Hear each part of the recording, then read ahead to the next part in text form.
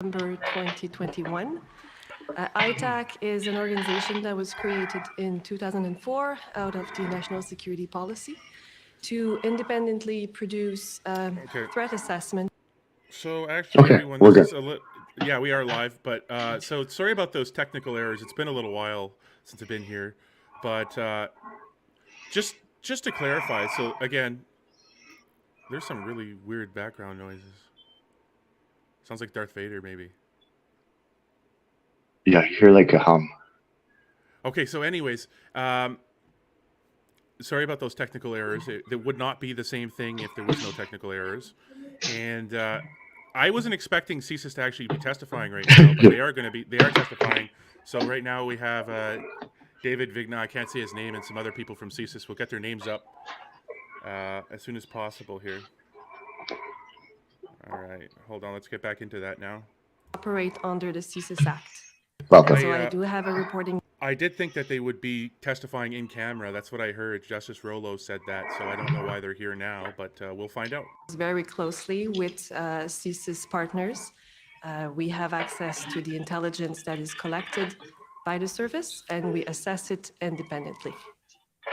Thank you. You used a phrase there, and I'll just take you to the words that are used in your materials, which is that ITAC operates under the authorities of the CSIS Act.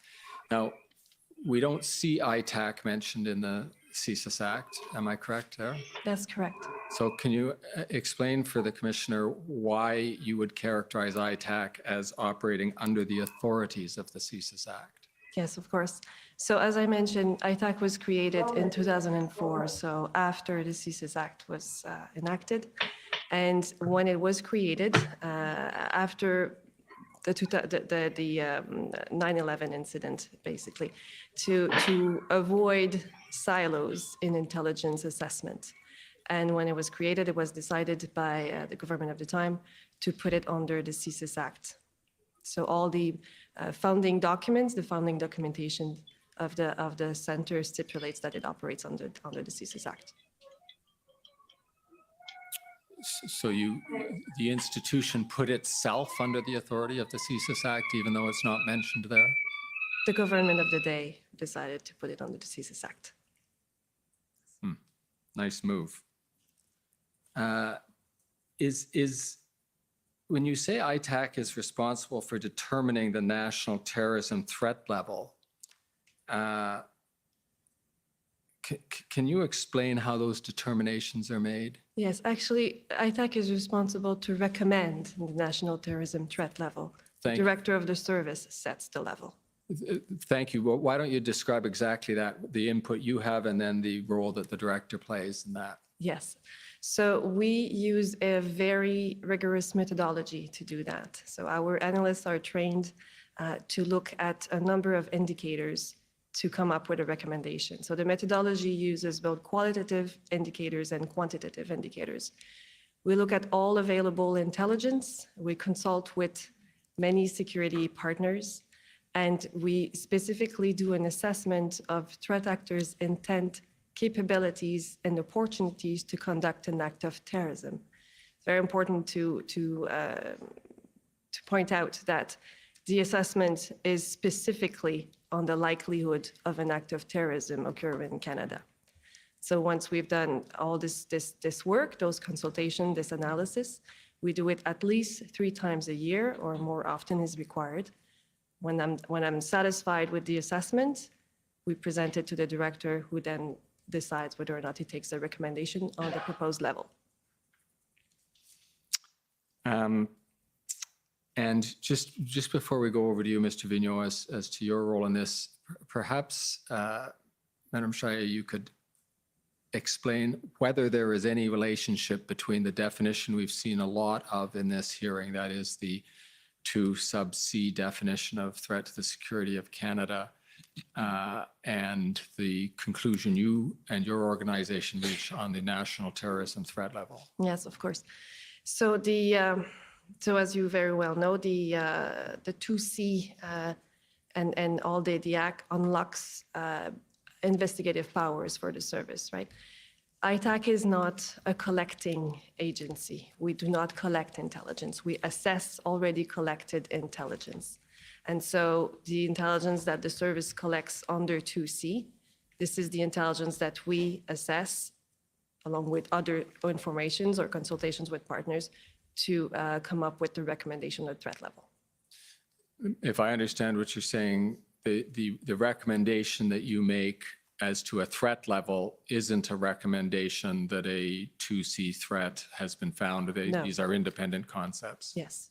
Thank you. Now over to you, Mr. Vigneault. When you receive the recommendation from ITAC, what's your role? So, of course, after reviewing carefully the material, I need to satisfy myself that I concur with the analysis, and I can, agree or disagree with the recommendation to set the threat level.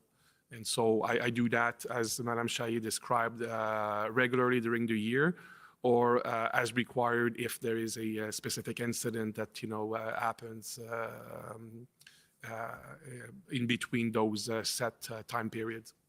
And tell me, is this sometimes a subject of dialogue between CSIS and ITAC, where you receive a threat level recommendation and perhaps ask for more information or query the conclusion or give other feedback? Mm-hmm. The way it works is that it could be a combination of, regular dialogue. And so while the assessment is being made, Madame Chayer and I will have part of different meetings. We'll discuss terrorism issues in Canada and abroad. And so our common understanding will be formed through those discussions.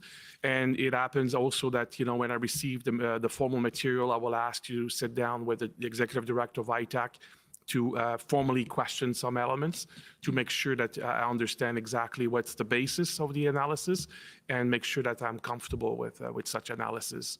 And then I'm the position to make the determination of the threat level. Thank you. Now, witnesses, we are going to go through an exercise that we Commission Council have colloquially called CSIS 101. Similar to some of the questions you got asked in your interview and in the CSIS 101.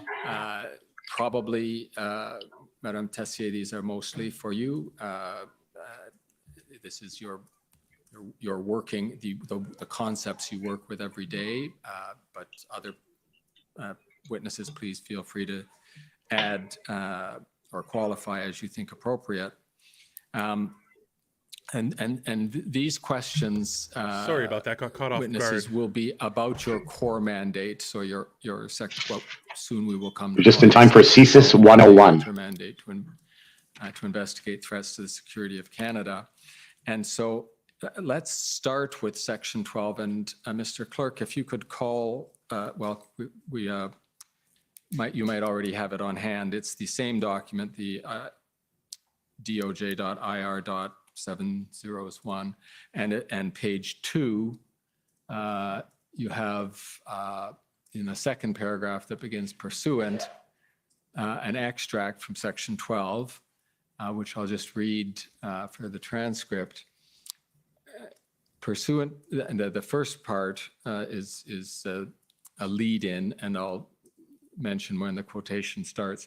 Pursuant to section 12 of the CSIS Act, CSIS, and here the extract from the Act begins, shall collect by investigation or otherwise, to the extent that it is strictly necessary, and analyze and retain information and intelligence respecting activities that may, on reasonable grounds, hopefully we can make it a bit more interesting. Oh, send the link for Matt Venn. He's coming in today. Canada and Oh, sweet. He'll be pumped. Shall report to and advise. I was pumped till I started hearing this diatribe here. Now, perhaps this is going to be a big week, though. A very important week. Describe the function that Section 12 serves in the CSIS, in the core mandate work of CSIS. Certainly. Thank you for the question. It is really what defines what our mandate is, as you mentioned, in terms of opening investigation, collecting information, and reporting to the Government of Canada. The intelligence cycle is such that the Government of Canada issues intelligence requirements to the security and intelligence community, of which CSIS, of course, is a part. And we then issue direction to our regional offices to collect the information that can fulfill that intelligence requirement. We analyze it in our headquarters, and we subsequently disseminate our assessments to the Government of Canada. Right. And we'll probably come back to this as we're discussing some of the other definitions, but is it fair to say that if we go to the second line there and the words information and intelligence respecting activities, that activities is a central concept in Section 12 and in your mandate? Absolutely. And of course, it's related to Section 2 of the Act, which Right. describes the threats. Yes, Section 2 particularizes the types of activities that could form threats, but in particular, you're not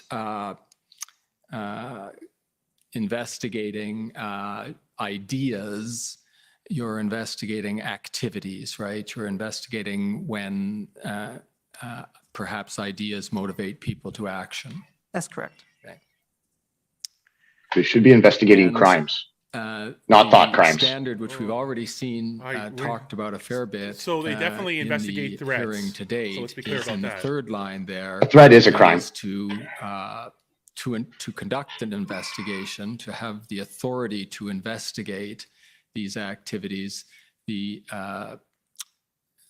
grounds of proof are described there as reasonable activities that may on reasonable grounds be suspected of constituting threats. So sometimes shortened to reasonable grounds to suspect. And that's the basic threshold that decides when, if I'm going to put it in my terms, when you go from being a sponge, just absorbing information and monitoring situations to actively collecting and investigating a target. Is that a fair description? Yes, it is the threshold that we must meet before initiating an investigation. Thank you. Mr. Clerk, could we go over to page 6 of this same document? I assume today is going to be a lot about softening the blows they've And already at got. about 3/4 the way No down that justification. page, Got to soften the landing for Trudeau on Friday. there's the Yeah, heading yeah. targeting authority. And the first sentence describes. It's going to be very interesting to listen to the language they use and how they try to dance around things that aren't actual. And this is, if Threats? you were to ask the question, Like- activities of whom or activities of what is it that you're investigating? And so you would use the expression, if I can ask you to confirm this to make sure I've got it correct, Ms. Tessier, the activities of an individual, a group of persons, or an organization. Is that correct? That's correct. And to follow through with the definition we've just worked with, whose activities are reasonably suspected of constituting a threat. And then this is expanded in the second sentence of this same paragraph, which I'll read.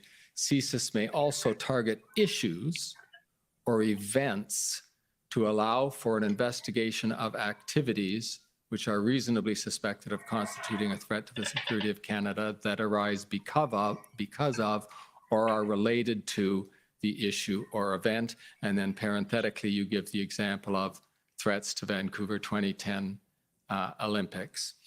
And perhaps you could, the example, threats to Vancouver 2010 Olympics, is helpful. Perhaps you could help us flesh out the concept of targeting issues or events with another example of an issue or event that might have come under the service's attention for the purposes of an Holy investigation moly. of a threat. Certainly, that type Word of salad. targeting level is normally used when there's what we call a special event, where you can have high-profile individuals attend, such as politicians or the like, who could be victims of a variety of threats. So it allows us, when we don't have a specific, I'll call it an aligned threat, to be able to investigate leads that may come out as a result of that event being held and any potential threat to that event, to spectators, to the individuals attending, high-profile personalities, that type of issue.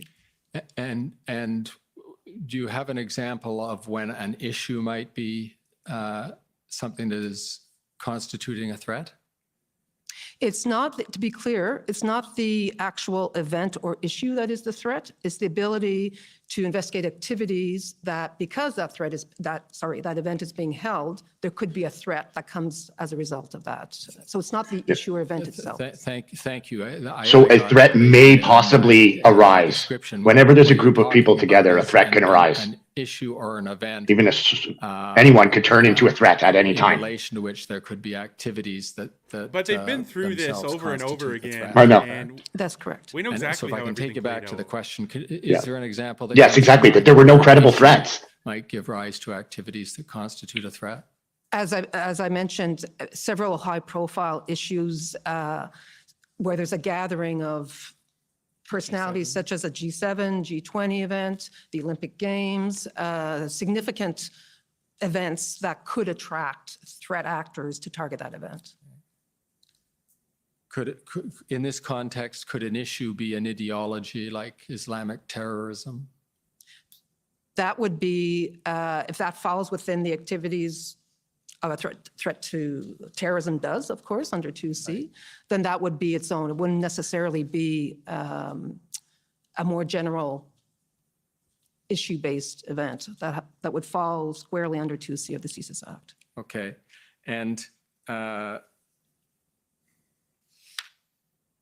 so we've got, if I follow this correctly, looking at these, at the listings in paragraph 2, we could have an individual, a group of persons, or an organization who could, any of those could be involved in activities, or the target could be issues or events that allow for an investigation of activities that are suspected of constituting a threat because of or related to the issue or event. So it can be a permutation of those 3 categories of targets on their own or in conjunction with an issue or event. Correct? That's correct. Now, let's get to that more refined level of description of the threat activities, and a good place to find that, Mr. Clerk, if you can go back to page 2, we'll see in the footnote to page 2 the extract of Section 2 of the CSIS Act. And just, Ms. Tessier, to help put this in context, Section 2 of the CSIS Act is the section that contains a long list of definitions, one of which is threats to the security of Canada, correct? That's correct.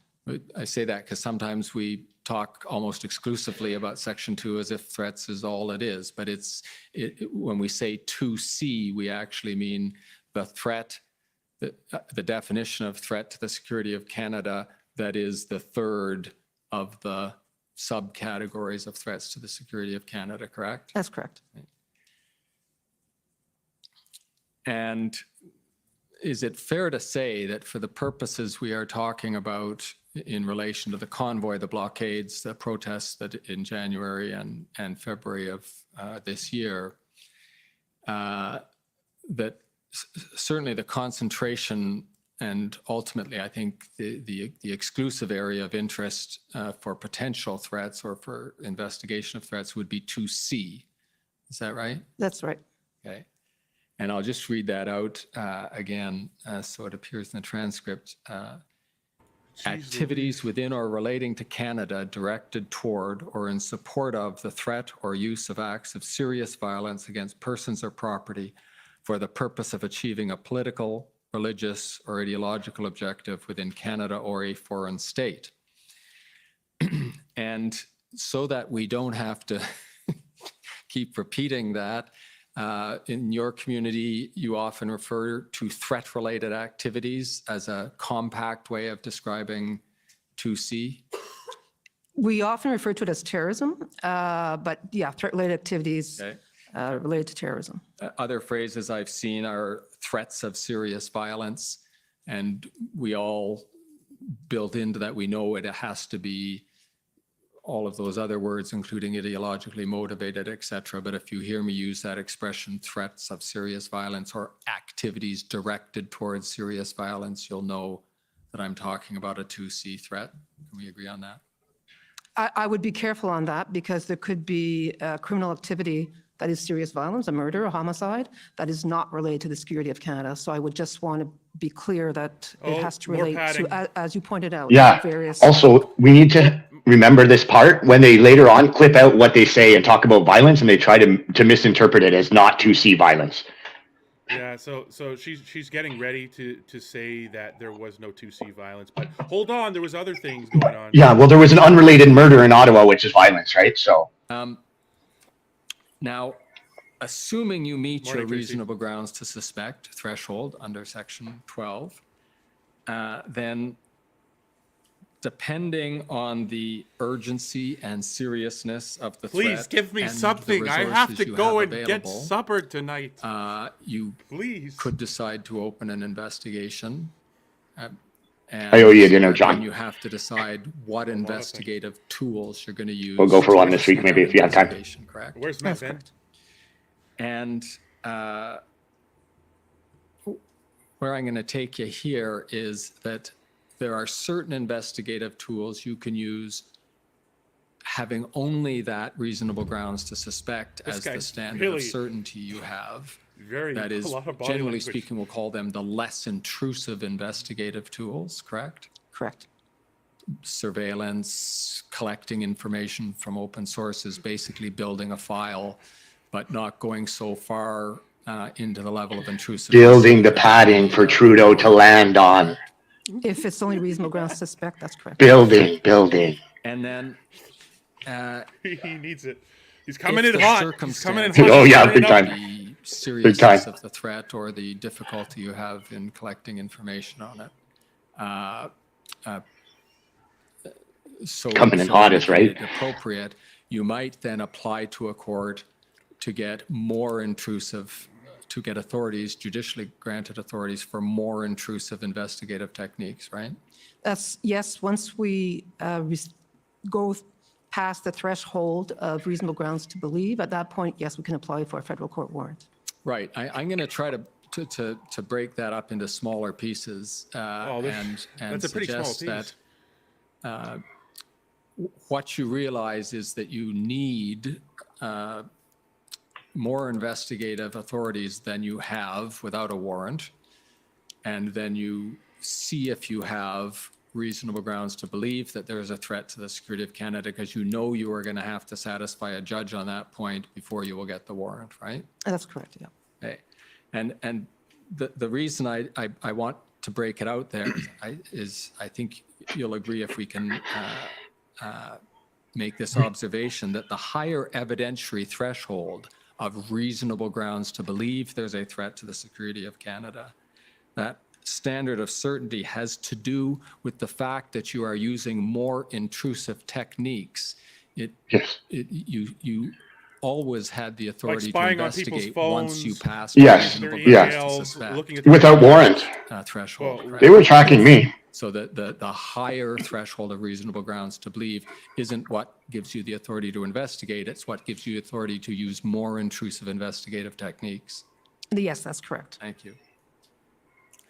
And in terms of resources, another factor that I would expect to play into this analysis you do is that you've only got so many intelligence officers, you've got a lot of information coming in.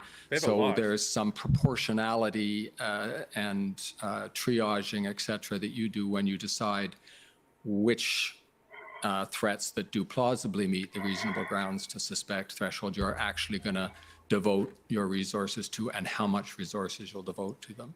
Yes, and of course, it's often dictated, well, it's always dictated by the nature of the threat, the gravity, because we can go very quickly into reasonable grounds to believe, of course, depending on the nature of the information we receive at that time. Okay, now on that point, I'd like to make Yeah, we all thought that. or ask you to make Yeah. I thought that too, Darlene, because they had appealed to Rouleau to have it in camera, and they had won that weeks ago. So I don't understand why this is happening right here, right now, but it is. So we're here. do with the allocation of its counterterrorism resources that the service has devoted to, and here we're going to introduce the acronym, I think almost everybody knows what it means now, but IMVE, ideologically motivated violent extremism. And so can you tell the commissioner, I thought that was part of a cell phone. all of the resources of the service that are devoted to counterterrorism operations, what proportion of The that boys of are those back in resources town. are The band is devoted back together to again. dealing with the Yes. IMVE threat? Can't keep us down Roughly 50%. for more than a week. And how does that relate, say, to the proportionate, and I'm just going to ask you to make a rough approximation here, that would have applied 10 years ago, say? It's a significant increase. Maybe not from 10 years ago, but from certainly, yes. I think when we look at events that have occurred in Canada, with, as an example, Alexandre They're talking about Quebec City Mosque shooting, ideologically Alexandre motivated Massian, violent extremism. the unfortunate event of in Toronto where he ran over a number of individuals. When we see an increase in those types of activities, we obviously proportionately place our resource to investigate what we see as a very significant and growing threat.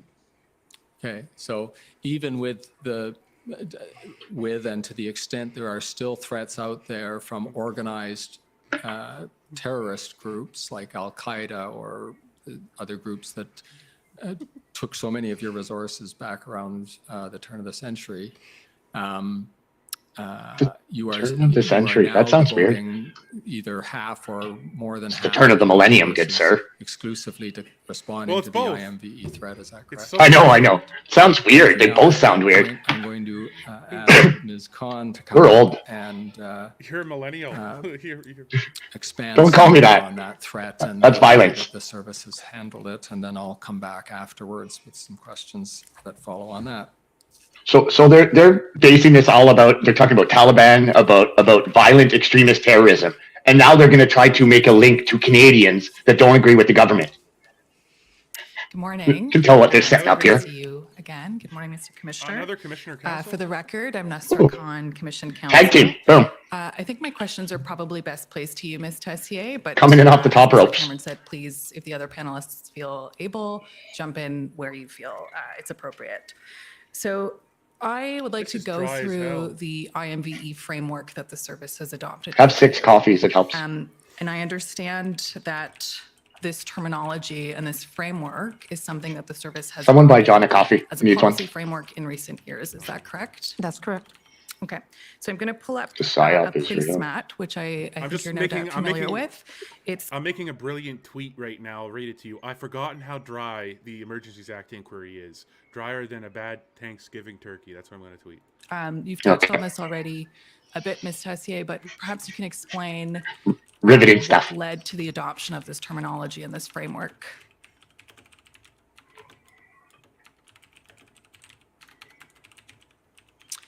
Thank you. All I hear is typing. I will say at the outset that ideologically motivated violent extremism is very difficult to define when it meets a CSIS threshold, when it meets the threshold of terrorism. And that is something that we share internationally when we're talking with our partners because it is a complex threat. We adopted that term because of the complexity and the number of ideologies that can fit into it. We didn't want to get into right wing, left wing. That can mean different things to different people. It could be just a legitimate viewpoint.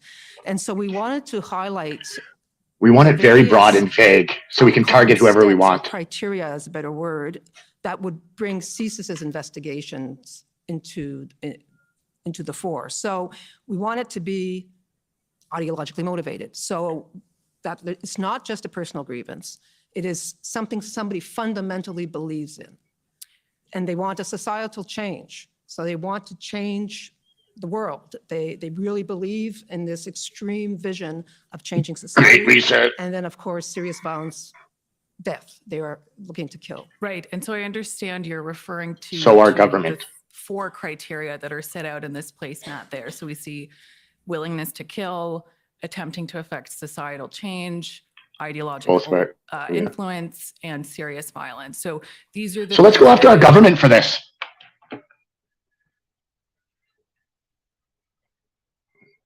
So wait, hold on. Attempting to influence change, does that have to be happening with attempting to kill to be IMVE, or is attempting to influence It didn't- change itself IMVE?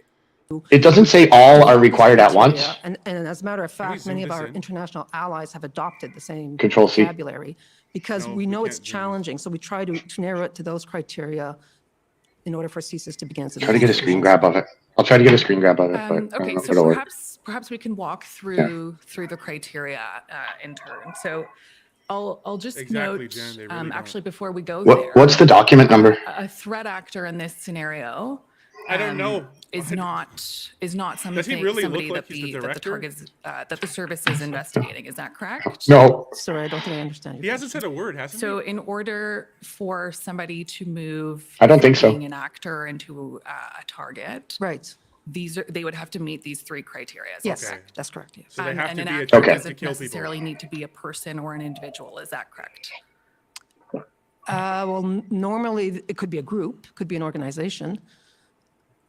And could that include cells or platforms or networks more broadly? I'm not sure. Cells, of course, are composed of individuals. I mean, ultimately, you're dealing with individuals. Even if it's a group or an organization, they're composed of individuals. Okay. So perhaps let's go to the first criteria, willingness to kill or inspire others to kill. So what would be sufficient to meet that criteria? Yeah, seriously, let's listen to this.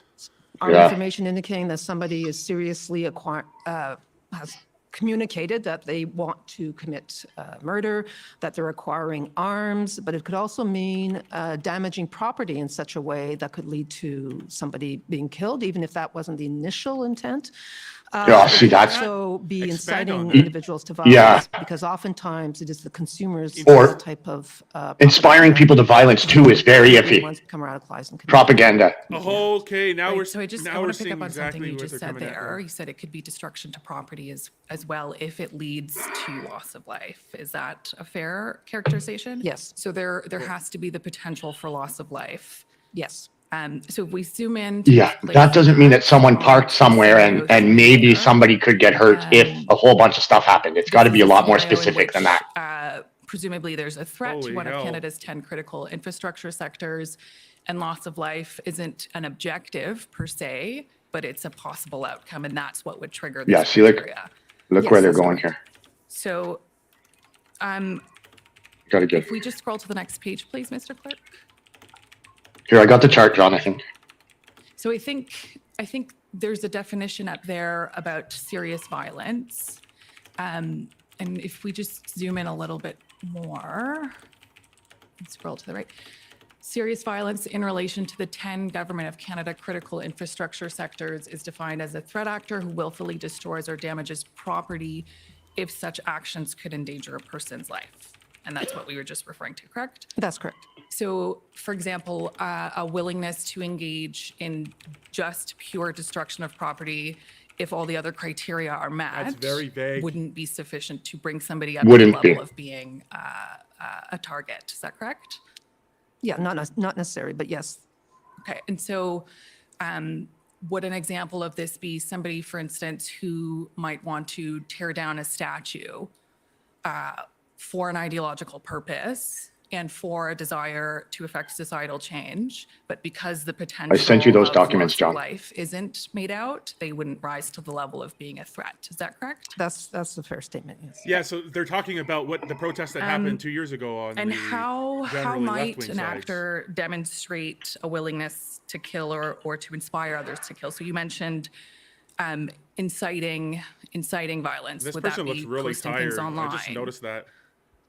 It could include posting things The online. commission counselor looks Sometimes really it's tired. more covert than that, And but it could, yes. They're probably Okay, and talking about would Jeremy McKenzie right passive now. engagement or in like an consumption of that oblique, distant sense. content indicate Oh, yeah, okay. willingness to kill? Could be. I'm not sure I understand what you mean by passive engagement. I'm not liking these definitions. They're not being specific enough. There's no Perhaps somebody specificity who's to it. engaging with violent Yes. content online, Right. just looking at it, reading it. Shouldn't be browsing, hard would to. that be sufficient to meet this criteria? What do you No, define no. as violent? What do you define as violent content? So we'll turn to the next Yes, criteria, exactly. which is the desire to attempt societal change. Because If they've we said could just Jeremy note- McKenzie. across- Agalon was IMV. Yeah, across should be able to get to the bottom of this stuff pretty easily, I would And think. just go back up to the top page, please. She's fishing for the answer she wants. So hoping to be able to can use them you later. Expand on what might meet this criteria, attempting to affect societal change? Absolutely. When we look at the IMV movement, because that's what it is, it's composition of movements, Which movements? many members believe in what they call accelerationism, which is a belief that society needs to change. If we take white supremacists as an example, or We take left-wing ideologues. immigration individuals who believe that their society is at risk either of immigration, of government intervention, of anything they see. They feel that society is at risk and that there's going to be a civil war. So they believe they must take violent action to speed up that societal change and to put society back as to, in their vision, is the way it should be. So that's an example of societal change where they really adhere to this accelerationist. In my knowledge of what accelerationism is just literally cheering on things that people think would accelerate those changes, and but not actually doing anything to cause it. Was my understanding of what that was. It's basically like people who are black-pilled, who are like in the corner of the room, and they're like, yeah, okay, they're not. To my knowledge, it wasn't people actually doing things to cause it. They were just basically cheering for it in the corner. So I don't understand the disconnect. That was an older definition, I guess, from years ago. And so, Well, as we know, they turning to change the definitions third regularly. criteria there, ideological influence. You've touched on this already in using the word movements. So I see in the top left corner of that placemat, if we zoom in just in the bubble that says ideologically motivated, I see there are 4, I think, broad movements that the service has identified as falling under this category. Can you speak to them, please? Certainly. There's xenophobic violence, as I mentioned earlier, anti-authority violence, so anti-government, gender-driven violence, and what we call other grievance. That could be like extreme environmental groups or animal rights type anti-abortion. I mean, the extreme violent movements, it's meant to capture that type of ideology. So why does the service use the lens of movements and not discrete groups? If we look at terrorism as we're traditionally used to looking at it, we've very much been focused on groups. And those groups, I'll use Al-Qaeda as an example, very much a command and control structure where you had to be vetted and you had to really be accepted as a member of the group, and very tightly held, and you had to go to training camps and the like to be considered a member of Al-Qaeda. While there are groups in the IMVE space, they're not as defined in the same way. They don't necessarily have command and control. And it's really a movement of individuals of sometimes various elements of these ideologies, and networks of individuals is a better way of describing it than actual strict groups, as what we've seen in the past. Right. And so these are broad categories, broad networks, and participation in any one of them, of course, isn't alone on its own because you've got the other criteria there. Yes, that's right. And we've seen, I've given a couple of examples, but we've seen cases where individuals, they don't belong to any group, but they adhere or they're influenced by these movements and they decide to act and commit terrorist attacks. They're trying to make that link to Diagolon. The commission what the anti-public health measures the movement testimony is? about Diag. Anti-public health came out, of course, as a result of the pandemic, and individuals who felt that government was overreaching by their health regulations. It wasn't anti-public health. It's anti-government overreach. What have you. Those are two very different And that would things. fall under which of these? I'm all for public health. Well, it's not Yeah. Medicine. issue Like, or science movement without that a the dollar service sign? investigated. yes. However, we have seen some of our subjects of investigation in the IMVE space exploit that type of a movement. If they're anti-authority, if that's the ideology that they subscribe to, and they see government intervention, then they can exploit that to justify their ideology and say, yet again, government is overreaching. That type of an example. In and of itself, anti-public health is not of concern to CSIS. Right. And so what would be that anchor that brings it into the purview of the service? Again, it would be more the individuals who exploit that type of a movement to recruit individuals, to bring them more towards the extreme view of anti-authority ideology, wanting to use violence serious violence to kill I don't know to being anyone changes. who wants to do that. Right. I've never heard anything of the sort, ever. Effectively what brings you back to 2C. Nobody wants to Yes. kill to Correct, do yes. anything like And we've never seen any evidence And of you that mentioned throughout this another, entire word month-long there, ordeal. Tessier, accelerationism. Not at all. Can you expand on what that is? Yeah, this is their As only I mentioned, and I'm justification. not the security So this accelerationism thing is the thing that gives them their justification to tie in the wanting death or whatever. change of society because they're not satisfied with how society is right now. As I mentioned, they could be xenophobic, they could be anti-authority, and they feel the only way to make a change is not using the democratic process and voting, but rather to use serious violence to kill, to bring about that change, because it's not happening in the current state of affairs. Right. And so I understand from your institutional report and from your witness summaries that the service has seen a rise in anti-public health measures content online. Is that fair? Okay. I'd say what we've seen a rise of is anti-authority rhetoric, violent rhetoric, and threats against public officials. With certainly there was a rise when the public health measures were put into place, but when those were loosened, then of course the rhetoric towards that particular issue went down. But what has increased is threats against public officials, politicians. And has that posed a challenge at all for the service? It's certainly of concern to the service.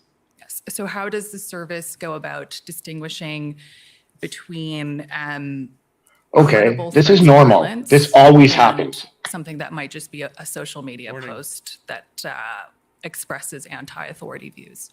We take various measures. First of all, the service doesn't monitor all social media. I don't think we'd want our intelligence services to be monitoring everybody's social media. So it's They monitor a lot of them.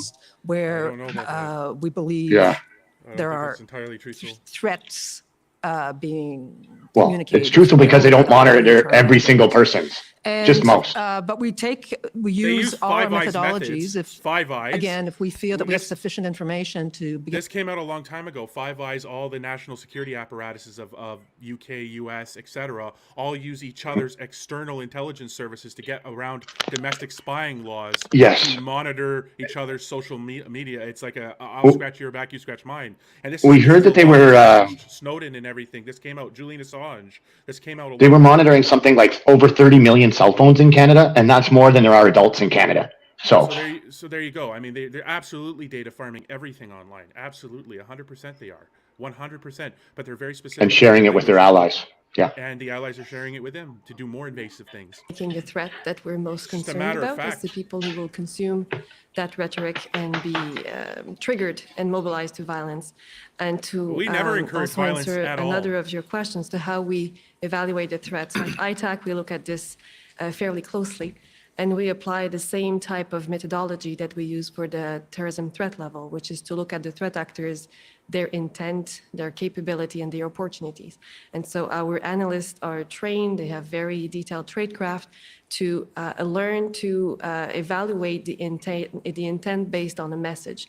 A message that says, I wish that person would get killed, is really not the same as a message that says, I really dislike this person, I just acquired a gun and I'm gonna shoot the person. So Yeah, action. exaggerating. Yes. You have to have the ability and be planning. In the law, You have to- which she just described, the second part, I just, whatever, and I'm going to do that. That's a fighting word. That's an action. And oh my God, Vivi sounds like it just got killed. I hope it's all right. Is distinct from these 3 or 4 criteria that the service is applying. Is that The correct? law's very specific about fighting words. No, not Inciting- entirely, because inciting and stuff. when we fall under the CSIS Act, so we look at the potential for terrorism, and so in that case, we don't look at just any serious violence, and so it needs to be motivated by our ideology. It needs to be done in the purpose of leading to a societal change. So in that sense, it's not completely different. It's just that we use it differently. We don't use it to determine whether or not we can collect on people, since we don't collect intelligence. Who dat? CSEC.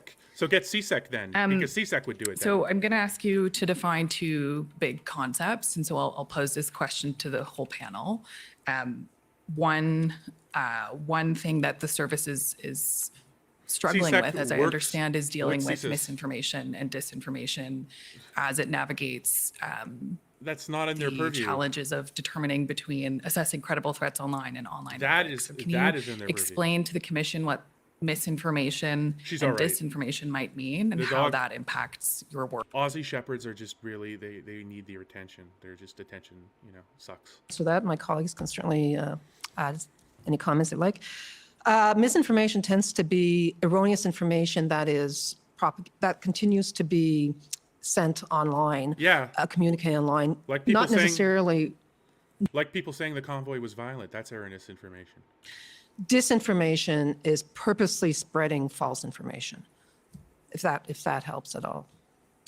I think that's the purpose here. I think it's the best definition, unless you want to elaborate more, but totally agree with what was said here. So where would engaging with misinformation or disinformation fall on these criteria? Sorry, can we just zoom out a little bit more, Mr. Clerk? Maybe I will essentially on this one. I think it's not just a question of misinformation, disinformation, because that is in and of itself not something that, we need to be aware of it, conscious of it, but it's not something that we need to determine ourselves. It's more linking back to the intent and the capabilities of the individual. So unfortunately, social media, internet is full of information that is misleading, that could be misinformation, as Ms. Tessier described, could be also purposefully misleading. So that would be disinformation. So I think, we're more interested in understanding that dynamic and then apply that understanding to our analysis of specific activities, specific individuals. So I think that will be more a better description of how we, the service, would be conscious and aware and apply those principles. Right. So you're aware of the fact that there are things circulating online that might not be violent rhetoric or that might not reflect a desire to engage in violence, but you've got to keep a general awareness of that. Is that fair to say? Yeah, because what we have seen, unfortunately, a number of the individuals that who have perpetrated the act of terrorism in Canada, we've had, since 2014, we have 25 people who have been killed in terrorist activities, that by people who were motivated by violent extremist ideologies.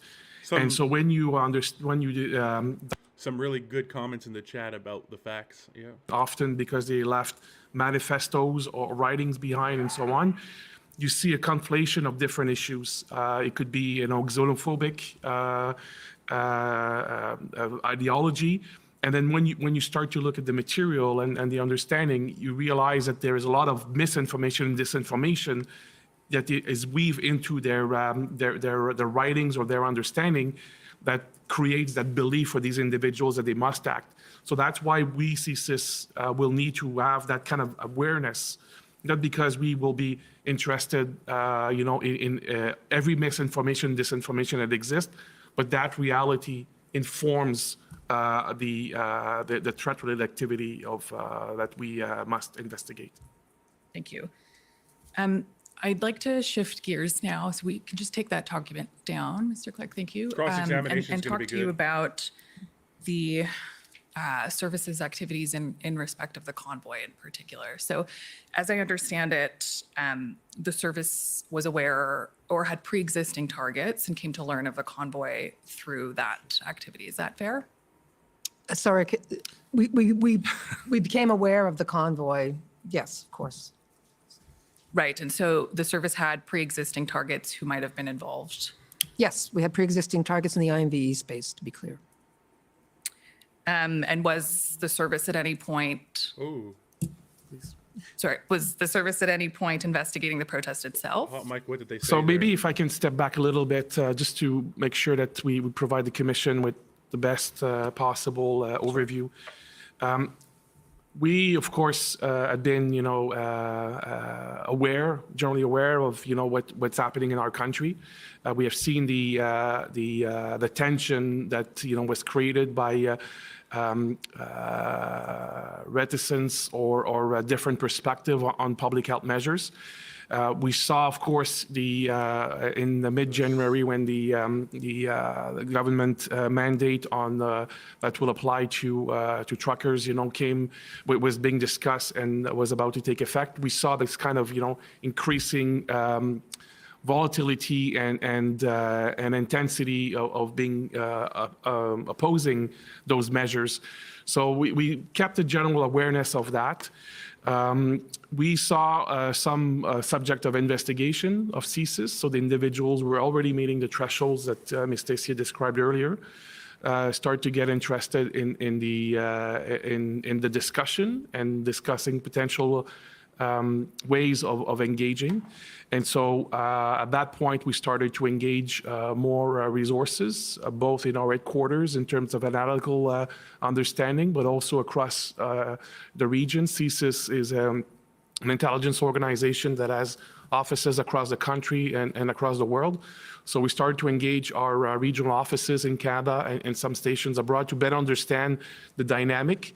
And so we that evolution, of our or the intensity of our work, followed the events of January and February. We had pre-existing Right, targets. but the service engaged. was not investigating the anti-public health measures movement broadly, for example, and it certainly wasn't investigating the convoy itself as a discrete topic. No. Is that right? As was mentioned earlier, we are prevented by law to investigate protest and lawful dissent. We're not investigating the convoy itself.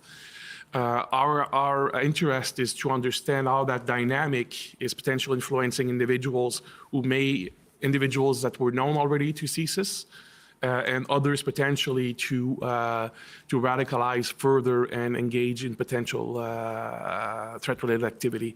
So we were not investigating the convoy. Right, and so the service's focus remained at all times on its targets and their participation or their involvement, as it may be, in those protests.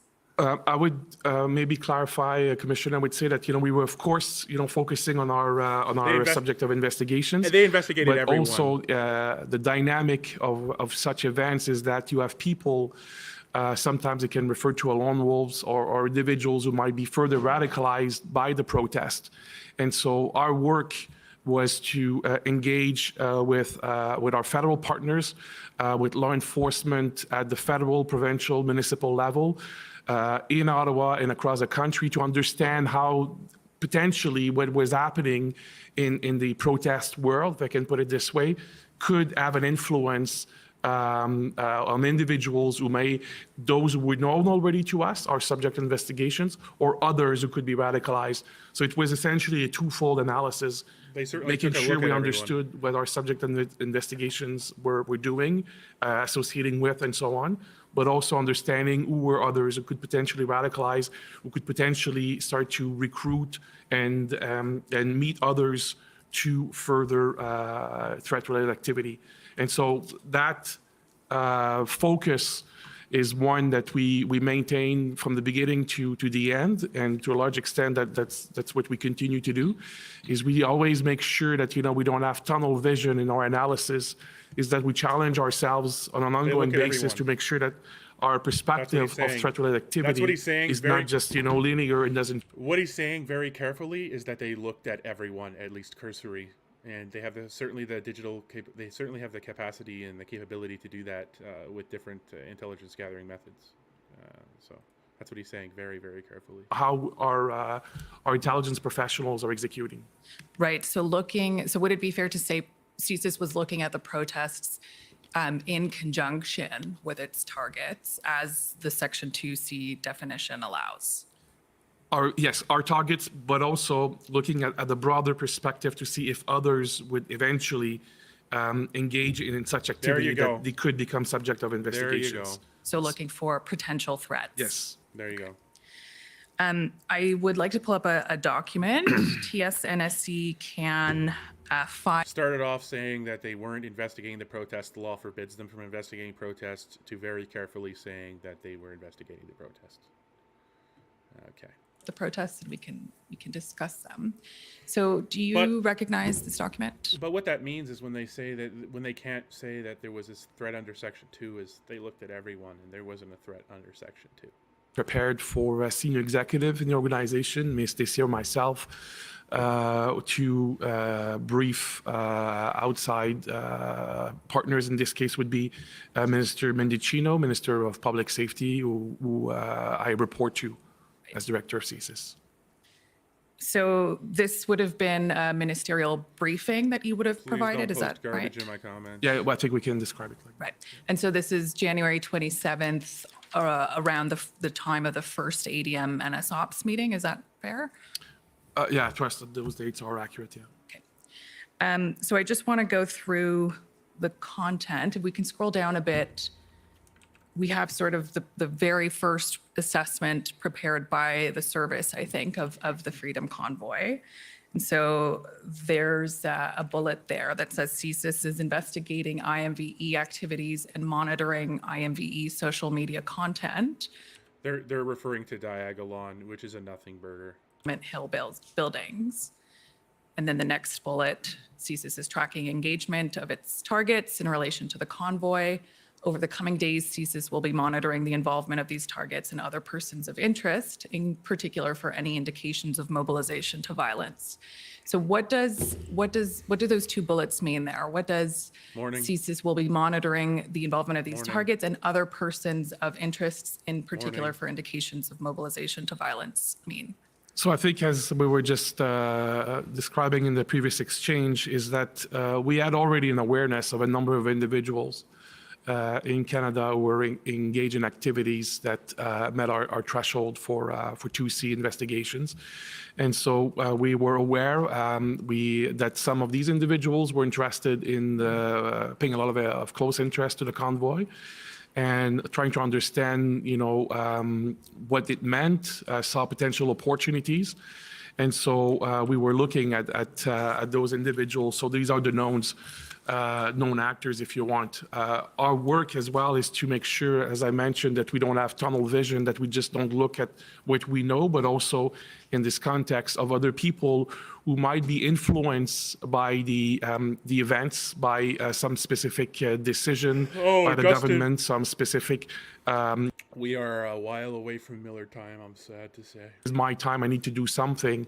So our professionals at CSIS and in ITAC are trained to really understand well the distinctions we're talking about 2C and so on, about what is lawful dissent and protest versus what are activities that could be potentially, threat-related activity under the CSIS Act. So this is a description of that at a high level of that type of work that was ongoing during that period. So is the assessment there that there's a possibility of a lone actor threat? Is that it? Yes, essentially at that point, late January, we're looking at such an activity because based on, again, experience of our professionals, we have seen individuals who seize opportunities to engage in those acts, either because they had previous beliefs or because they are in events or activities or what they might read, consume in terms of information is radicalizing them extremely quickly. So a person that's not known to the service, but that could be mobilized. Let's go. So at the bottom there, we see the bullet, CSIS is unaware at this time of any tangible plots or plans of serious violence. There you so go. At this stage, That's all you need to say. There's no there is risk to it. of a threat materializing. I would not necessarily say there's no risk, just that we're not aware of it. And so I think, it is I think Ms. Tessier used the expression earlier, it's not an exact science. And what I think is very important to remember this event and other events of And we're building the soft landing for Trudeau because there was no credible threat. End of the story. democracies is that there could be a very quick turn of events. There could be very quick radicalization. Coulda, shoulda, woulda, didn't. Coulda, woulda, shoulda, didn't. Did not see. So the 27th, when the report was written, we were not seeing any tangible plot of violence. But that's not to say that there was no risk. And that's why we were, as I said earlier, engaging all necessary resources in Ottawa and across the country to understand. So I guess the appropriate follow-up question is here, you're talking about potentialities and everything. Did it ever materialize? You said at that time we didn't find any, but it didn't mean it didn't exist. So did you ever find any evidence that it ever existed? That's the follow-up question here. Yeah. Well, if they did, we'd know.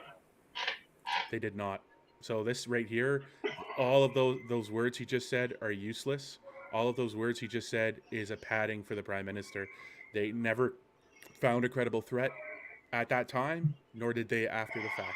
It never happened. They're talking about potentialities and things that could happen, but they never did happen, and that's the important difference, folks. And they never found anything. To contextualize, provide an assessment of some information or facts that could appear, and it's to use their expert knowledge and apply analytical tradecraft to take facts and events and try to make some sense out of them so that we have an understanding within the service.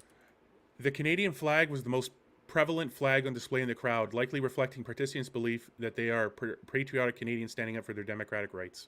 Damn right. So it's to have CSIS, share our analysis with other members of the government about a specific event. Who would you have been sharing this brief with? This would have been shared actually at this level of classification. It would have been shared very broadly across government, federal government. So we're talking, most departments across the federal government and many individuals within each department. And specifically, that would have been for sure the analytical intelligence branches of the key government departments involved in the monitoring of the activities of the Freedom Convoy and associated demonstrations. And would it have been shared with PCO? Absolutely. Okay, thank you. If we scroll down to page 3 here, I think we see the assessment here. Aside from individuals who specifically identified themselves as part of the convoy group, the service is unaware of the presence of IMVE groups at this weekend's protest. Then if we scroll down. The service is unaware of IMVE groups at this weekend's protest. Is that what she just said? Yes. Yes. The presence of racist and bigoted flags appear to have been brought by individuals who would like others to believe that their cause or belief is far greater and more organized than it actually is. CSIS assesses that these flags were not part of a broader group initiative. Oh. So Holy this is February shit. 2nd, and the service is still reporting there isn't a threat under Section 2C arising from the protests itself. Is that fair to say? Now he's got to I'm fix not this. sure that this is. Oh my God! Now he's got to fix I think the this. purpose of this was more to the panic, again panic, use the expertise panic, panic. of CSIS IMV analysts to try to Now we get to share politicizing. with other Holy smokes. other groups, individuals, organizations that may not be as familiar as CSIS is Here, on John. these issues. To say that we have seen Sending in you the past, assessment. people waving flags at different demonstrations. He's panicking. And when This you is do the political analysis, padding. That was it's not devastating to to say them. that, there were a large number of people associated with those flags. It could be here. It is essentially there was a number of commentary made in the media and other places that trying to draw an inference between if there's such a flag, that means there are lots of this is a people bunch of associated word with this salad. cause. This is huge. This was With to that use the best analysis possible from our intelligence Holy experts shit. to What an attempt to contextualize that save information, face. to try to make sense for people who are not experts of what we Send saw you and how we the document analyzed that was this just up, event. John. Right. So at this stage, we're seeing indicators or symbols at the protests that That are might individuals. lead one to believe that there are extremist groups involved in the protest, and the service is saying that's not necessarily the case. It's not to say that it's not the case, but it's to be more nuanced in the analysis, because this is very complex, and people who Your were analysis- not experts, may draw. His analysis was written very plainly, but now he's using a lot of very political dancing words to get around the blow of that, the broad side of that. That's going to come up in cross. Knowledge that we have. This is the context in how we are interpreting this, It doesn't mean that CSIS is right, but I think We're it's not very right. important for Why are you us even to up share there? that analysis. It doesn't mean that we're right that those flags weren't part of the movement. We're just Canada's, intelligence apparatus. We're not correct. Holy smokes, this is a game of pointing fingers. Then, please. Get over this shit. The silence is deafening. Yeah. There goes Brutal. everything. I he's sent you trying so the hard. He's a that I sent man you the is a documents that were politician. just up. I'm going to post That it man now. is Yeah. that man's a politician. A bit. Spin, spin, See the spin. entire page, please. Yeah, it is more spin So than a washing I believe machine. this brief is dated February 10th. Are you familiar with this document? Yes. I don't see the date on it, though. I think it's just at the bottom of the page there. Okay. So this is a brief again on the protests. If we just look at the title, it says Anti-Public Health Measures Movement Grievances and the Freedom Convoy 2022. So if we scroll to the bottom of page 2, we have the outlook prepared by the service.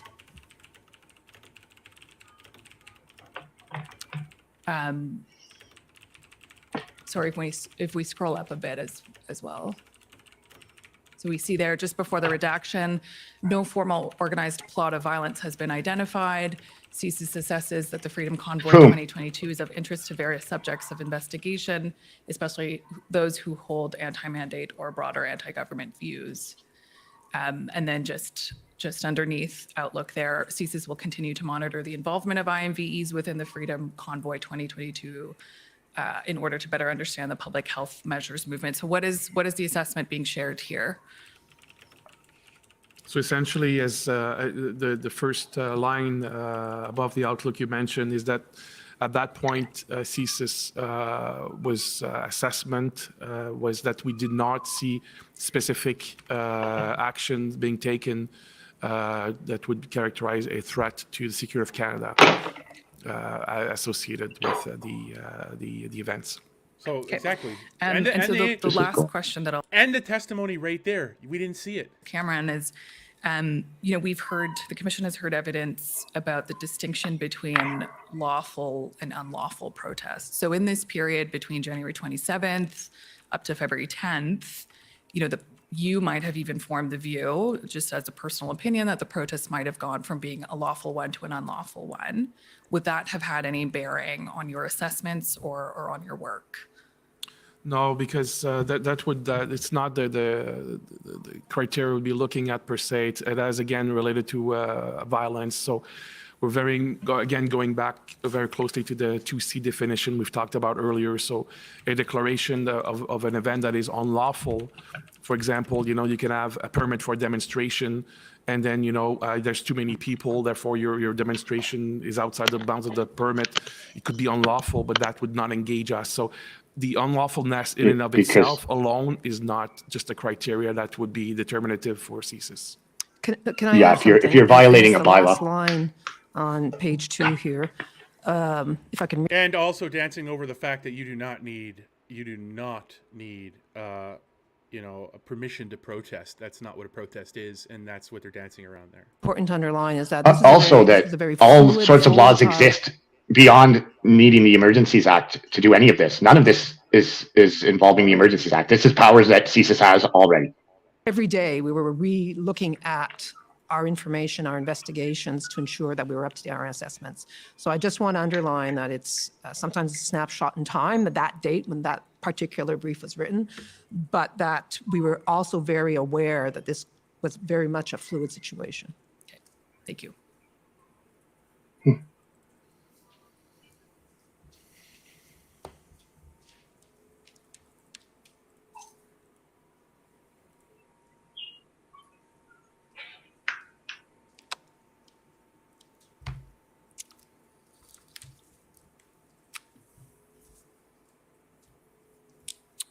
Now,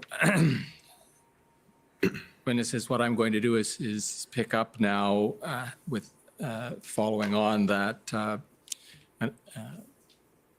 helpful information you were able to give us about the IMVE space and how it fit in with your observations of the convoy and protest and blockade activities. I just want to run through, and this will all sound familiar, and indeed to the parties who've had a chance to read the summary of the closed session, this will be similar to a series of questions that you answered there, leading up to some context that I want to bring to the questions that follow. So what I'm going to do is just ask you about your involvement in the government and other in the government, in the law enforcement, and other intelligence communities as you were all watching the protests and the blockades, et cetera, evolve. So first of all, as the materials indicate, I think you'll agree that CSIS attended, had a representative attending and participating in the ADM NS Ops meetings, and I think we know that acronym now, so I won't bother spelling it out. Can you confirm that? Yes. Yes.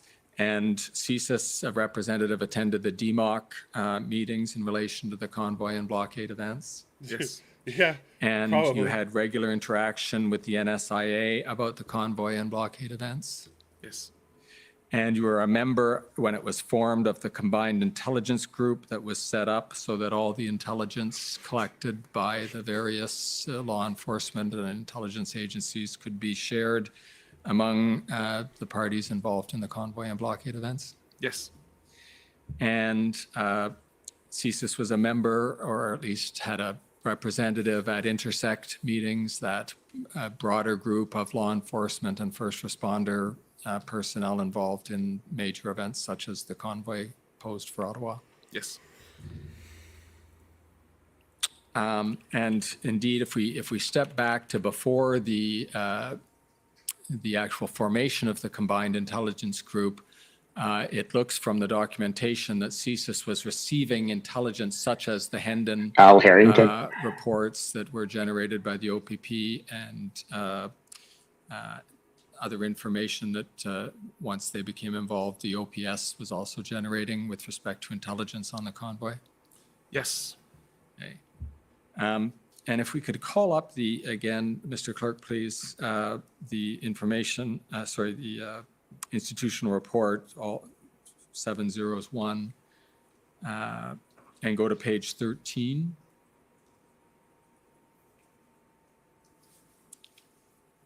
At about halfway down. Now, here's I think exactly where we were picking up, Ms. Tessier, with your comment about the dynamic nature of the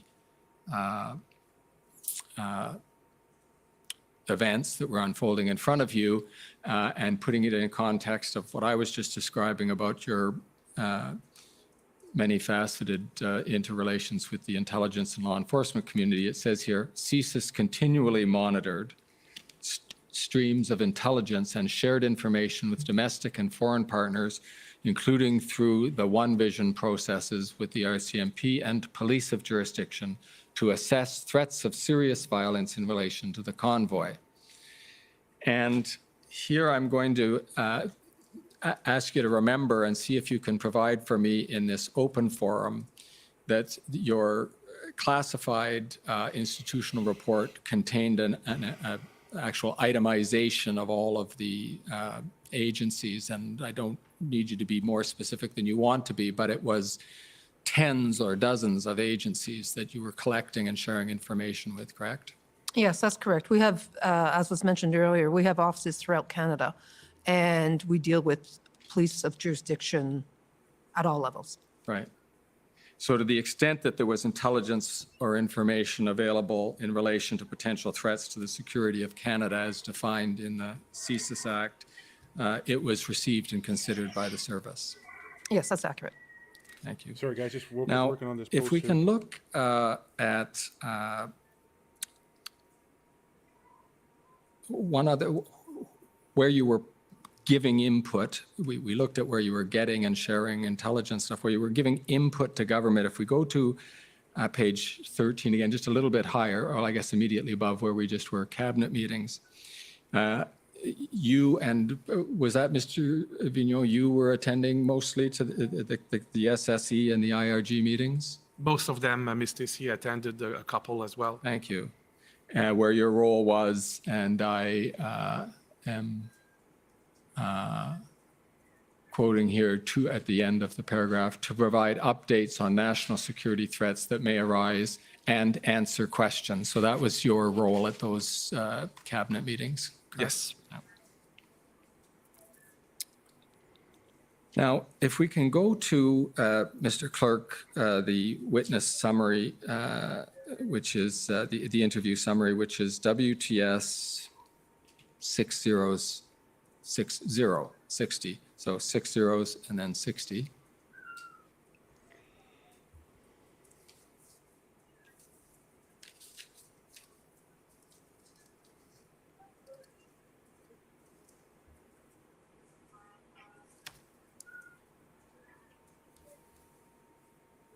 And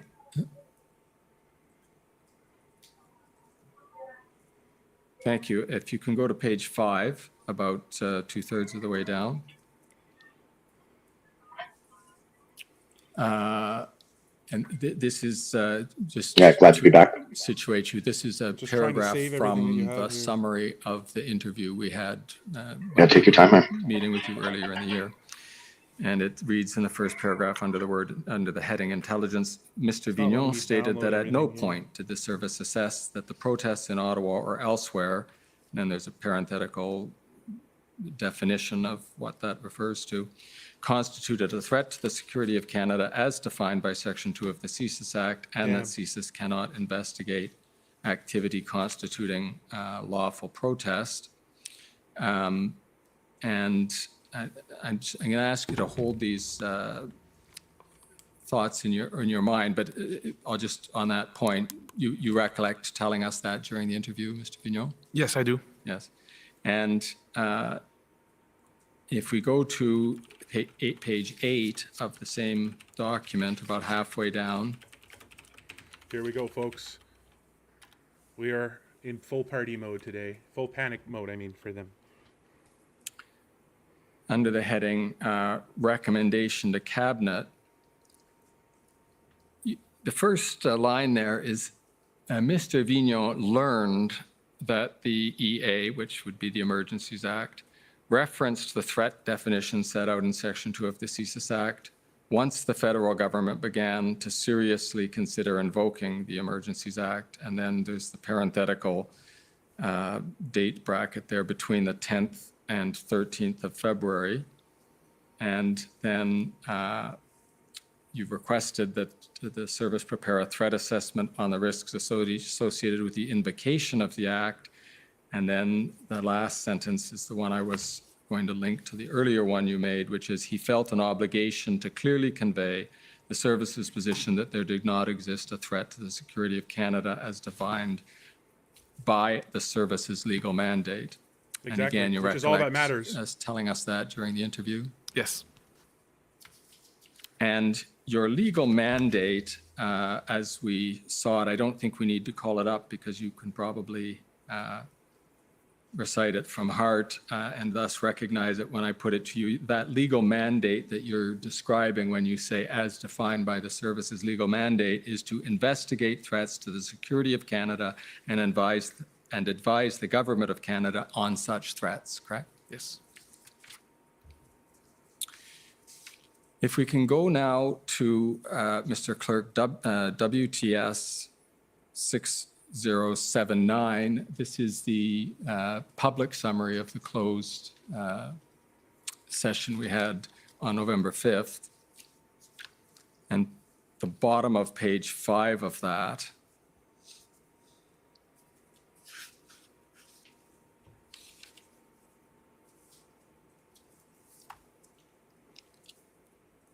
and I'll read there. Mr. Vigneault explained that the advice and the assessments they would be giving to government is taken in conjunction by the decision maker with all of the other different pieces of analysis for the decision. And Mr. Clerk, if you can scroll down to follow with me.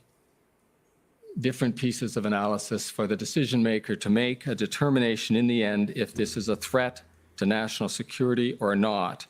When CSIS looks at national security, in this case, their assessment was that this was not a threat to national security within the confines of the CSIS Act. And you remember saying that, Mr. Vigneault? Very true, John. Yes. And then Absolutely, there wasn't. They Sticking never, with you, Mr. Vigneault, they for never one found a more, threat. over at the top of page 6. Commission counsel.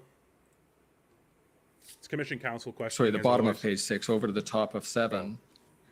Mr. Vigneault confirmed a statement from the Commission's interview with CSIS, and you might recognize this as the one we started out with, and the interview with CSIS and ITAC, to the effect that at no point did the service assess that the protests in Ottawa or elsewhere, defined as the Freedom Convoy, constituted a threat to the security of Canada under Section 2 of the CSIS Act, and that CSIS cannot investigate activity constituting lawful protest unless conducted in conjunction with a threat-related activity. And then you conclude that paragraph, Mr. Vigneault confirmed that to the extent that he was able to give input on this topic at Cabinet and IRG meetings, this was the view he expressed. And again, do you recall making those statements? Yes. I wonder if the commissioner changed his mind about letting CSIS testify in private. I think that's what might have happened. Yeah, maybe. I'm just trying to read through some stuff here. So there was the initial interview summary I just shared, but there was also a second CSIS interview done with the commission in person with Commissioner Rouleau. From what I'm figuring out here. Was that So- that was confidential, I guess? Yeah, maybe it was on November 5th. It's hard to see. I'm just trying to track down all the details, Oh, but it there's was on 2 separate November 5th. interviews. Okay, Yes. That would have been the confidential one, but they're testifying in public Yes. now. So Singular So analyst or yeah, executive. I also have the documents from that one, so I Rather, can share them. strategic analysts provided multiple assessments throughout the relevant period, which were approved at higher levels before they were disseminated. Mr. Vigneault explained that the assessment process is not a binary one, but an ongoing, dynamic consideration of whether the information collected was rising to the level of a threat to national security. So I think, Ms. Tessier, you can agree with both the first and second part of that statement. That is, you can agree with Mr. Vigneault, because that's your point about the dynamic nature of the assessment, correct? That's correct. And Mr. Vigneault, you remember adding that to Ms. Tessier's thought there? Yes. Okay. Now, I'd like to take you to page 8 of the open summary. Sorry, the public summary of the closed session. okay, so that was the closed session. They already had it then, I guess.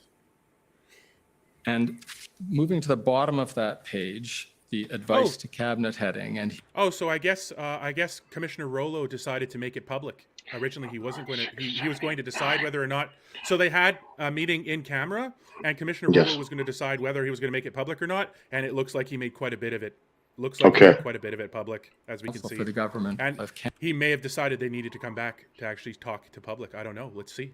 But you can see it says unclassified. So Commissioner Rouleau pulled Yes. it through here, not letting CSIS hide in the shadows, apparently. Preceding paragraphs are leading up to. I guess he didn't know what they were going to present during their in-camera meeting, and it was so underwhelming that he must have decided it was in the public's interest to know what they had found. And that's what we're doing right now. That's why we see unclassified on all of this. He supported the invocation of the Emergency Act. Mr. Vigneault explained that based on both his understanding assessment. that the Emergencies Act definition Seems of threat so. to the security of Canada was broader than the CSIS Act, as well as based on his opinion of everything he had seen to that point, he advised the Prime Minister of his belief that it was indeed required to invoke the Act. And again, you remember saying that during the closed session? Yes. Okay. And if I can just break that out a bit, if I understand what you're saying there, you have an understanding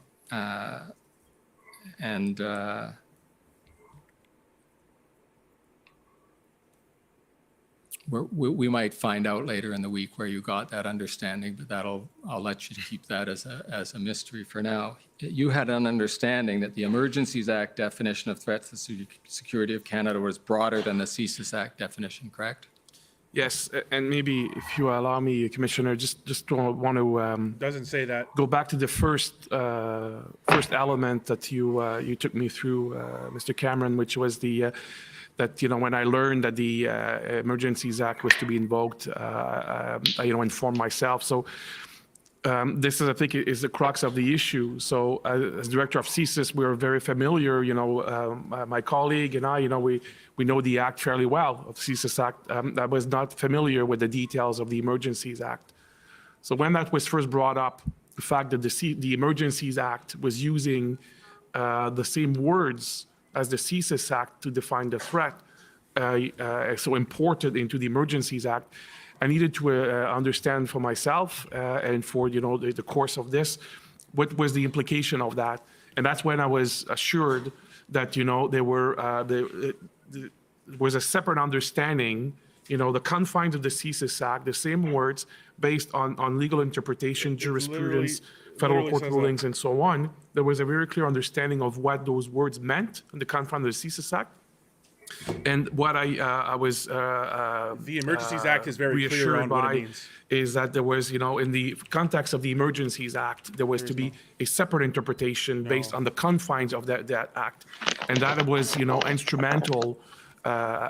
Starting on the 10th, I believe. This is a when we politician discussed that desperate to save to his make job. sure that we understand, and how we would be not informing, but using the words very carefully and very much specified. When we were providing advice and information, it was based on the CSIS Act definition.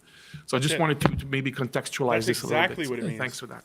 Thank you for that elaboration. Now, if we can go back to that sentence at the bottom of page 8, I understand, I think the words do speak for themselves, but I want to make sure I understand your sense of them, that based on your understanding that the Emergencies Act definition of threat to the security of Canada was broader than the CSIS Act, and then it says, as well as based on his opinion of everything he had seen to that point.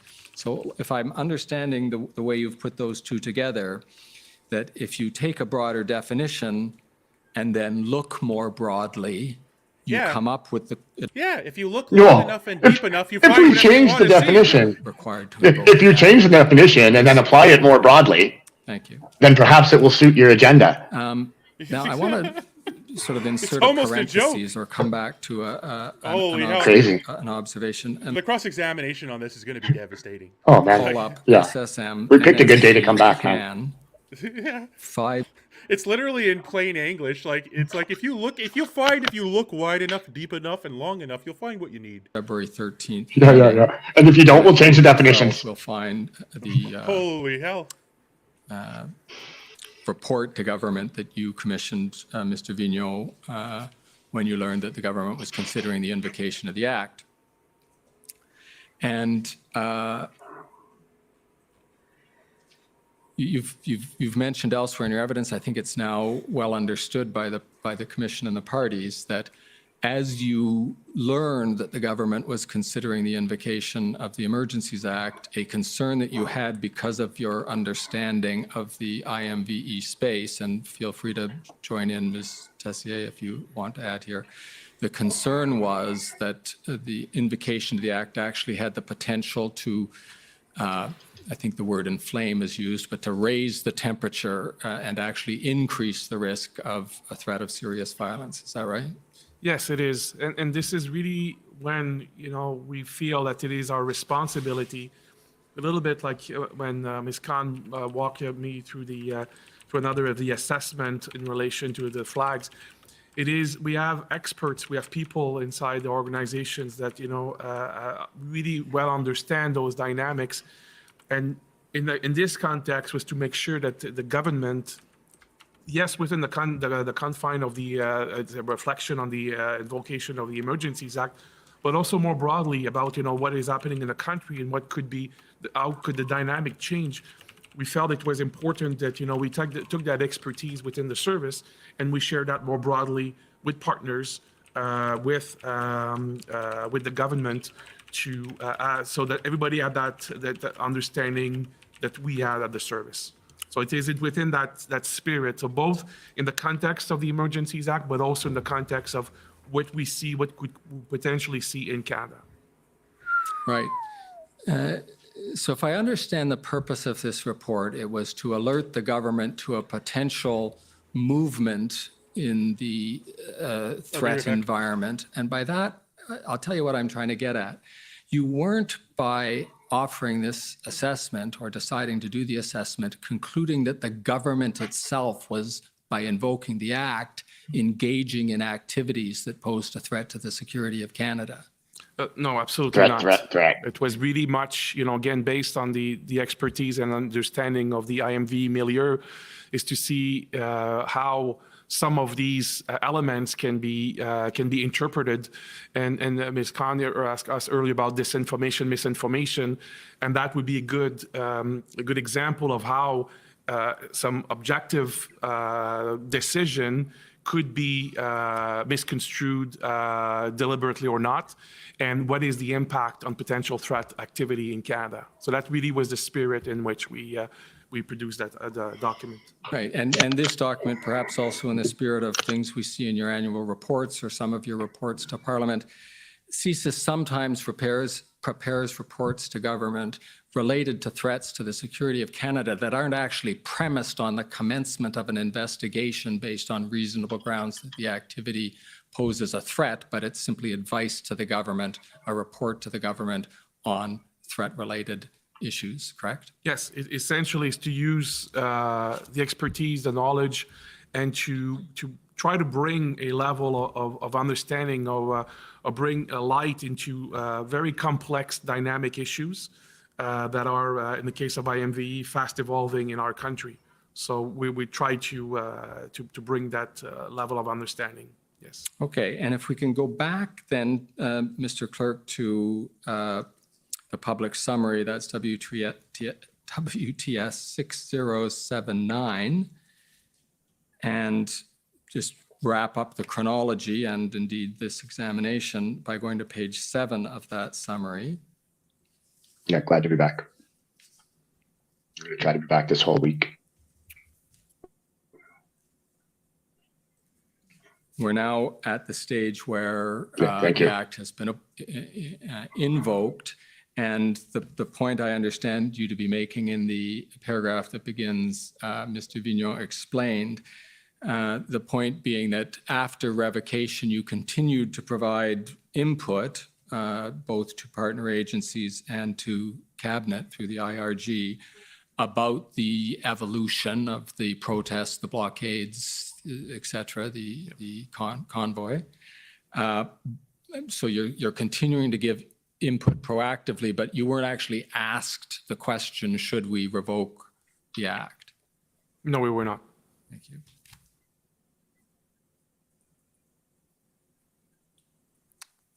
And with that, Mr. Commissioner, I will conclude a few minutes early. Okay, Holy jumping. well, that's great. A little shorter is appreciated. So I think we'll take the morning break and come back in 15 minutes to start with the various cross-examinations. The commission is in Okay, recess so we're for getting 15 across minutes. quickly. La commission est levée pour 15 minutes. John, you still with us? All right, we are on a short break. We will be back in 15 minutes with cross-examination. Stand by to get some. It's going to be good. I'm going to take a quick second here too to take a quick break. So we will be back in 15 minutes with cross-examination.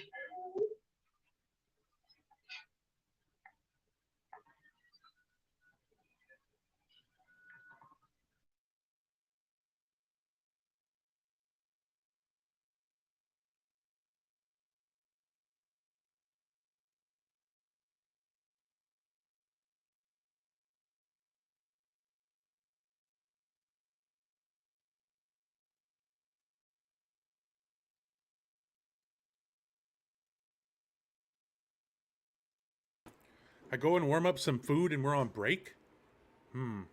Weird. Yeah, I'm here too. I was just going to make some coffee. Great, I'm here too. Oh, look, I'm big. Oh yeah, I'm going to make a coffee and take the dog out so we don't have a screaming incident again. Okay. So happy you guys are back. Thank you for everyone for welcoming us back. Very warm. Yes. And love. Yeah, very nice to be back. I'm glad to see you, Don. Good to see you. No one going. Alcohol can't say the same. Well, I have to kind of agree with that. Yeah, we have to agree as well. Really glad to see you, Jody. RCMP, what before? Oh, he was in the RCMP. Okay. This Marie-Helene is just for show and tell. Well, we're getting some pretty big revelations. What did they say before they went on break there? They're coming back with Cross. Okay, good. And then Bill Blair's Yep. probably going to be a couple more hours later. He's Oh, is Bill Blair today? Yeah, that's going to be hard to watch. Okay. Okay. So, yeah, I might, I think I'm going to be heading into town. So I don't know what exactly going to happen. I was going to try to come in during lunch break. Yeah. You might as well, right? Yeah. Well, and then I'll be in town crazy. for the week. It's been crazy, all the things that we're hearing about everything.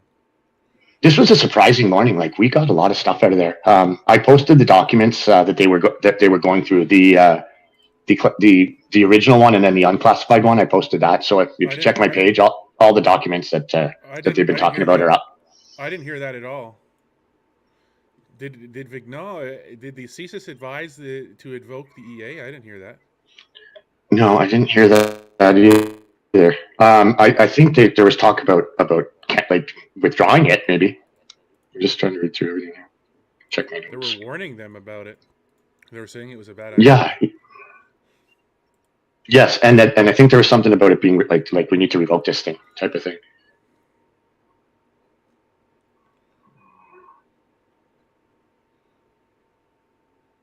Yeah. So initially, it seems like that CSIS thought that it was that it would have been outside the threshold. Like the Emergency Act was not required or justified, however you want to put that. And then it seems like the story is kind of changing, like without saying it so much. So somebody's probably politicked these people, and they're trying to speak politically about it. So come out without lying, but.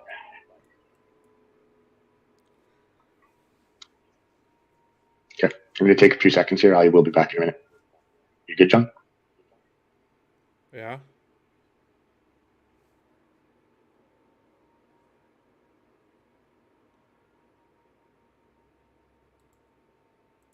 Oh, yeah. Look at that. He did. All this contradictory stuff, and they wonder why no one trusts the government. All these constant contradictions from all of these jokers. So yeah, it says. Let me just post it. I just saved that. Mr. Vigneault stated that at the end of the February 13th IRG meeting, following the discussions of the Emergencies Act, he was asked by Prime Minister to provide an opinion as to whether he supported the invocation of the Emergencies Act. Mr. Vigneault explained that based on both his understandings, that the Emergencies Act definition of the threat to security of Canada was broader than the CSIS Act. No, it's not. It's literally in plain English. Let me read it to you. It's in plain English. It's not broader. It's right there. It's very plain. It says, threats to the security of Canada has the meaning assigned by Section 2 of the Canadian Security Intelligence Service Act. It literally, the Canadian Security Intelligence Service Act, it literally doesn't say anything else. It says, threats to the security of Canada has the meaning, and it has the meaning assigned by Section 2 of the Canadian Security Intelligence Service Act. That's it. That's it. It doesn't have, there's no interpretation in there. There's no room for interpretation. It says it has the meaning assigned by Section 2 of the Canadian Security Intelligence Service Act. They broke the law. The law is very, very, very, very clear. Very clear on what it requires. It also requires that no other law of Canada can deal with the situation, and that was not the case at all. As well, we can see a lot of politicking from Mr. Vigneault up here. He's interrupting his lessers. He's like giving political speeches, and it's all about saving face. There was no IMVE present. There was no credible threats present. So it's just a complete nonsense. It's complete nonsense. The act is very specific that it requires a very serious situation that can't be dealt with. That wasn't the case at all. And national threat means Section 2 of the CSIS Act. It doesn't mean Section 2 of the CSIS Act and whatever we decide it means. It doesn't mean that. It's very clear. It's written very clearly. It says this. That's the wording. That's directly quoted from the Emergencies Act, and that's what it means. There's no interpretation in that text. That's the whole paragraph. There's no loosey-goosiness of that. That's all it is, right there. That's from the Emergencies Act. It doesn't say, it doesn't leave any room for interpretation. It's a very tight definition. It's very clear, very plain English, very direct. There's no interpretation in this context. Yeah. You know what I mean? Like, there's nothing in there. Yeah, we're gonna get Miller up there, that's for sure. We definitely need to hear from him with all the craziness, the clownness going around here. But in all that politicking, we did get a couple of gems. No IMVE present on the first weekend. No credible throughout the entire time. At no point did CSIS say there was a credible threat to the security of Canada under their mandate, which is all that really matters. It's all that matters for the Emergencies Act. They literally do whatever they want. Let me just be blatant. Let's not beat around the bush. Let's just get to the fucking point here. They do whatever they want. They say whatever they want. If they're looking at a situation and it doesn't fit their needs, they're going to look at it and they're going to change it and they're going to bend it until it does. That's all they're going to do. That's all this is. Let's not beat around the bush. They do whatever they want. They do whatever they want. The law is clear. It means Section 2 of the CSIS Act. They don't fucking care. They don't care what the law says. They'll do whatever they want to use their power however they want. They don't care. They don't care. There's no beating around the bush on this. Okay? The Emergencies Act on the screen right below me is very clear. All right? Threats to the security of Canada has the meaning assigned by Section 2 of the Canadian Security Intelligence Service Act. End of sentence. Doesn't say, and whatever anyone else decides. It's very plain text. Very direct text. No Latin in it. There's no looseness to it. There's no openings there. It's airtight. It's not badly written. It's the Emergencies Act is not badly written legislation. It is very direct, very plain language. There's no problems in it. It's very clear on its conditions. There's no problems with the legislation at all, and there's no problems for anyone to interpret it. Anyone can interpret this law. It's very basically written, and it's very direct. It's not vaguely written at all. And that's exactly how a national emergency law should be written, very specifically and very clearly and very directly. But they're just beating around the bush here, and they're literally going to take that text below me, and they're going to make it say whatever they want. You know, threats to the security of Canada, well, that means episode 7, season 16 of Rick and Morty. I know that didn't come out yet. Has the meaning no, that means Burger King Whopper Junior Cheeseburger Meal.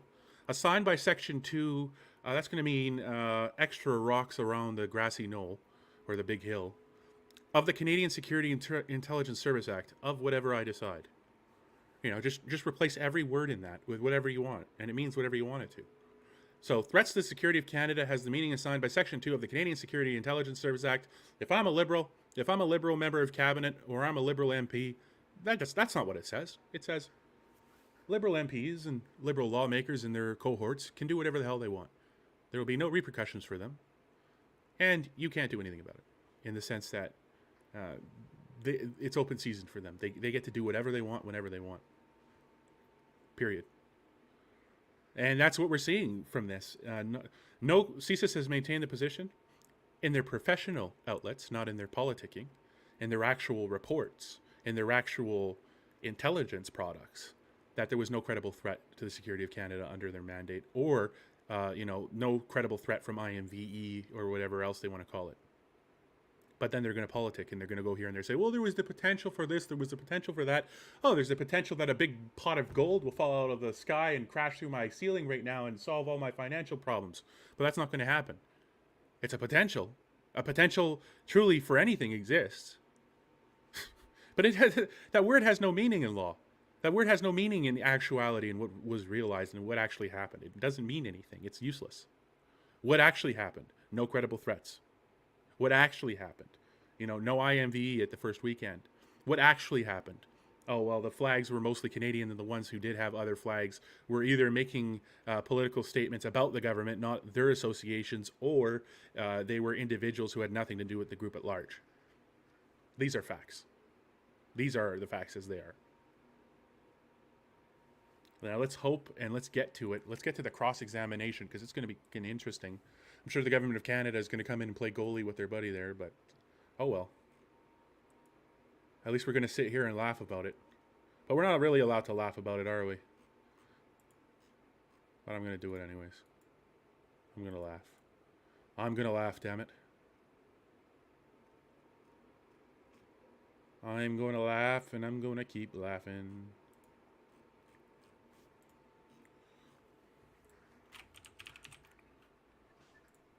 That was great commentary, John. Oh, it's always great. Yes, that's true. So we might get Miller time coming up next, I think. I don't know if he's going to be first. I think it'll be the Government of Canada. Usually it is the Oh, good. Government of Canada.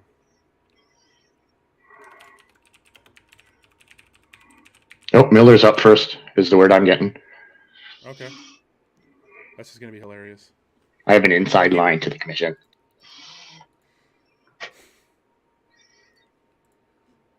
Yeah, that should be really interesting. I mean, all of this testimony is going to be interesting. It's interesting to hear the way they're spinning things. Like you say, the potentialities. There's the specificities, to be correct with you, sir, are very clear. Oh, yes. Thank you for specifying. Bouncy castle problems. Here we go.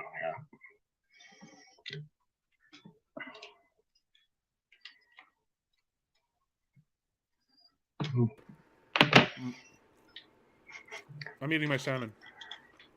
Yeah, you go nuts. I'm just trying to fix this last gimbly. I broke so many gimbly wimblies lately. Why? They're cold. My tripods and all it's the little things that hold the phone. Hey, they snap off. Lost 3. No. Also, I'm a little excessive with my. I get a little excitable sometimes. Sounds like you're scratching. Are you trying to escape? What's that Warren Zevon song? Excitable Boy. I don't know who that is. Oh, chat. Tell Daisy who Warren Zevon is.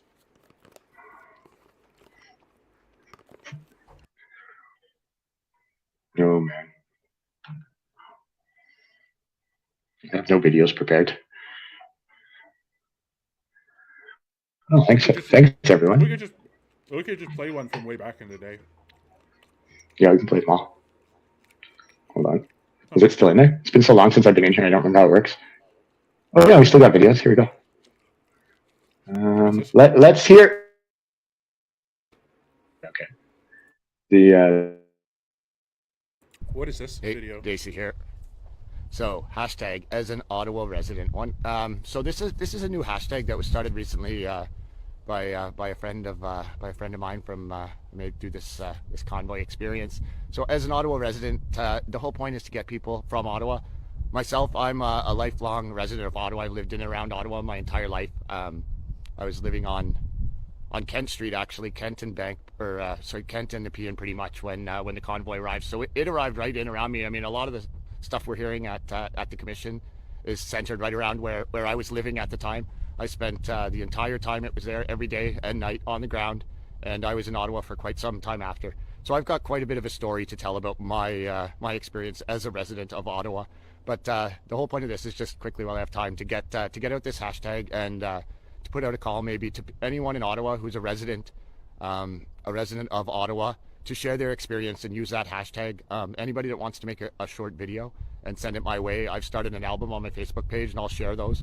Or if you want to send some text, just quickly tell your story and what your experience of the Freedom Convoy was. And then we'll have some stuff that we can share amongst each other and share to others to kind of counteract some of the narrative that's been put out there so far. So we got community groups and different people sharing their stories of horror and terror, as they put it, from a very small number of people, it seems, in an area downtown. But we'd like to hear some other stories from around Ottawa. So use that hashtag as an Ottawa resident. Hashtag as an Ottawa resident. Share your stories, and if you want to send them to me, I'll make sure they get up and into that album on my page. Thanks so much. Hashtag as an Ottawa resident. JC out. So is it fair to say that when you use the phrase violence, you're not actually describing any form of physical assaults, are you? Well, physical assaults do contribute to what I'm describing. I was specifically describing the violence that our community felt as a result of the culmination of actions that the occupiers engaged in. So the violence that they felt, not actual violence, is that what you're saying?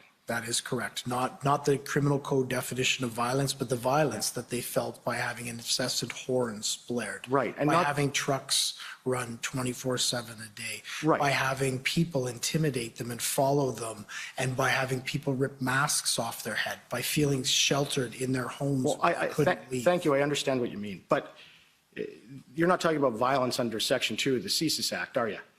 No, I'm not. Thanks. Member for Sturgeon River, Parkland.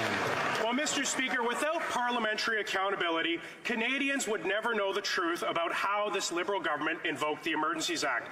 We were led to believe that protesters tried to burn down a building. False. We were led to believe that they were being funded with dark money. False. We were led to believe that they were planning to violently overthrow the government. False. The Minister of Public Safety even claimed that police asked for extraordinary powers to deal with the situation. False. With this much misinformation, it's no wonder Canadians' trust in government is at an all-time low. Will the Minister take the first step in rebuilding this trust and apologize for misleading Canadians?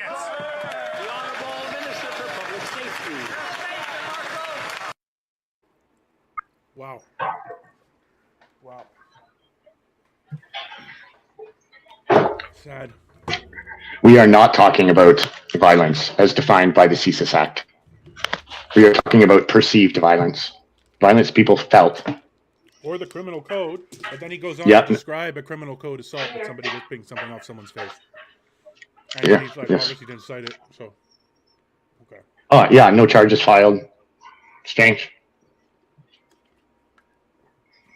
Let's see what else we got. Let's here. Let's see the chief dodging the questions about weapons. Chief Bell, my apologies.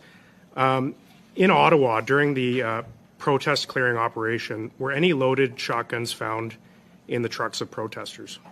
Mr. Chair, what I can indicate is throughout the protest, we did receive information and intelligence around weapons and the possession of weapons by people that either had attended or intended on attending the occupation.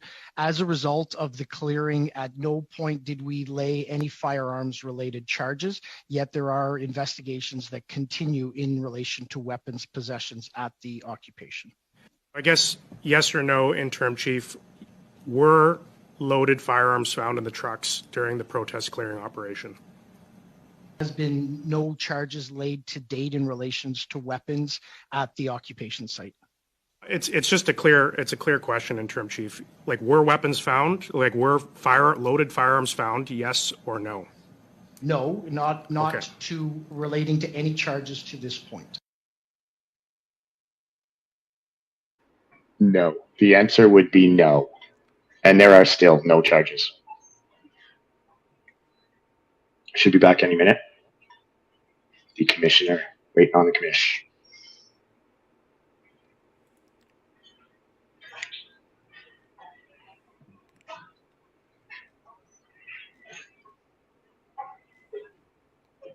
Anybody who wants to see Miller Time, share this out. Miller Time coming up next, as far as I know. Yep.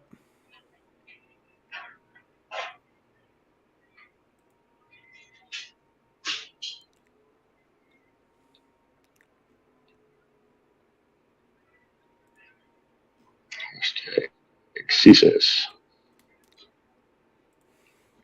Hashtag POEC. Care. Ooh, the suspense. The suspense. This is going to be good, people. Oh, I mean, it is going to be good. I don't know why the morning break is taking so long. Okay, here we go. Order allowed. Order a lot. Order. The commission. Get ready. Stand by to get some. Oh, there's Miller. Okay. Oh, okay, Miss Convoy Organizers. Okay, go ahead. Before I begin, I'd just like to ask leave to use a certain document. I believe your council's been advised of this. I've put together an examination aid for the purpose to save time. The documents in the examination aid I will be tendering into evidence. However, Oh my God, look not at the their faces. examination aid itself. Look at their Oh, faces. All right, okay. everybody. Examination aid is so that I Miller don't have to time. wait, Let's go. to go through each and Let's every go, document. let's go, one by everybody, one let's by go. one, and waste the 15 minutes I have. I've compiled the records into a Word and PDF document that I'm referring to with the footnotes of each and every one that have been assigned the numbers in the database system. and I would like leave to be able to refer to that Let's document. go. Let's go. While I'm doing my examination, sir. Okay, and it's just a compilation of documents without comments and? No. Yes, sir. No comments, and the full document is there? It's not an extract? For the most part, I had to, because I am somewhat inept when it comes to using Microsoft Word. I had to take screenshots of a couple in order to actually put them in, but they are in full. So it's the full document. So it's Yes. basically a compilation of a series of documents without comment. Correct. Okay. Sure. Robert McKinnon, Government of Canada. My friend is looking to put in. No, I have a problem with this. It looks like parts of an affidavit attachments or affidavit itself is part of this. If it's just a document that has an ID number already on it, if that's it, that's fine. Government So as Canada long doesn't as get it's to not decide just how an this excerpt goes. of an affidavit that's been filed in this proceeding or the motion itself, not argument, and it's just the document, Okay, can we pause Miller's time here while you? commentary. No, it just, there is a couple of things summarizing the facts. If we want, I can delete every single one of them. We have no objection to a document that's been filed in relativity, but as Commissioner knows, this is. You don't decide, sir. Being in play for a response to the motion. So it would be improper to have comments associated with that motion put as part of the document. As long as it's just the document itself with nothing more, that's fine. And what we can do, sir, is that if my friend Rewords has that. the document, if there's issues as they arise, before I move to the next page of each one, I will check. Whisper, whisper, Oh, yeah. whisper. Make sure that he feels it's fair. They're afraid. They are so. He's Whisper, like, whisper. Look at him counseling. Oh, double whisper. Double whisper. I'm a bit He's literally confused. I thought you counseling said them. there were no comments. It was There's just no- documents. There, it was documents, but I state the fact in the document before putting, it's not anything other than the fact. But as I said, I can delete that if the court would like. And if you give me 5 minutes before I start, I'll delete all of that and just send the documents with the date, if that works for the court or for the commission. So, Mr. Commissioner, I'm just reviewing the document, and without avoiding any debates about what commentary is, there are statements before some of the documents that aren't necessarily reflective of the documents. For instance, this is the first time this photograph appeared. So again, not getting into what commentary is, Commission Counsel does have concern about that sort of statement being put in this format. I think Commission Counsel's view is the documents themselves, if they can be organized in a fashion where it's just reflecting what's in the document, that's fine. I can do that, sir. If I can have simply 2 minutes, I think, I can do that and send it around to everybody, and we'll just have the date at the top. Okay, well, I think that's preferable, and as I understand it, there's no objection if that's what's done, because, yeah, obviously, if it speeds up things, very much into that. Yes. Certainly slowing it down right now. Why don't you stand down, and we'll go to the next cross-examiner, the OPP, and we can, assuming. Stand down, the OPP is inbound. You've put it together, let me know, and we can reschedule you. Dana. Good morning. My name is Chris Diana. I'm counsel to the OPP. Diana, sorry. And I have some questions that I may be asking all of you at some point for your thoughts. The area that I'd like to start with is about information flow. So Mr. Vigneault, maybe I'll start with you as the head of CSIS because you can speak to your role in advising kind of up the line. But as I understand it, and my friend is taking you through the definition of CSIS, but the mandate of CSIS is to investigate threats to the security of Canada. Is that correct? Is your mic on? Can you try again? Okay. Yes. Sorry, I didn't hear you, that's all. And part of your role is to Speak up. share the appropriate information with senior decision makers in the federal public service, including the National Security Advisor and Minister of Public Safety. Is that correct? That's accurate, but it's also broader than that. We also share broader information again. with many other partners, but we on the federal level that would be accurate. Foreign intelligence agencies. And that's how it works. We know in the federal sphere, there are a number of law enforcement type relationships that would work in a similar way, and that they'll collect information and they'll share it with senior level decision makers. Is that correct? Yes. So such as CBSA, RCMP, and there are a number of others. Yes. And obviously you would agree that it's crucial that those senior level decision makers have all the information they need to make informed decisions. Yes, I would say that that's what we endeavor to do, is to make sure that all relevant information is available to decision makers. And so when we're thinking about information flow and we think about things that can go wrong in that process, there are a couple of things, well, there are a number of things, but a couple of kind of main things that can go wrong in terms of what you do in advising decision makers. The first may be that CSIS may fail to identify certain information on potential national security threats. In other words, you might just miss on the intelligence side. Yes, I believe I testified earlier to say that we, what we advise on is what we're aware of, and we endeavor to make sure that we are fulfilling our investigations to the extreme degrees, but we will never have the hubris to say that we know everything. Right. And of course, if you don't know, you can't advise, right? Yes. Second, Makes the sense. information may be available, but it may not be properly communicated up the chain. That could happen, right? I think this maybe taking a second to speak to that is that, there are different levels. Ms. Tessier's role, my role are somewhat different, and we have, people involved, at the operational level and at the regional level. So I think, it's clear that there is a lot of information that is accumulated, and there is a process of analysis and distillation of that information when it comes to our level. Right. And it's a human process. So you might have some information that may come into certain offices, regional offices, and then it has to go up, and then it be reviewed and go up again from your level to senior decision maker. And whether it be by inadvertence or maybe not realizing its significance, there's always a possibility that something important may be missed, correct? I would say it as a general statement, it is a possibility everywhere, not more specifically at CSIS or in intelligence, but I would say, yes, it's an accurate reality when human beings are involved. That's right. And that's for kind of all federal law enforcement type agencies, right? I would say, I would not want to speak to other law enforcement agencies, but, from the CSIS point of view, I would say that's an accurate description of a theoretical issue, yes. And obviously, sometimes you may not be aware.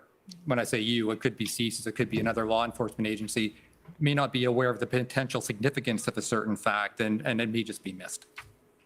I think it's, again, the same vein. I would say that's accurate, yes. Okay, I would like to ask about Project Hendon briefly, and maybe Ms. Tessier, because you were kind of the lead on the actual intelligence side, as I understand it, the operational side. We do have evidence, of course, that CSIS did receive the Hendon reports that went to a number of recipients. That's correct? Yes. And of course, your interest in these reports would relate to the mandate of CSIS. You would be reviewing them with the CSIS mandate in mind. Is that fair? Well, what we do with all information we receive is always assess that in terms of the relevance to our mandate. Right. And presumably, other federal law enforcement agencies would be looking at those reports in relation to their own respective mandates. Fair? I can't speak to what other agencies would have done with the report, no. And I believe in the witness summary, it was stated that it was unknown if the information in the Hendon reports was actually used in reporting. Can you confirm whether that information was used? Yes, I think the witness, the interview process, I think that's an accurate statement, but I think in summary of the information that was provided later on, we confirmed that indeed CSIS was receiving Hendon reports. It's just that Ms. Tessier and I had never heard that nomenclature, but it was shared with, I know for a fact, with our regional people in Toronto, in our regional office in Toronto. Right. And important information would have been communicated by those regional people up to your level, correct? Yes. Okay. Now, according to OPP Superintendent Pat Morris, and I don't know if you heard his evidence some time ago, but he testified that the OPP works very closely with CSIS. Is that fair? Absolutely. In particular, I think the Provincial Anti-Terrorism Section works closely with CSIS. Yes, it does. And OPP is also embedded with INSET, the Integrated National Security Enforcement Team. Yes, And you would agree the OPP is a valuable law enforcement partner. absolutely. And that while Project Hendon and the reports were a new product, but they still provided a valuable source of information, correct? I would imagine so. I've not seen the reports directly myself. I also want to ask about the concept of information silos, which is always, I think, somewhat of a challenge in the intelligence field. The OPP has It's struck me as obvious very professional proposition, throughout of course, this. that different federal agencies have different mandates. We've More than anyone looked else. at that cannot- before. I cannot say the same for One OPS, of the RCMP. concerns, potentially, in the federal sphere is that one agency may not know or have access to information from another agency. Is that fair?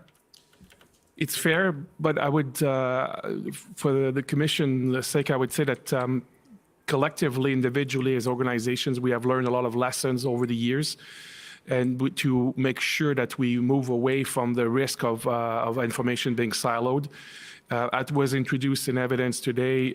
CSIS and other organizations were part of groups like EDM and SOPS, the Combined Intelligence Group, Intersect, INSET, as you mentioned, sir. And so these are processes put in place to ensure that we reduce the risk to the maximum possible that will be information siloed.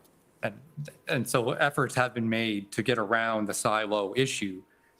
And you would agree that one of the best ways to get around is to ensure a broad distribution of intelligence. Fair?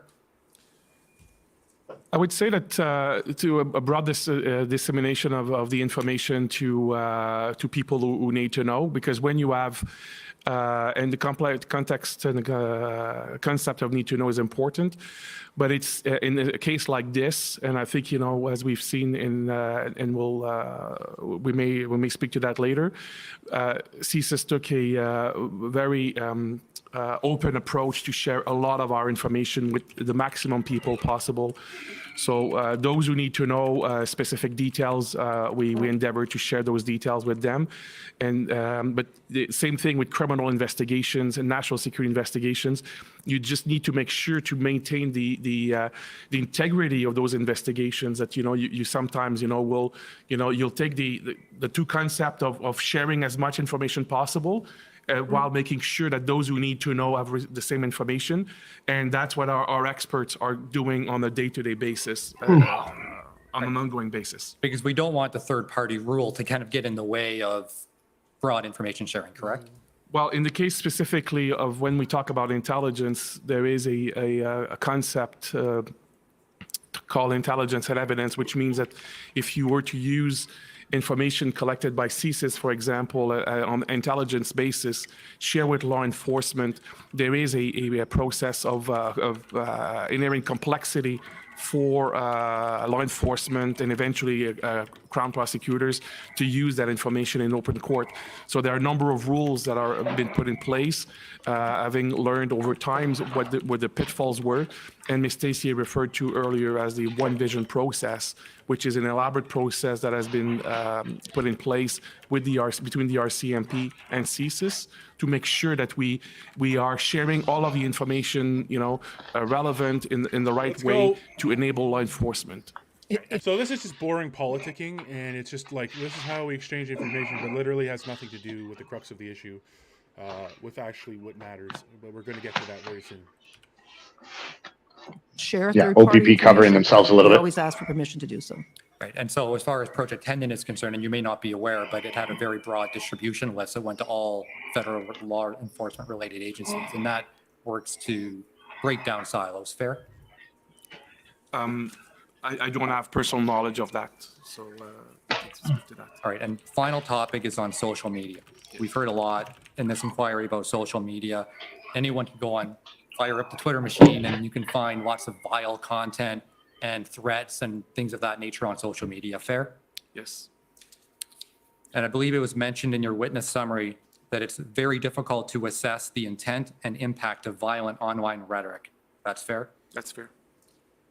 You would agree that useful intelligence requires a lot more than simply scrolling through Twitter, right? Yes, it's much more complex than that. No, that's what the Ms. government Chayer, did. you spoke about this. Yes, that's what OPS did. No, that's what the government of Canada. That's what the Privy Yeah, everyone Council did. office and the Deputy Minister of Emergency Preparedness said they did. Oh, I was seeing things on social media. Blah, blah, blah, blah. Appropriate intelligent lens, tradecraft, as you put it, before you can have a useful product. Is that fair? Yes, when it falls within our mandate to look at a specific threat on social media, our analysts who are especially trained will take a look with that tradecraft in mind. Right. And that is in fact what OPP did with Project Hendon, correct? They took information and they passed it through their lens and then produced it out to its partner agencies. I don't recall the exact reports, so I wouldn't be able to say yes or no to that question. Okay, my last question. We didn't look at the reports. Against the clock. And the point I'm trying to make here is that analyzing social media to identify risks is something that should be done by subject matter experts or those trained to do so. Is that fair? I would say that depending on what the purpose of looking at social media is, but if the purpose is to enlighten CSIS, for example, in our mandate, absolutely. And they are another level of complexity of who should have the authority, who should have the mandate to look more broadly at social media. I think it's something that we testified in our ex parte hearing as well as an interview summary. There are some challenges with social media analysis in Canada. Sure, but from an intelligence perspective, you need an analyst to really give you proper intelligence. Yes. So not the Privy Council. Okay, thank you. So There are was no the credible convoy threat. organizers organized, or should I move on to someone else? Okay, so there's organization yet to be done. The Ottawa Coalition, please. Oh, here we go. I haven't been through this in a while. All right, we got He's dealing, Mr. Camp. I hear he's dealing with some complaints to the Law Society. Really? Thank you, Mr. Commissioner. Should be. For the record, Paul Champ, Yeah. counsel for the Any- Ottawa Not surprised. Coalition. Anyone can make a complaint to the Law Society, and his comments a couple weeks ago certainly unbecoming of a lawyer. So I guess Ms. Tessier, Yeah. perhaps. Been a few There's a instances of statement in one of that. the documents, and you've testified that the convoy protest at no time posed a threat to Canada's national security. But at the same time, isn't it true CSIS advised Cabinet that invoking the Emergencies Act itself could further inflame extreme anti-government rhetoric? Is that not the case?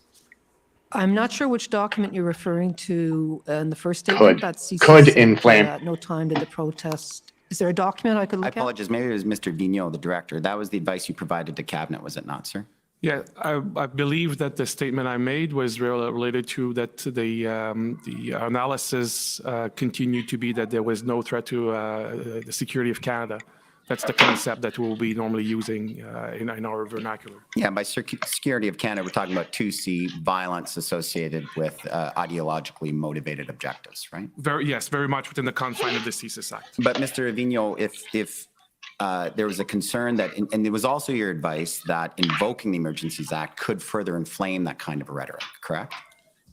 It was our advice, our assessment, I would say more than our advice, our assessment was that given everything that we know about the dynamic nature of IMV milieu, that yes, some individuals might, seize on such a government measure to further inflame the rhetoric and potentially, push them to act violently. Yes. So there was a concern. That's what I was kind of getting at, is that if the situation or some of the rhetoric was so volatile and extreme that invoking the Emergencies Act could lead to some kind of violent reaction, was that not a concern? It's absolute concern, and if I may add, Mr. Champ, I would say that the fact that from early in January to throughout the period in question, we mobilized, our headquarters, and regional offices, because we were concerned about the situation. Absolutely. So I think there are different aspects of how we are segmenting this information that I think it's important. all that analyzing, all of those intelligence resources, all of those human resources and everything, and no credible threats. Wow. They combed through it with a fine-tooth comb and they got nothing. That's correct, yes. So just so we're clear here, these are individuals for which CSIS had obtained targeting authority? Yes. And you had obtained, or CSIS had obtained those targeting authorities prior to the protest. So there were individuals who were of concern prior to the Freedom Convoy protest. Yes, that's correct. And so that means that CSIS had reasonable grounds to suspect that these individuals could engage in threat-related activity. That's correct. But there never was a credible threat, and of course there never was any violence. Important to drag that on, to hammer that home that it never happened. Coulda, shoulda, woulda, never did. No credible threats, no violence. Not only federal officials, but also municipal officials. I don't recall who exactly, but I do know overall there were threats, and there continue to be increasing threats, as I mentioned earlier today, against elected officials. Right. The mayor testified that there was an individual coming from New Brunswick who was arrested who had apparently firearms in his truck. We also heard evidence from a city councillor, Mathieu Fleury, who had to leave with his family from his home because people were coming to his house. Was CSIS following those kinds of threats against municipal officials?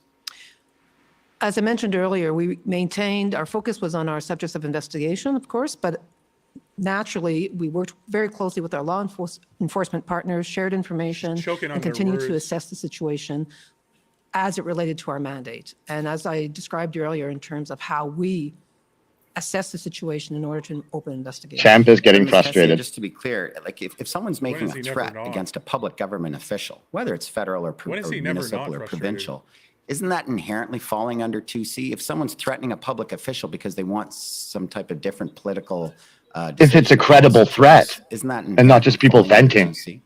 As It's I very mentioned different. earlier today, we've developed criteria in order to invoke 2C under the IMVE threat, because there are criminal investigations that take place, there are public order incidents that take place that are not CSIS's mandate to investigate. If I may add, Mr. Commissioner, I would just say that, as was described by Ms. Tessier and myself earlier, we're participating in all of these different groups, including Intersect and the Combined Intelligence Group, where we would be sharing information ourselves, our information, but also receiving information from other law enforcement. In this specific case, this is where you may have public safety issues versus, a threat to the security of Canada that, might be in the same kind of dynamic environment. And that this is where, by being at the same table and exchanging that information, we inform ourselves. The second point is that this was a very dynamic threat assessment that we're doing throughout this period. So by all means, if we had seen specific information about individuals wanting to engage in a way, often that flash will be more of a police investigation because of the specific threat that will be criminal nature, as opposed to an individual that might want to engage in a terrorist activity. These are not perfectly, black and white issues, and this is why we are working to exchange information very dynamically. But Mr. Vigneault, let's just be clear that if someone's making a threat against a public official because they're trying to influence that public official, that inherently falls under 2C, does it not? Now, it may be that you don't view the threat as credible, but if it was a credible threat, it would inherently fall under 2C, would it not? I think that if you, that's why we've took a lot of pain to inside the service and working with partners to better understand how the IMVE phenomenon was interacting with the CSIS Act. And Ms. Khan walked us through, earlier, a description of how we go through the process of understanding this, what will be the sphere of CSIS responsibility, what will be the sphere of the law enforcement responsibility. And that's why I'm saying is that this is not black and white, it's dynamic, and this is why people talk to each other on an ongoing basis. Sir, please, I'd like to give you normally I'd like to give witnesses full time to answer, but I only have a limited time. I'm just trying to get an answer because I believe I've asked it a few times here. If someone is threatening a public official because they want to influence that public official to take some policy choice, does that not inherently fall under 2C, yes or no? Each case is looked on a case-by-case basis, and it would not be, a default proposition. So if someone's threatening to kill a mayor or a premier because they want them to drop a public health measure, that does not necessarily fall under 2C. Is that your testimony, sir? Yes, it is. And so did Sorry, CSIS Commissioner, if I can just add, I think as we've walked through, there are a number of other criteria that are necessary to be. That's true. There is, the testimony that Ms. Tessier gave, responding to Ms. Khan's questions about that placemat earlier, I think is how we are understanding and how we are exercising our authority. So I understand, Mr. Champ, you're looking at for something specific, but we've described very well, I think, the process by which we're looking at these issues. And it's not because someone would only write online that they want to kill someone, that it will automatically be a threat to the Yes, security sir, of I understand that. And we're reading a lot of time just to get an easy answer to what I thought was an easy question. I thought your response was going to be, with all due respect, Holy that shit. yes, a threat to a public official to influence that public official would fall under 2C. But in most cases, we have not viewed these threats as credible or valid because, it's just online. I think in one of the CSIS documents, I saw shit posting or something like that. But if you viewed a threat This to is a public hilarious. official as credible, would it not fall under 2C? If we have, and we have done that in the past. Could I get a we yes have- or no answers, please, sir? He already answered it. He Okay, said well, no. fine, I'll move on. And- Thank you. and- So now, did CSIS look into any of those Holy threats in the context of the convoy protest? Any nexus to the convoy protest? Since probably since the mid-January until, and we continue to today, we continue to look at specific information in context of IMV actions, blockades, and the Freedom Convoy.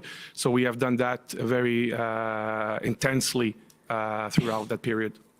But so you did look at those threats, and did any of those threats to public officials emanate from anyone with a nexus with the convoy protests? I think it's, Mr. Commissioner, it's hard to speak, at large about in generic threats. I just provided an answer to the question about to Mr. Champ about the threat to public officials. And so if you have a specific threat, unfortunately, we've provided very detailed testimony to the commission in camera about specific activities that CSIS performed during that period. So is your answer to me then that you may or may not have investigated those threats to public officials with individuals, with threats emanating from individuals with the nexus to the convoy protest, but you can't tell us because of Section 38? No, what I'm saying, Mr. Champ, is that we have, we've described how we have, how we are assessing the information that comes to us in the context of IMVE. We've walked through the 2C analysis earlier, and that is that analysis, that expertise, combined with new information that will come to the attention of CSIS in whatever form, exchange of information. That's essentially what we would be doing on an ongoing basis. So I cannot be more specific than that. So I'm done with my time, sir, but I just want to make sure I understand, because I apologize. I've heard your answer a couple of times, and perhaps I'm missing it. Is that, yes, CSIS did look into those individuals, or you cannot tell us? I did not say that, Mr. Champ. What I'm saying is that we have been looking at information that came to our attention through different venues, different platforms throughout the investigation, and that includes the information, the like you mentioned, but I cannot be more specific than So that. that's yes. No, I will stand by the answer I just provided, Mr. Champ.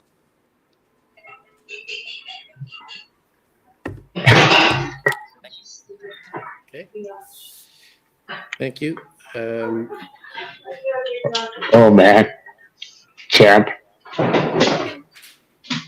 That was hilarious.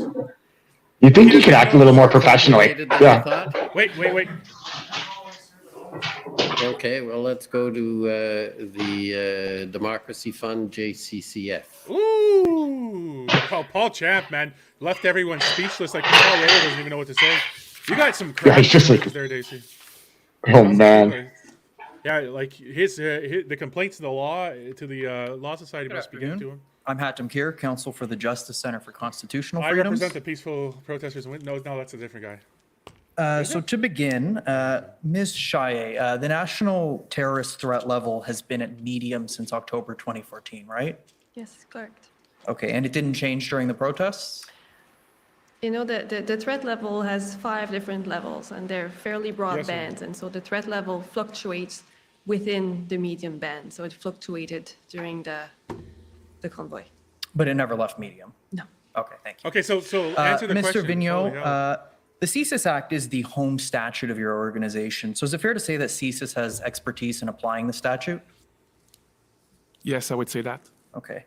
And so Section 12 requires that CSIS investigate wherever there are reasonable grounds to suspect there's a threat to the security of Canada as defined in Section 2, right? Yes. Okay. And so that it doesn't require certainty. It doesn't require reasonable grounds to believe. It's just reasonable suspicion, right? To initiate investigations, yes. Yeah. Okay. And that's an assessment that CSIS does day in and day out? Yes. Okay. Now, as someone whose father was monitored by your organization for over 10 years until it was determined an investigation wasn't actually necessary, my personal experience is that it seems that your organization is very thorough. Is that a fair assessment that CSIS is rigorous in executing its duties? He doesn't even want to answer that. He can't even answer that question. I'm not sure the context of your the premise of your question, but I would say that I can't say we if try we're to be thorough in what we do. Yes. Right, because I mean, a big reason that your agency's members have to be thorough is that if CSIS incorrectly determines something is not a threat and then chooses not to investigate, that could lead to harms down the road, right? I would say that investigating threats to the security of Canada is a very complex issue. Very combative. Missing, signs, missing information, and having incorrect assessment is indeed something that we are very careful about. And as a learning organizations, we try to make sure that we learn from the past and that we are trying to come with the best possible assessment on an ongoing basis. Right. So you said something earlier, and I was just trying to write it down as you said it, but something to the effect that CSIS mobilized whatever resources it could in order to try and understand the Freedom Convoy protest. Is that right? Something similar to that, yeah, I would say. What the hell? Accurate, yes. He can't even agree. Okay. So you've It's like talked I can't even agree with a color bit of about sky. the It potential is. for a lone wolf threat. Now, am I It's correct in thinking orange. that that's not based off of particular intelligence? It's more of a conclusion from general principles about this kind of an event? This is based on expert analysis by CSIS, by ITAC, and other organizations that to understand the dynamic environment in where violent rhetoric can push individuals to act. And unfortunately, we've seen a number of people who were not on the radar of anyone who were consuming this type of information and indeed, a committed act of terrorism or extreme violence. So we are, unfortunately, it is a very complex, dynamic environment, and we have to be careful about people who would be very quickly move from just being a recipient and consumer of information to someone who would radicalize to violence. Okay, so there was you were just asked questions about the potential that people were present at the protests that CSIS was already monitoring, but basically your organization was keeping tabs on them, right? So, as we've said in our public testimony, we were aware of we already had subject of investigations who we assessed were interested in the protest. We use different techniques to assure ourselves of their activities. And we also continue to look for other individuals that might be recruited or might be approached or might want to radicalize throughout the events in question, obviously respecting the mandate of CSIS. Okay, now, but just to go back to the general point, the idea is that this is a large gathering. It could be used as an opportunity by someone to commit, to engage in some sort of a threat. But that kind of threat is present at other big events like a G7 protest, right? Unfortunately, with the dynamic of what we see IMVE, the threat is persistent. This is why the national terrorism threat level is set at medium. That means that, today here in Canada, there are individuals with the capability and intention to engage in an act of terrorism. And so I would say, yes, those larger events, but also more broadly, it is a dynamic that exists throughout our society, irrespective of those large events. So this threat What I would add to exists that, regardless. as I testified earlier today, part of the ideology in IMVE is anti-authority. So they exploit that type of feeling amongst people for their own, to try to recruit people to a more extremist ideology, their own more extreme ideology. Okay, thank you. I was also just going to add, if I may, very quickly, that one of the challenges of studying IMV-related threats is that What mobilizes someone to violence can be very, very personal. The triggers are very personal. And so it's part of the assessment, the complexity is to try to understand what might bring someone to mobilize to violence. And that reason, that trigger, can be very different from people. It can depends on their very personal experience and different grievances. So it's very hard to say that type of event might trigger that kind of violent extremism reaction. It depends for everybody. Okay, thank you. Mr. Clerk, if we could please pull up COM 50935, and if you can go to the 8th page in the file. There's a 3 at the bottom, though. That's how it's numbered. While that's being pulled up, we've heard a bit about how the definition for threats to the security of Canada doesn't include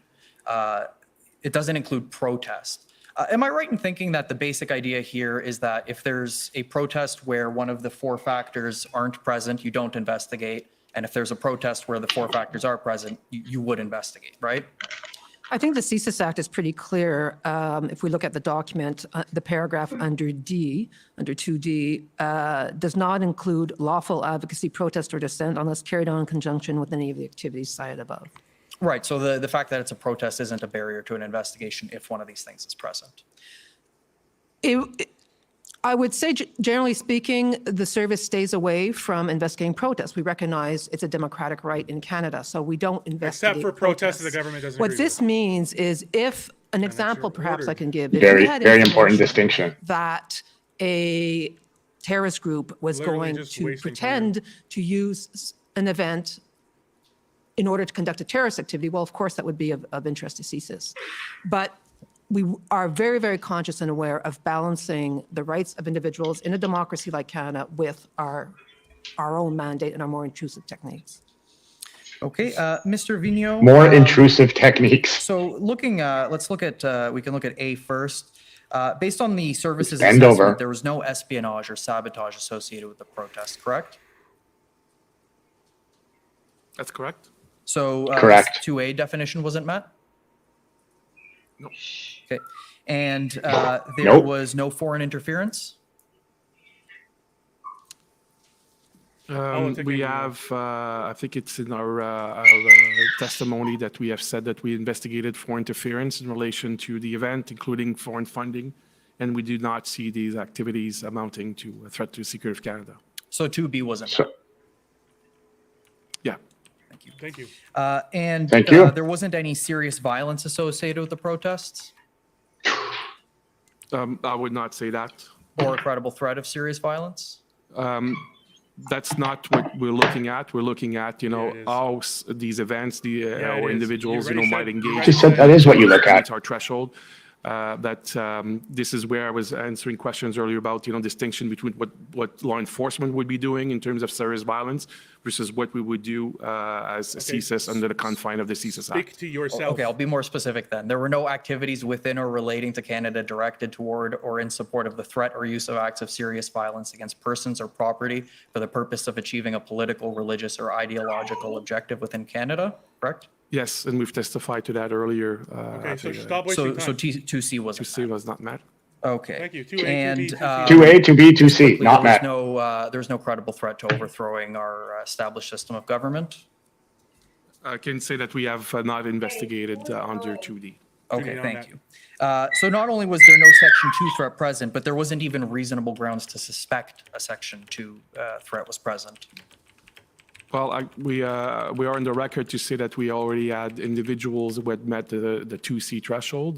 That's where subject of investigation that were involved, and that so we had legitimate grounds to be looking at what was happening.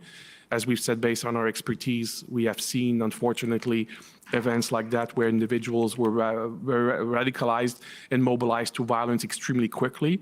So that's why we continue to expend those resources throughout those events to make sure that we, again, did not miss something. If I could just have an indulgence to sort of hit the last point I've been working up to, I'll try to be very quick. Yeah, although you could have skipped A, B, C, D, it's been testified to many times that it wasn't met, but go ahead. Okay, thank you, Commissioner.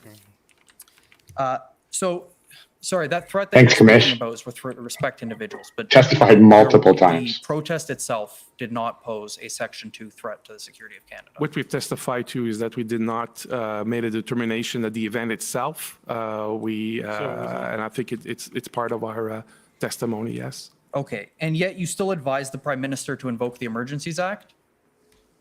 Yes, I did. And you did that not because you thought that there was the protest posed a threat to the security of Canada as defined in Section 2 of the CSIS Act, but because you were reassured that threat to the security of Canada had a different meaning in the context of the Emergencies Act. I think my testimony was in part that, but it was also based on all of the other information that I became aware of during all of the interdepartmental meetings and cabinet meetings I participated in. So I was provided, that opinion was provided, if you want, as a national security advisor, as opposed to the director of CSIS specifically. Okay, when you say that information that you had received, you're referring to your earlier comment that you were reassured that definition had a broader meaning under the Emergencies Act? I was referring to that, but also more specifically to other events in Canada, events, in Ottawa that, convinced me to say that the powers under the Act would be necessary. Okay, so just my final question. Yeah, we better get at The very last question. This determination then that the Emergencies Act standard is the definition is broader under the Emergencies Act than with respect to under the CSIS Act. That was not the product of you reading the Emergencies Act and developing your own assessment. That was advice that you had received. That's correct. Okay, thank you very much, and thank you for the indulgence, Mr. Commissioner. Thank you. Whoa, that's good. CCLA, please. Oh, that's good that the CCLA is going to be following that. That was good to get out with that.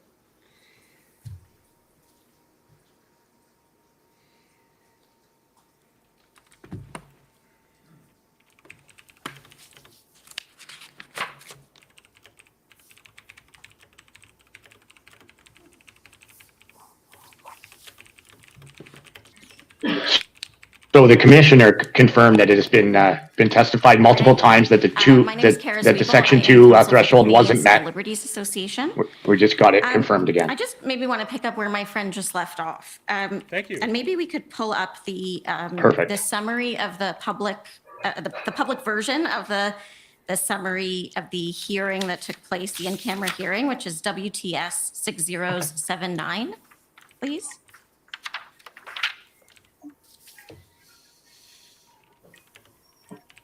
And I think it's page 8 that we want to go to. Thank you, Mr. Clerk. And if you can just scroll down to the bottom. So this statement, Mr. Vigneault, and I'm going to direct my questions to you, but if your colleagues have things they'd like to add, please do. This statement that your understanding that the Emergencies Act definition of threat to the security of Canada was broader than the CSIS Act. Where did you get that understanding? I know Mr. Cameron said maybe we'd hear about it later, but I'd like to hear about it now. So I asked for legal interpretation. Okay. You asked the Department of Justice? I did. Okay, thank you. Now, I just want to, if we can scroll down a little bit more. This is maybe a grammar or a language point that I just want to understand. It says, he advised the Prime Minister of his belief that it was indeed required to invoke the Act.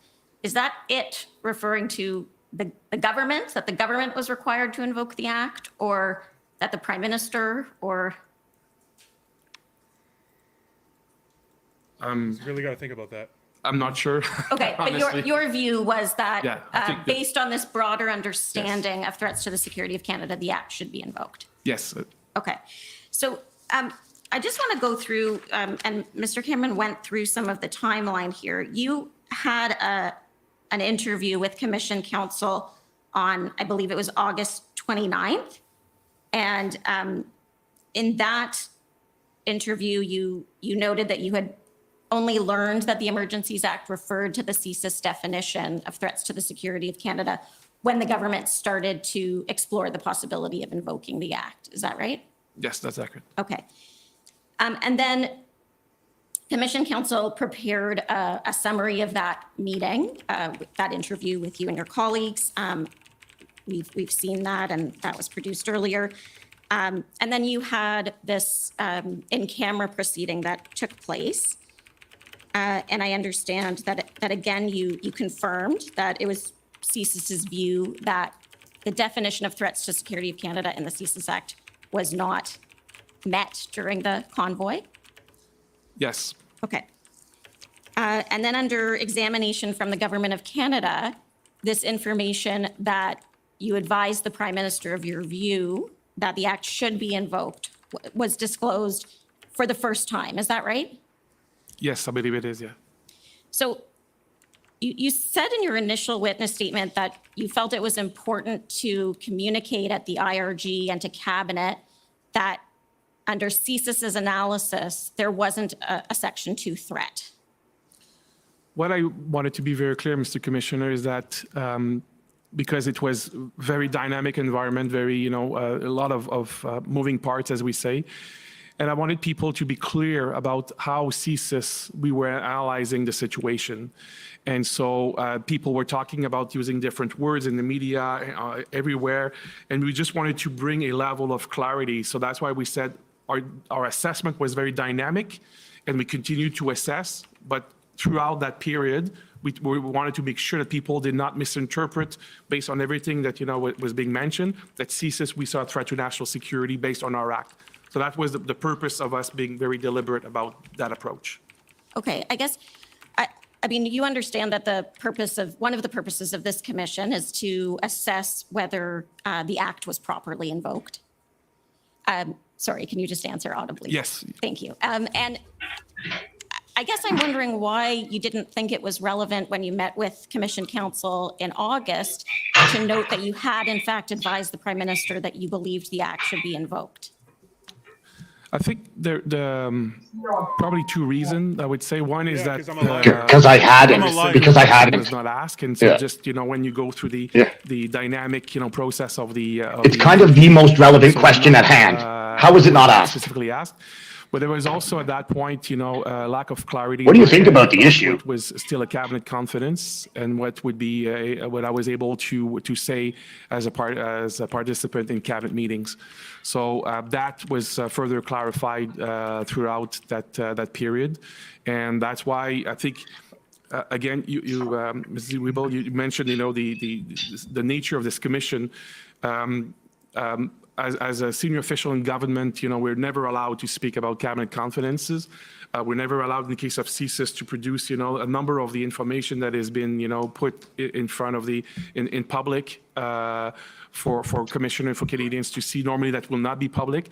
So just needed to ascertain, what were the limits of what we're able to do. And when it was clarified with me that indeed I was able to speak to that, I did. Okay, but when you met with Commission Counsel in August, you felt that you didn't feel that cabinet confidence prevented you from advising that you had advised cabinet and the IRG that you did not believe there was a threat within the meaning of the CSIS Act. That had been clarified with me, yes. That had been clarified by me. With who? Because I Who would put to clarified you that that those two pieces of information are really two sides of the same coin, that if one is not subject to cabinet confidentiality, the other one also would not be. I understand that analysis, but I would say that just refer back to what I said. We never discuss cabinet confidences, and the information, the way that the information was communicated to witnesses in terms of what would be possible to disclose and not in terms of cabinet confidences just became clearer with the passage of time, between August and our ex parte interview. Okay, thank you. I don't know if you had an opportunity to review the testimony given by Ms. Thomas, the National Security and Intelligence Advisor. I briefly saw some of the key extract, yes. Okay, so one of the things that Ms. Thomas said was that that the CSIS definition of threats to the security of Canada is quite narrow. Do you agree with that it's a narrow definition? I would say that the CSIS Act was enacted in 1984, and I think that the world has evolved considerably since then, and that looking at the threat environment get to decide today that. is indeed don't get to decide requires that. probably a new look, modernizing a view of this. That's one thing. And the second thing is that we also, through jurisprudence, through federal court rulings, commission of Which, inquiries, quote, and review bodies who which, have access to all of our information, which, quote, that understanding of the act was very much more clarified, and so very Cite. with a lot Citations needed. of specificity, if you want, Citations in many needed. aspects. What a And so between politician. Holy hell. experts at CSIS and the OJ Council, I think there is a very specific interpretation of the act, which is in this specific case of the commission different than the Emergencies Act. Okay, so, and I mean, you understand, of course, why, and I think you've alluded to this in other statements that Stacey, you've you've made got a lot of here feedback. today and in your witness statement that You've got a lot of sound there should feedback be a high threshold before somewhere. our intelligence services start surveilling or targeting Canadians. Would you agree with that? Yes, I do agree. Okay. The holding or expressing of unpopular political views should not be enough to engage CSIS's mandate. Absolutely not. And I would say that there is an expression that we use, which is awful but lawful. And that means that some of the opinions expressed verbally or online, are not by default, even if they can be extremely violent, are not by default something that, would allow or necessitate CSIS to investigate. Okay. And do you understand why? Now, I know you take the view that the definition in the Emergencies Act is broader, but would you agree that the threshold to invoke the use of the Emergencies Act should also be a high one? I would say that with anything, any exercise of power by the state, there is a high threshold. I'm not a legal expert to say, what should be the threshold of the Emergencies Act. So. Okay, but you understand that the Emergencies Act allows the government to rule by executive order for a period of time. I do. Okay. And that the public order emergency section of the Emergencies Act allows those orders to let the government assume control of public utilities, for example. Yes. And it allows the government to direct individuals to render certain services, like was done in this case with the tow trucks. That's my understanding. But again, I do not want to give the commission the impression that I'm an expert on the Emergencies Act. Okay. You clearly are not, because you can't even read a single And sentence. you understand that it can prohibit travel to, from, or within any specified area? That's one of the things that the public order emergency section allows. I would say yes, with the same caveat I've just provided. Okay. Okay, you're now out of All time, right. so if Thank you you. could wrap No, up, please. just one last question. The placemat that you were taken to by Ms. Khan, that talked about the IMVE, the nature of ideologically motivated violent extremism. Two of those sort of elements were willingness to kill or a willingness to engage in serious violence. Would you agree with me that without those two elements, you just have people who care a lot about something and want to make a change?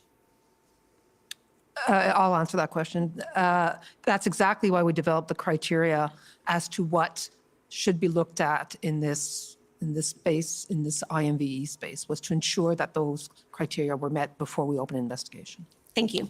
Thank you, Commissioner. Okay, thank you. We're ready to go. Okay, convoy organizers. All right, please. everybody. Here we go. Miller time. Miller time. Let's go, Miller let's time go, in the let's chat. go. Let's go. This is going to be good. This is going to be intense. Oh, look at his face. Robert McKinnon, Government of Canada. We've just received what I think my Government friend of is going to Canada put up on the intercepting screen. again. And it What a is bunch of not cowards. what had been agreed to. It has commentary, it has statements along with the document, if that's what is going to be put up. At least it was just sent around by the Freedom Corp just a few minutes ago. Lesser version of the one we sent earlier and took out everything except simple facts, sir. There's some documents that are such that I can't just copy and paste them into the document. they're PDFs and things. So I had to type them out, but they're verbatim. So if my friend wants me to refer to each and every document, which I've now made it simple as well, I've had all of them uploaded in one PDF. The clerk has them on standby. As we go through, I have no problem deviating from this at all and going through the document, but I would like to finish the examination, at least if I'm forced to do that, in order to get through these records. These records, there's, in my view, and I would submit as we go through, there's simply no issue with the facts stated herein. Did you say there is a PDF with all of them on it? I had that uploaded just now. So I got them, all of them consolidated and put into one PDF so that I can stop wasting. Why can't we use it? Well, we can if we want. It's just going to I have to navigate it. So, because it's not exactly labeled completely great. So I guess we could, can we use that? Yep, we can do that, sir. That would be best, I think. Yeah. Then we avoid any issues. Great. Okay. Look at their faces. Holy Now hell. it's Miller time. Nice try, Government of Canada Council. Nice try. You've taken a fair amount of your time, but I'll be generous. Better be. Just Robert McKinnon again, sorry, last thing. Shut the If- fuck if up. Just Look, as long as the seriously. documents that you're referring to, you have. Come on. They're all the Stop ones that are allowing in him. the Just document that I've given you. overrule it. The one Just that- shut him They're up. all in Shut relative. this dude up. Pretty much, yeah, No, no. all of those are in relativity because that document is in relativity. No. So if we Shut could pull up. up the document, and I just don't want to run out You of got time. 600,000 Okay, so years let's to say see whatever the how hell it you goes wanted. and- Hasn't even started yet. This guy's using up all his time. For you, Shut Mr. up, you McKinnon, stupid if government there's of an Canada. issue. Okay, so if I can first, Director, does CSIS have a concern with the current elected executive leaking information and CSIS information to the media? Do they have a current concern about that? This is going to be hot. Do you have something specific you No, I want just to want refer to, to? not specific. Oh, man. Does CSIS have a concern generally about the current political executive leaking information from CSIS to the media? We always have concern when we see information that is, unauthorizedly, made public. I don't know where the source of those unauthorized disclosures are. So Yes. I do not have a specific view on your premise.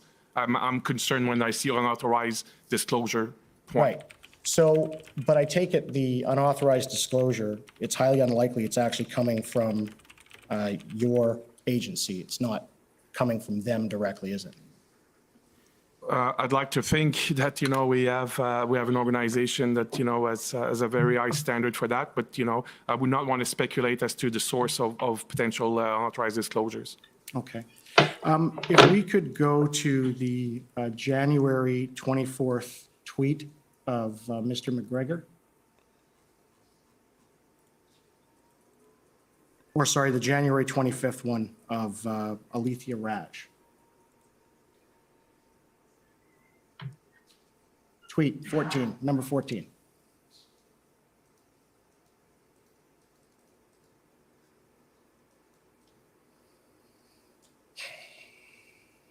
No respect for rats. No respect.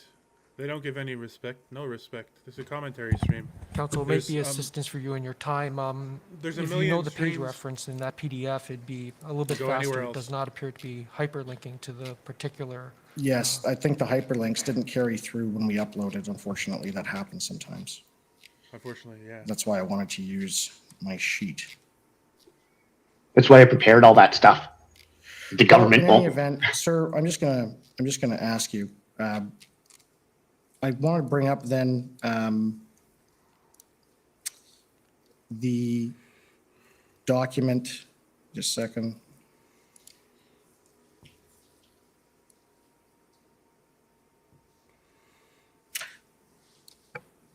I'll just bring it up on the normal document relativity, and I'm gonna have to ask for more time. I tried to get this dealt with, and if I was permitted to use the examination sheet that my friend's trying to stop me from, I wouldn't be in this position.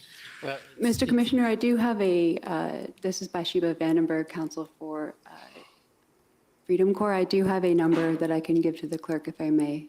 Okay, go ahead. Anything to speed it up? The code for the Raj tweet is HRF 401621. Thank you.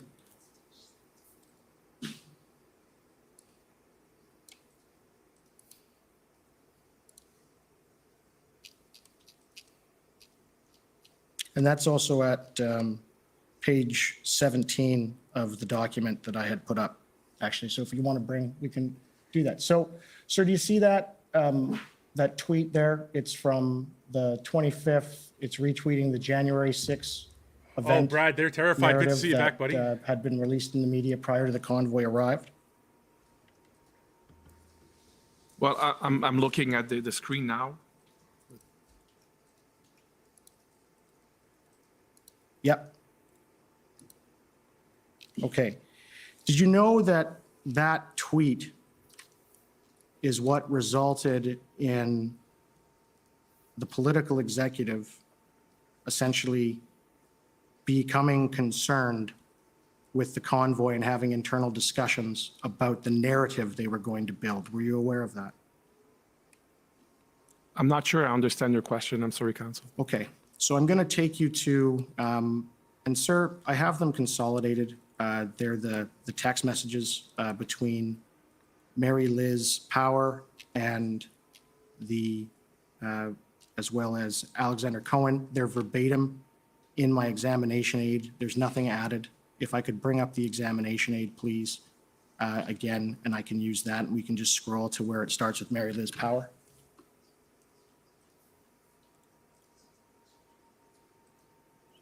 Sir, thank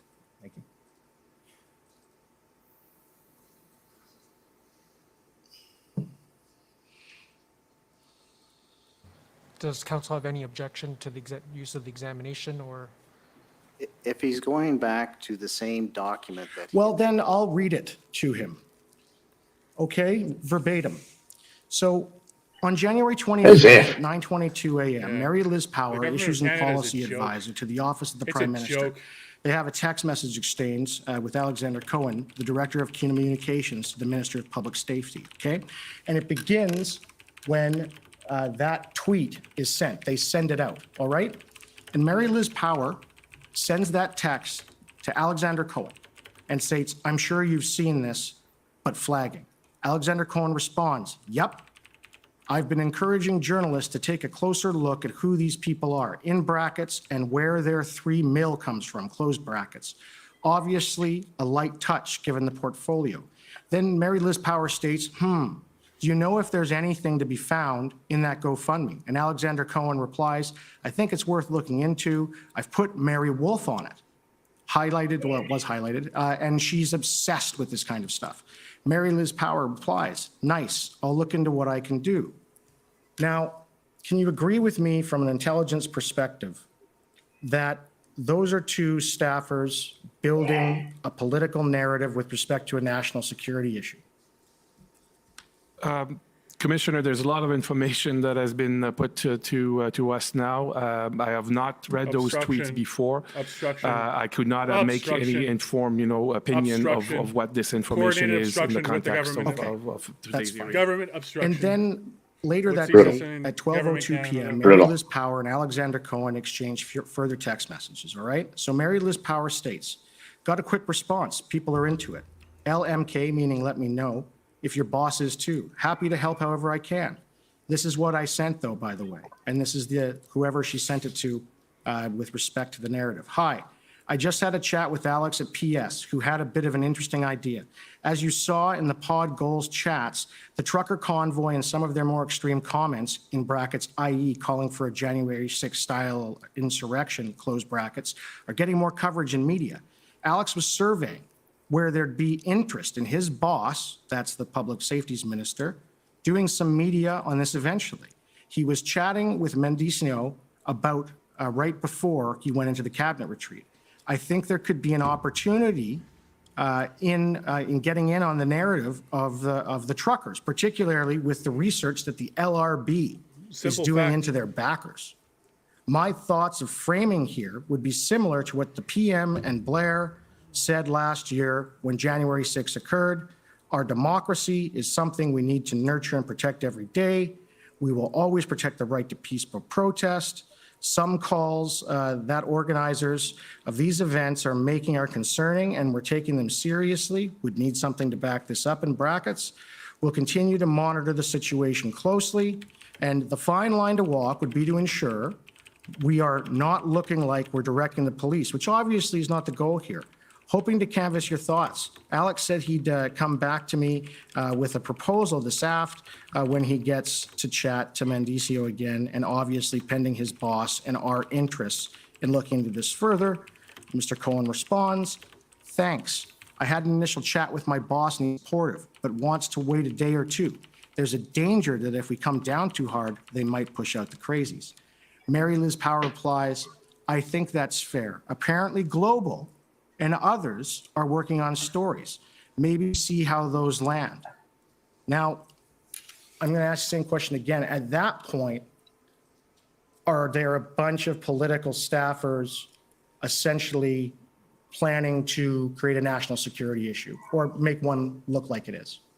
Mr. Commissioner, I will have the same answer. You know, there's a lot of information just been put to us for the first time. There are acronyms that were mentioned. I don't know what they refer to.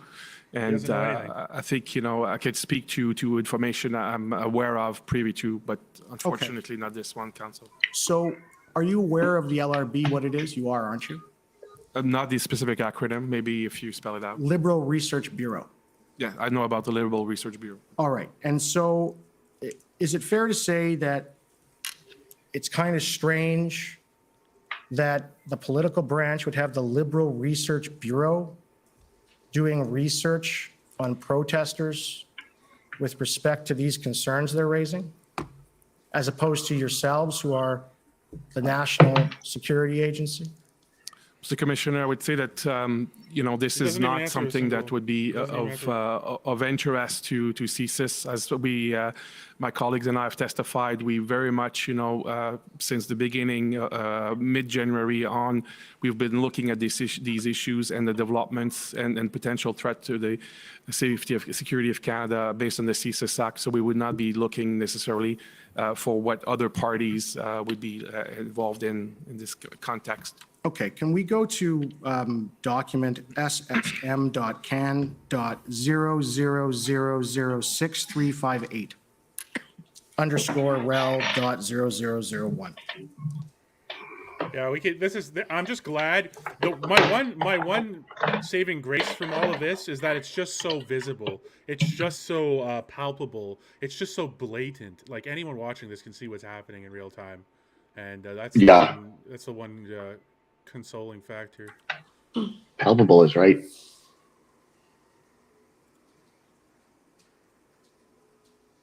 Okay, can we just scroll to the bottom to the first email, please? Pretty clear to me too.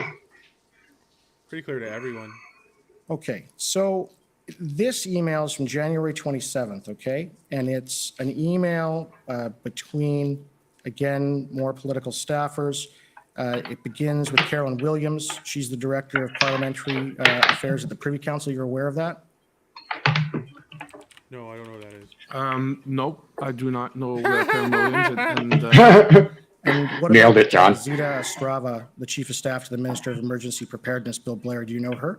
Yes, I do know Ms. Estravas. And Annie Cullen, she's with the Privy Council as well. Are you familiar with her? No, I'm not. Okay. So in this email, and again, it's January 27th, 2022 at 4:21 p.m. You're aware that the protesters in Ottawa hadn't really even arrived at that time, right? Sorry, on the 27th specifically, I do not have those specific chronological details with me. I'm sorry. So there it says to ML, that's Mary Liz, I wanted to reach out on the current issue led situation for the convoy. Given how this is transitioning to a whole of government coordination response, I feel like Emergencies Preparedness, we are well-positioned office to provide more of a high-level messaging going forward. Public safety, of course, has a major role to play when it comes to the RCMP, CSIS, and IMVE threats. But we have a helpful perspective on the whole government coordination and collaboration with other levels of government. These are the lines we worked up earlier today. Any thoughts on if this is a helpful approach? Convoy, emergency preparedness. And it says, our government recognizes and respects that everyone in Canada has the right to safe and peaceful protest.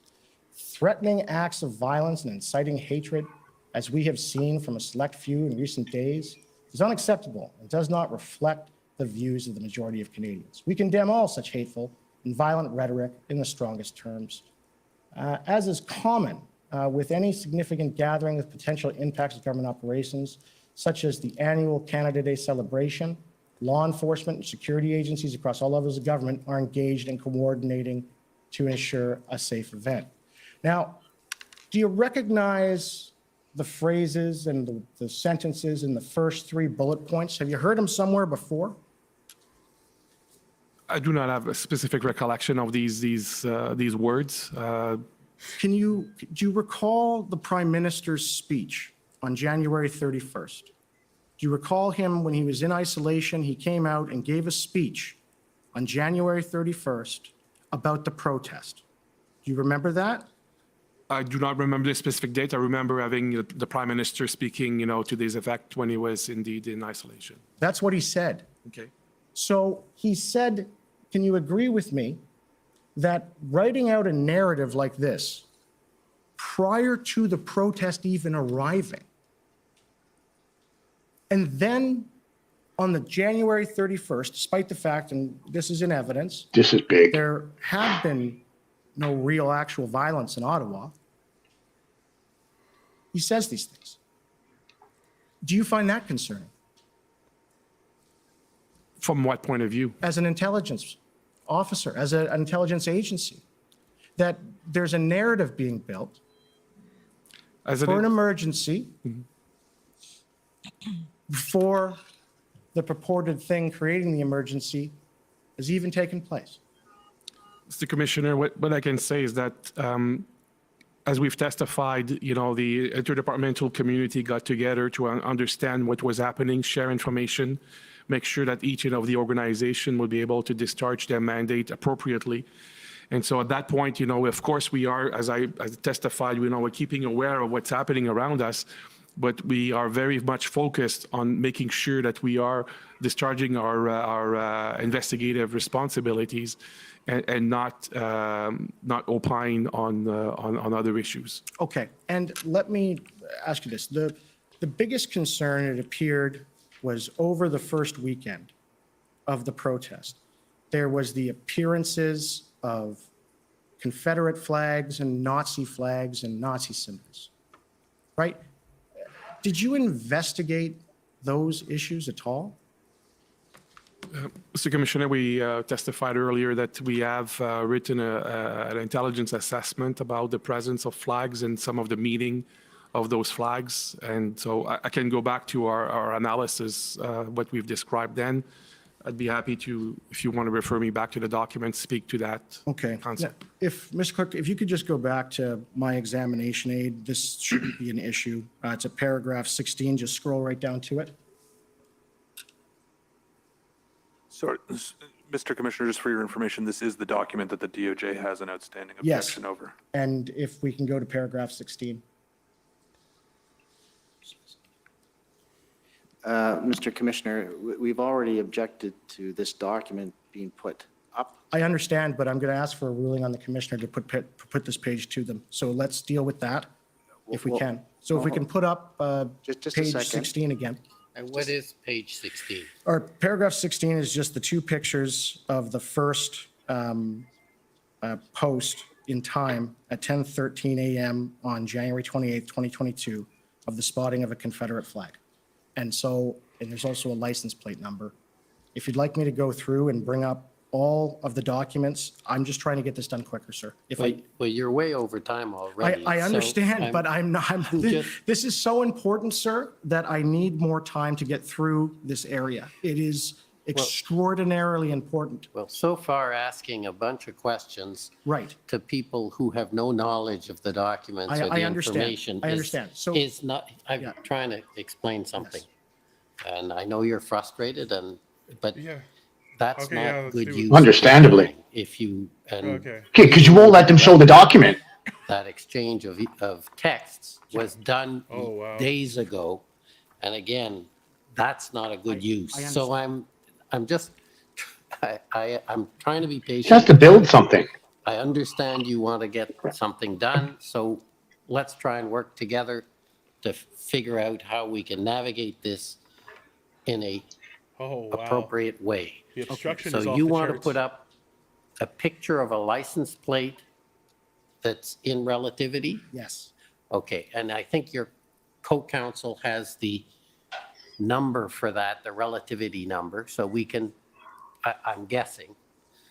Yes, Mr. Commissioner, Okay. from my understanding, Mr. Miller would like to first put up a tweet of Ariel Truster that shows the image of the license and then the license. So we'll Right. call up the number HRF, so POE.HRF 6021.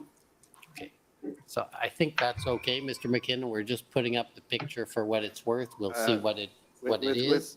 We've gone to page 16 with respect, and it's not just a picture.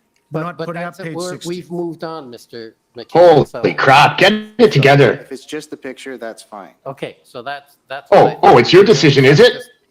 Council? Let's try and get through this. Okay, What a so, joke. sir, this is my first understanding. A joke indeed. This was the. Hold on, we better ask permission of the government's counsel. That I can find with respect to run an when independent a Confederate inquiry. flag or a Nazi flag appeared. And it's at 10:13 a.m. on January 28th of 2022. And it's posted by Ariel Troster. Do you know who she is? I do not. You're not aware that she's the new counselor that replaced Counselor McKenney? I do not know who the individual is. All right, and so then if I could just bring up the closer photo with respect to the license plate, please, and that actually is at page 43 of the examination book of authorities. That'll just be easier for you, Mr. Clerk. Well, no, I don't think we go there. So your co-counsel, I think, has the reference. Yes, Mr. Commissioner, the reference is POE.HRF 6029. They don't want to show any of this. They're trying so hard. I'm glad that everyone can see it so palpably and so visibly and so out there. It's very direct for everyone to see that they're hiding And it's quite a bit been here. clear, so online, that license plate number is BL, then it's got a crown in the middle, is 3, and I can literally tell you what it is, and people were trying to look it up. It's viewable. Did at any time CSIS do an investigation into who that license plate holder was? Mr. Commissioner, I do not have the specific knowledge of this, and even if I had specific knowledge, we would not be at liberty to disclose specific Right. details. That's why there was an in-camera session with the Commissioner and Council. Okay, and so Absolutely the next not open or document then would be the, second, please. They're trying everything here. The next document is the one that comes after in the examination aid, and it is the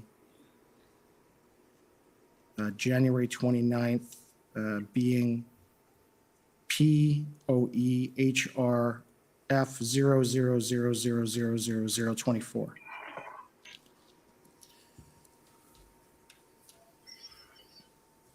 Okay, you're going to have to wrap up, though. If these are just pictures you're putting up, you Right. can put it up with any witness. I understand. So the next time a Nazi flag or a swastika or what have you appears. The next time you've found it. I mean, Right, I think. right. The next time, so you knew about the situation where Conservative Party member of Parliament. Next time you Mr. found it. Cooper, he was giving an interview and this upside down Canada flag with the swastika appeared. Are you aware of that? I remember something to that effect. I've not researched this recently, but I recall something to that effect, yes. Okay, could I now bring up POEH.HRF 00000026? Yeah, they don't want the truth. They want the narrative. That's what I'm getting. Okay, So so there's no thirst this for the is the truth. post from a fella by the name of Skip Pop, unidentified on Reddit. He posted at 3:12 p.m. And it's, from my understanding, the first time that the Nazi flag photo appears. Are you aware of that? I'm not aware of that, and I'm not seeing Yeah, it's just anything other I'm just than, trying to get through it. And then there is the issue with respect to that, that no one was able to identify this gentleman. And I believe there's a close-up photo of my friend, Ms. Van Berg. Okay, I think that's going to have to be it, though. Yeah, of course, Right. of course. Well, I'm just going to, if we're going to run out of time, is this. Were you aware that the first time that the picture of the gentleman all covered in army fatigues with a mask over his face, walking with a Confederate flag through a crowd, it first appeared in an opinion piece in the Toronto Star from someone who actually works for the Liberal Party of Canada? Were you aware of that?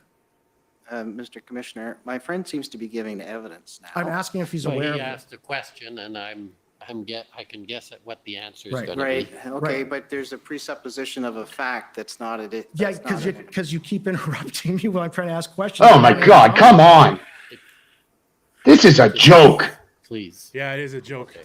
So I'm not aware of the articles, and I'm not aware of those facts. I'll that tell you where he's mentioned. getting I'm with sorry. the guy who works Are for you the aware of government a of company Canada. called Enterprise Canada?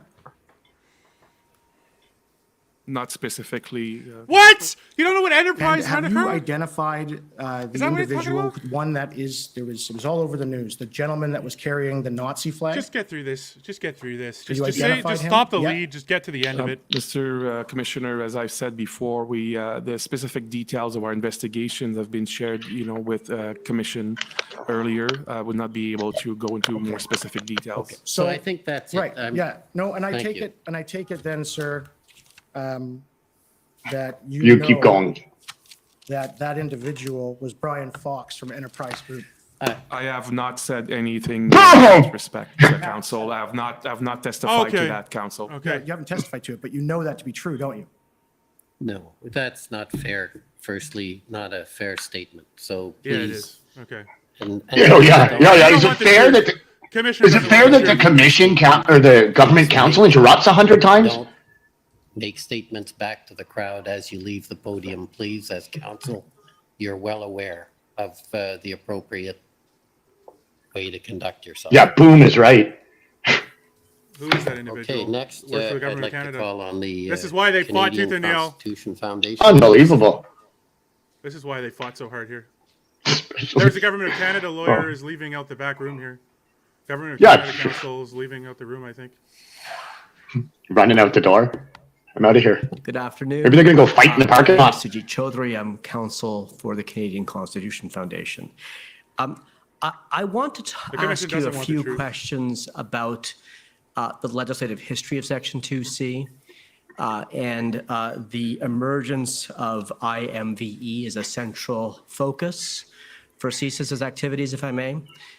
So is it true That's why they fought so that hard. Section 2C was amended in 2001 by the Anti-Terrorism Act to include a religious or ideological objective? I believe so. I believe that's accurate. And is it true that that What a bloody amendment farce. was ensured that the CSIS Act would align with the criminal code's new definitions of A terrorism? bunch of people just left the room. I wasn't involved in that, so I don't want to lead you in error, so I'm He not told certain. you. He Mr. told you Vigneault, exactly who you're it was. shaking your head. Same answer. Okay, all right, fair enough. And so I'd ask you to take my word for it that it was part of the same legislative package to get those two statutes in alignment. And then in 2019, there is a major initiative The on government the of part of Canada CSIS is the obstructing development of a definition and framework for ideologically motivated violent extremism. Is that right? I believe that the work started before that, but I think it was maybe put in higher gear. I trying to had find what that is. in my first public speech that I had made after becoming director in 2018. That speech spoke to the rise of this, and I believe I used the concept of IMV then, but it's around 2018, 2019 indeed that work was solidified and the concepts were developed to try to understand, characterize better this new phenomenon dynamic we were seeing in society. Good. That's when we made up these new sir, things. And just so we're clear, I believe that the first time CSIS reported out on this development and its thinking was in the 2019 annual report. That sounds accurate, yes. Okay, good. And is it true in your interview summary you stated that IMVE does not mirror the criminal code definition of terrorism? I don't recall seeing that. You'd have to show me the document. Sure. So could we pull up witness I love summary how prepared 60, this guy is. please? He's And great. could we go to the bottom of page 3? This guy's not going to be interrupted. This guy is not going Sure, no problem. I'll bring that right up.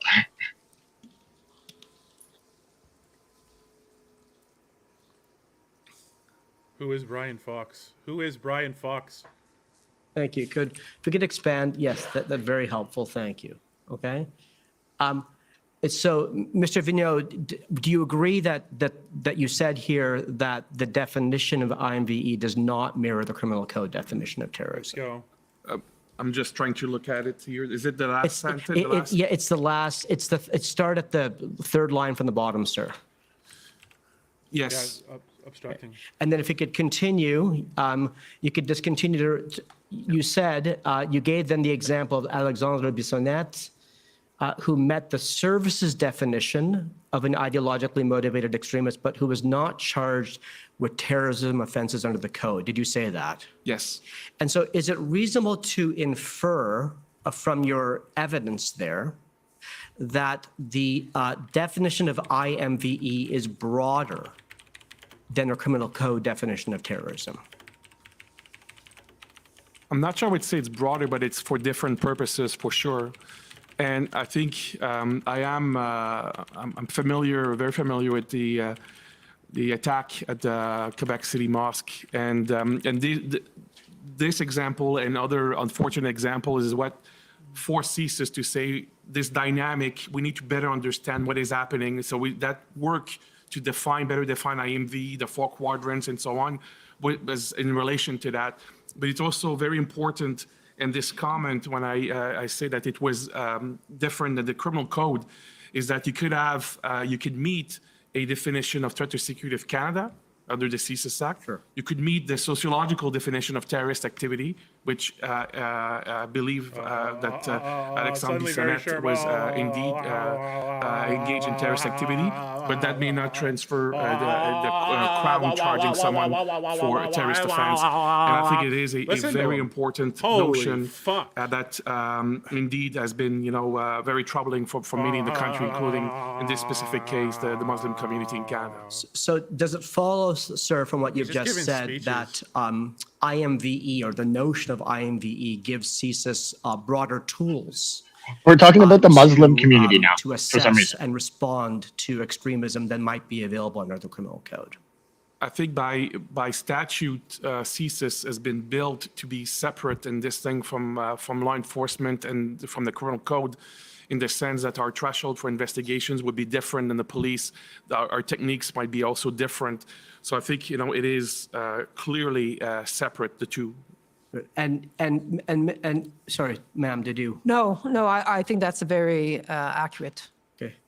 So stop wasting time. Would you say that it's that CSIS over the last number of years has developed a lot of expertise on IMVE? I would say yes, because unfortunately there are more cases in Canada, there are more cases internationally, and we have worked very closely with a number of partners at the federal, provincial, municipal level, and international partners. And as my colleague testified, that conceptual framework has been adopted by a couple of international partners as well. And the analysis is done in the first instance by skilled intelligence professionals. Yes, that would be accurate. And you're a learning organization, so you're always trying to improve how you analyze IMV. That would be accurate, yes. Okay. And so would it be fair to say if you can now look back to 2018 or 2019 and think about the world before then and the world after in terms of CSIS's function, do you think that the adoption of IMVE has broadened the scope of the activity CSIS investigates under 2C? I would not say they broaden. I would say that they help our investigators, our analysts to better understand of how the CSIS Act applied, what would be the, because again, we make a very significant distinction in what we call awful but lawful speech and protected, by the charter versus activities that would be, defined under the CSIS Act. And so I think it's not a broadening, it's more a fine tuning of Brad, the understanding, all of a sudden, developing Brad. analytical tools to make sure that not only do we not go over the law, but that we are indeed investigating the threats to Canada as mandated by Parliament. So, but you would agree that IMVE now occupies 50% or more of CSIS. He just described a broadening. Of our He literally described a broadening. Mr. Commissioner, how much time do I have left? Yeah, about 2 minutes left. Okay, I'd like to pivot at the end just to the issue of threats to government officials online, if I may, because my friend Mr. Champ raised it for you. And so it seems to me, and I ask you to agree with this, that it seems that the mere utterance of a threat online doesn't necessarily per se cross the Section 2C threshold. Is that right? Yes, that would be accurate. Yeah. Could you tell us when it would? Sure. I think as we try to maybe unskillfully try to exchange previously, the analysis, is based on the best way possible to describe it is what we have on this placemat. These analytical tools have been developed to make sure that, at all levels of the organization, but also more broadly within the community, with law enforcement, who are themselves in their own jurisdiction trying to understand what is happening and make a distinction between something that would be bravado online, that would be something that should be investigated, under the criminal code by law enforcement, and something that we see Holy shit, would be slow doing. down. Why isn't the commissioner telling him to slow probably down? the best way of describing it, He's which talking is way too fast for the maybe not the hand people, helpful for your the purpose. ASL people Okay. and the Well, Quebec. Mr. Commissioner, I think we're out of time. So thank you for your time. Thank you. You actually had a minute left, but I don't. Okay, so I think probably we'll take the lunch break now and come back, because I think we should have a little over a half hour of time left. So let's come back at 2 o'clock, please. The commission is in recess until 2 o'clock. La commission est levée jusqu'à 14 heures. So it seemed like Miller was. If you guys are enjoying the coverage, please consider buying me coffee. buymeacoffee.com/patriotsmoothie. You can go there. You can send coffee money, or if you want to send an e-transfer, you can go and send it to Daisy at daisymedia@gmail.com. Really appreciate that if you would consider doing that. It's a lot of time to come to this, and it's a lot of stupidity. So if you want to do that, it's up to you. Thanks. You could also go there. Much appreciated. Much appreciated. So, Just with Miller there. So what we saw established, it seems like through this, is that there was an effort in advance to plan and to bring out a narrative before there was any evidence. Like it was all planned in advance on the government side. It's crazy. The government was working with if this what was the name of that man that we said who is Brian? Was it Brian Cox? Anywho, if that was the case, it seems like there was collusion between media, the government, to push a narrative before this even got going. So they had a plan, and they were working in cahoots to that narrative out. I think that's what we just saw. And if that's the case, that is, I don't even know what to call that. That's it's not really unbelievable. Nothing's unbelievable at this point, but that's one heck of an admission if that's the case. It's unreal. Yeah, I'm gonna have to go back and rewatch through some of that to pull everything out, but there was a lot there. Brian Fox, okay, thank you. Brian Fox, yeah. So- I just, some people are saying it went bad. I think it went really well. It really brought all the biases, all the obstruction, all the garbage, all the toxicity to the surface. It brought everything to the surface very visibly, very blatantly, and I don't think anyone missed it right there. So Yeah, Brian Fox from Enterprise Canada. Yeah, it was kind of convoluted with everything going on and all the objections and the time wasting, and you had the Government of Canada Council. Was allowed to do whatever they wanted. It was. Can you imagine if Yes. a friendly lawyer did something like that to one of their witnesses? Yeah, imagine. To them? Holy shit! The government, like this is. It's very blatantly biased. I'm sorry, folks. It really is. The way the Government of Canada Council was wording things too, it was like it was his decision. I can't allow this. It's not up to you, Government of Canada Council. You don't decide. You don't decide. And some people are saying I sound really soft here. Let me put it up, I guess, a little bit.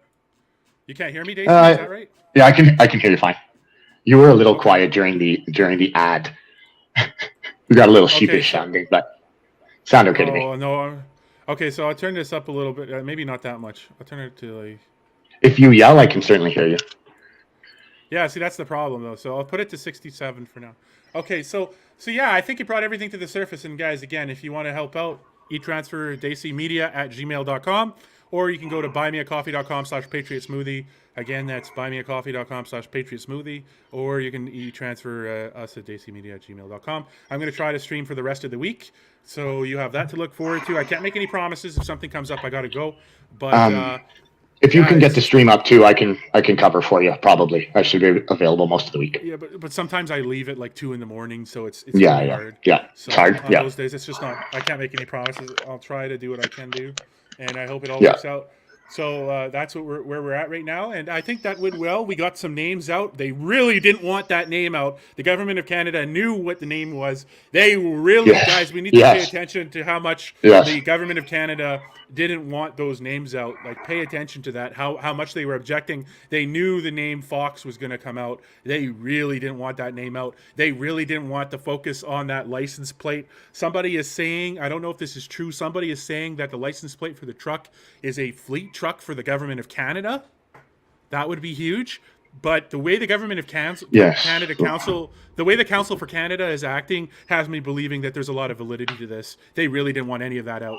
They were really trying. Yeah, they're trying. Every technical objection they could use, they threw it out, and then they just started blatantly yelling, and it was really showing. It made the commission show his colors too, and pretty heavily biased towards the GOC there, 60-70. I'd say 70-30 on his bias there, on that exchange. He did at one point tell the government to stop just because they were so ridiculous, and if he didn't say anything, it would have truly painted a terrible picture. I mean, it did. But he said anything out of desperation there at the end. But no, not a good look for him.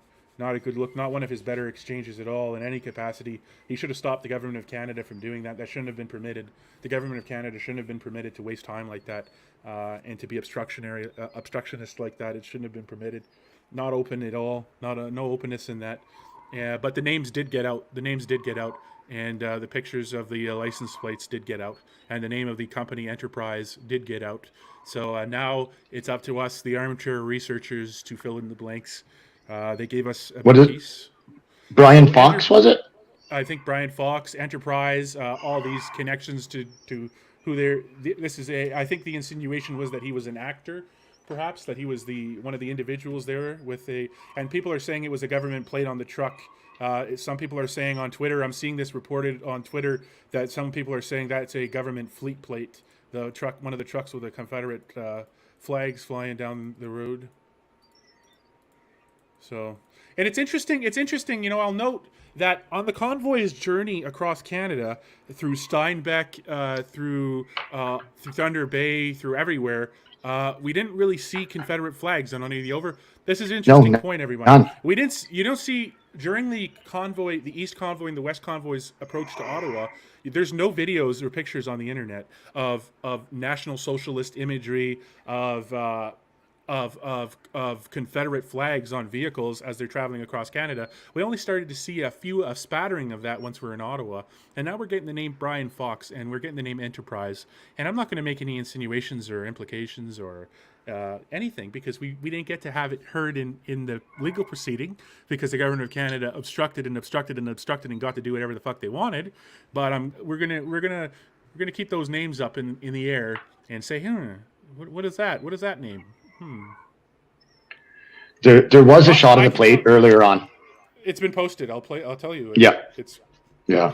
I don't have it yet, but I'll go back and look for this stuff. You can tell us if it's Government of Canada, Wendy? Okay, I'll tell you right now what the plate is.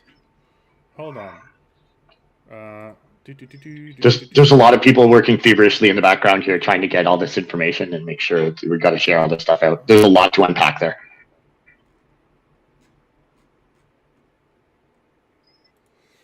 Yeah, it was good.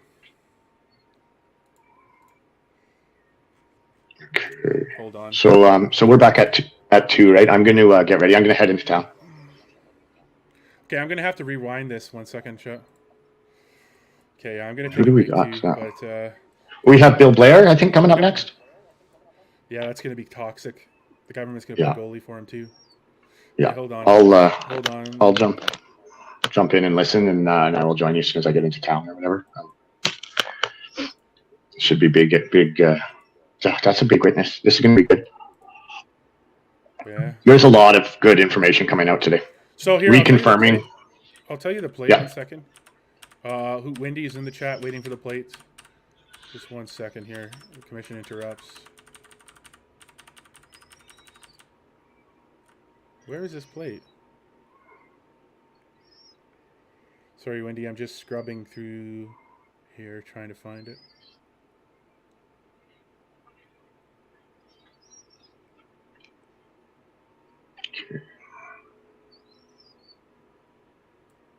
All right. Okay. Hold on. He does have this. So it's it looks to be BL or 8L 83679. Wendy. That's what it appears to be. Again, I'll repeat it, Wendy. It's looks like BL 83679. I can't, or it's 8L maybe. Go Google Brian Fox at Enterprise. See what it says about him. I haven't had a chance yet, but 3679 83679 8L 83679. Wendy. Did you hear that, Wendy?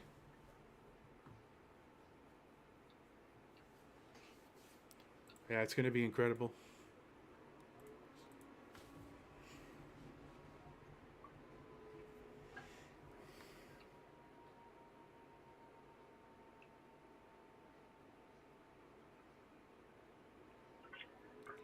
Did you get anything from there?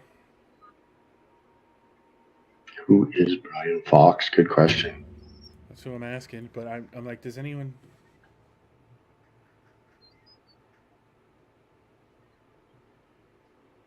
Okay, I'm going to jump off and get ready, and I'll try to do a bit of research here too and see if I can't track down some information about this Brian Fox character. I will jump back in at 2:00. I'm just trying to see what that... I read the plate there, but it seems to be BL83679 or 8L83679. Wendy, what are you... Yeah, that's what it looks... It looks like a B. I mean, it could potentially be an 8. What do you think about that, Wendy?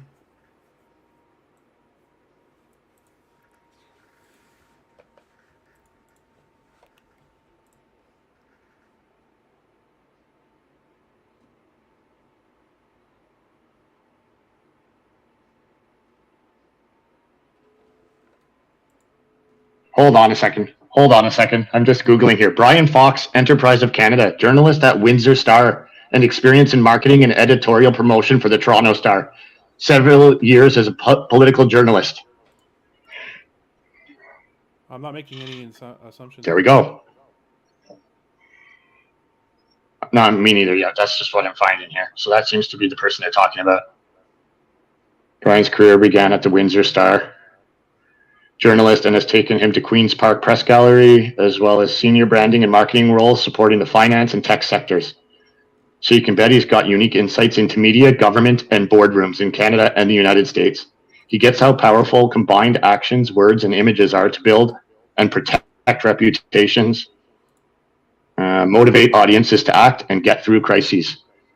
He also leads our infrastructure practice, where he works with private and public players to deliver communications, stakeholder engagement, and crisis communications for some of the biggest projects on the go. This seems like it's the person they're talking about.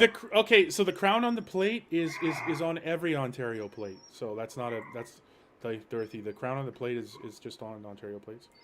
But I'm trying to. Wendy, you said you knew something about that plate. Oh, it should have a crown or a white sticker on the left-hand side above the plate. Okay, talking about a different crown. I can't really tell if it does or not. I can't really tell, Wendy, if it has any of that. Wow, the doggo is really upset.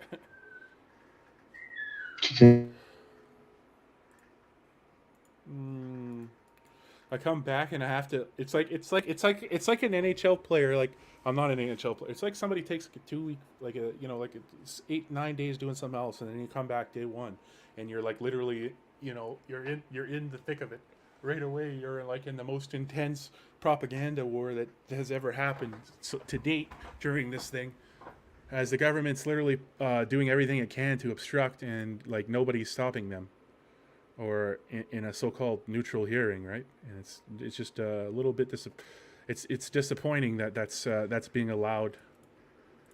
I can't imagine the reciprocal treatment being tolerated. I cannot imagine the reciprocal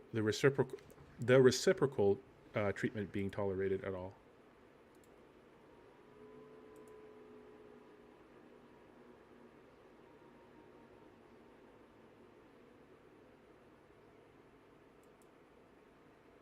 Huh. I can't make out any finer details on this. I can't tell if there's a crown on the top. It'd be pretty stupid to just go through the street with a truck like that with the fleet plate on it. That'd be a really stupid thing to do. Yeah, imagine.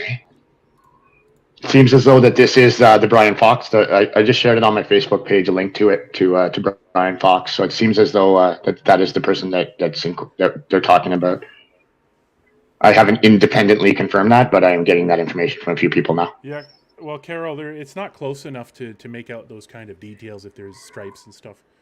There's no detail, and now we're going to have Bill Blair. Like that CSIS testimony, we didn't really get anything from it, but what we did get is the bias is all boiled up.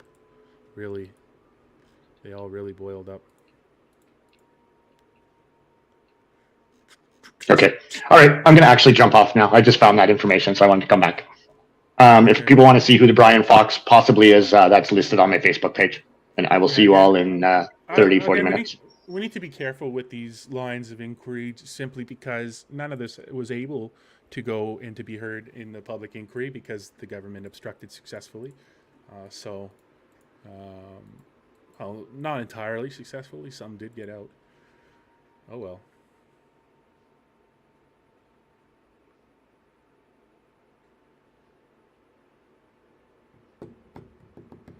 Yeah, the whole rest of the week is going to really suck. It's going to be a lot of lies and a lot of grandstanding. It's going to be really intense. It's going to be like today, but worse. The Government of Canada Council is going to yell over everyone.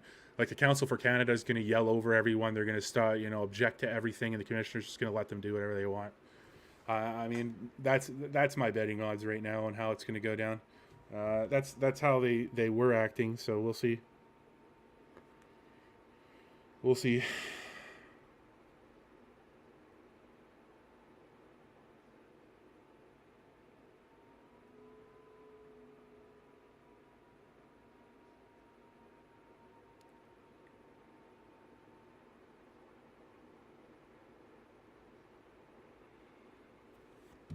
No way.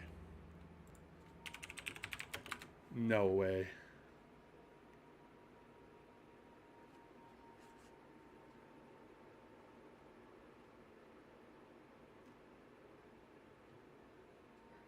No. Oh, he brings all the biases out. Like, it's so visible and it's so in your face. You can't do anything but acknowledge them. They're right there, like on top of you, smothering you. It's like, holy smokes, in a choke.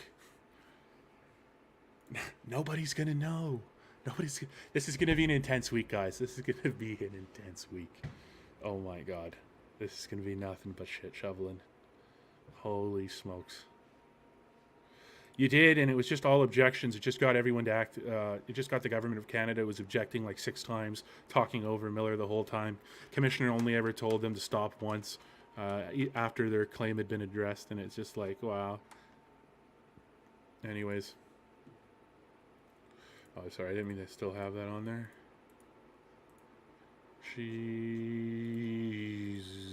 Yeah, I can't see I'm just looking at a freeze frame of the truck, and like I said, I can't tell if there's any kind of sticker on that of any sort. So, not in progress.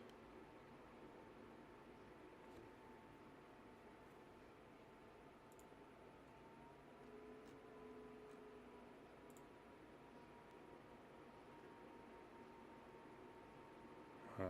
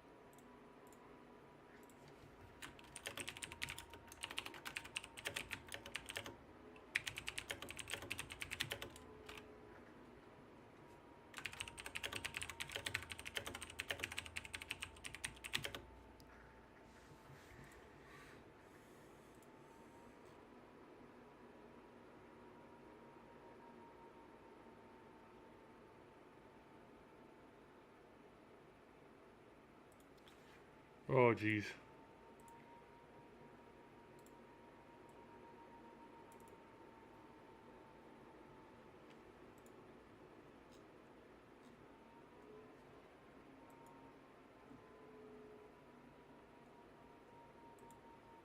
Let's go.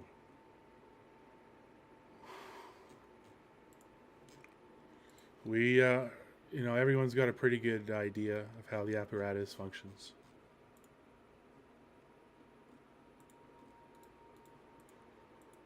Oh my goodness. It definitely is, but we're going to try to figure out if it's, belongs to the Government of Canada fleet. Who's up next to testify? Minister of Emergency Preparedness, Bill Blair. My God, take your blood pressure medication now. Okay, fair warning. Be fair warned. Take that shit now. Because you're going to hear nothing but lies. Very unfortunate, in fact. Lies, that is. Okay, guys, it's 1:25. I'm going to take a half-hour break. I'll see you when we get back. Lies are coming at us in light speed. See you at 2 o'clock. But man, the bias, the obstruction, so palpable, so visible, so guttural, just right there in your face. They didn't meet the definition, so they invented their own. It's a circus. It's a circus, everyone. It's a circus, and the music's a blasting.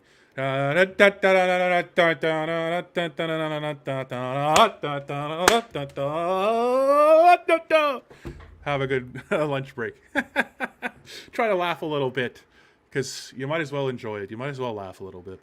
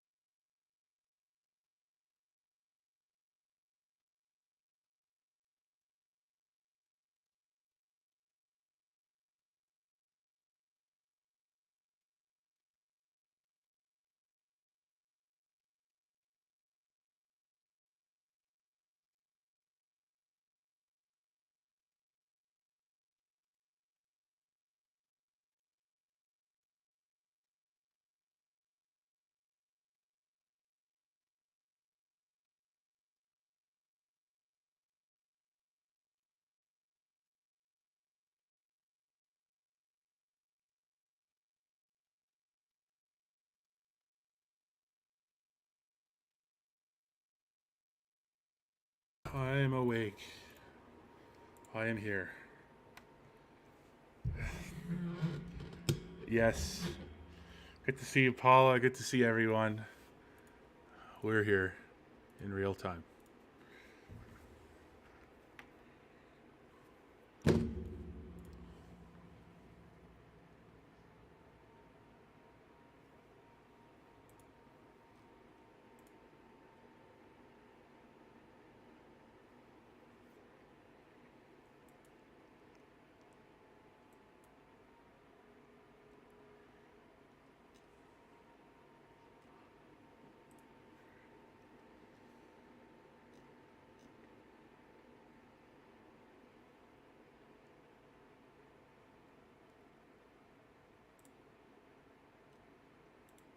Ooh.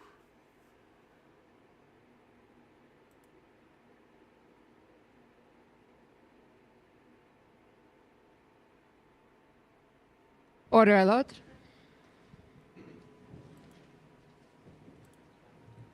The commission is reconvened. La commission reprend. Order a lot. We're back. Okay. Oh, I've got to give the Bon link. après-midi, good afternoon. Yeah, no, fuck I think yourself. the next is the Union of British Columbia Indian Chiefs. That's new. Yeah, that's very new. Good afternoon. My name is Cheyenne Arnold Cunningham, and I'm counsel for the Union of BC Indian Chiefs. I will be directing our questions today to Mr. Vigneault, but I welcome the answers of any participant on the panel who may be able to supply additional information. Mr. Vigneault, are you familiar with Bill C-15, which received royal assent and came into force as federal legislation on June 21st, 2021, to adopt and implement the United Nations Declaration on the Rights of Indigenous Peoples, also known as UNDRIP? I'm generally aware of the bill, yes. So under that legislation, the government of Canada is required by Parliament to take all measures necessary to ensure that the laws of Canada are aligned with UNDRIP. How is CSIS meeting this obligation? Is this to do with the EEA? No offense. That's an interesting question. I think that our work as an organization, we're supporting the government, continues to be making sure that our specific act is respected, that we are, of course, respecting the law, but at the same time that as an organization that we are taking measures and steps internally to make sure that we will live up to our obligation on human rights. I do not have a specific reference to the CSIS Act in relations to UNDRIP.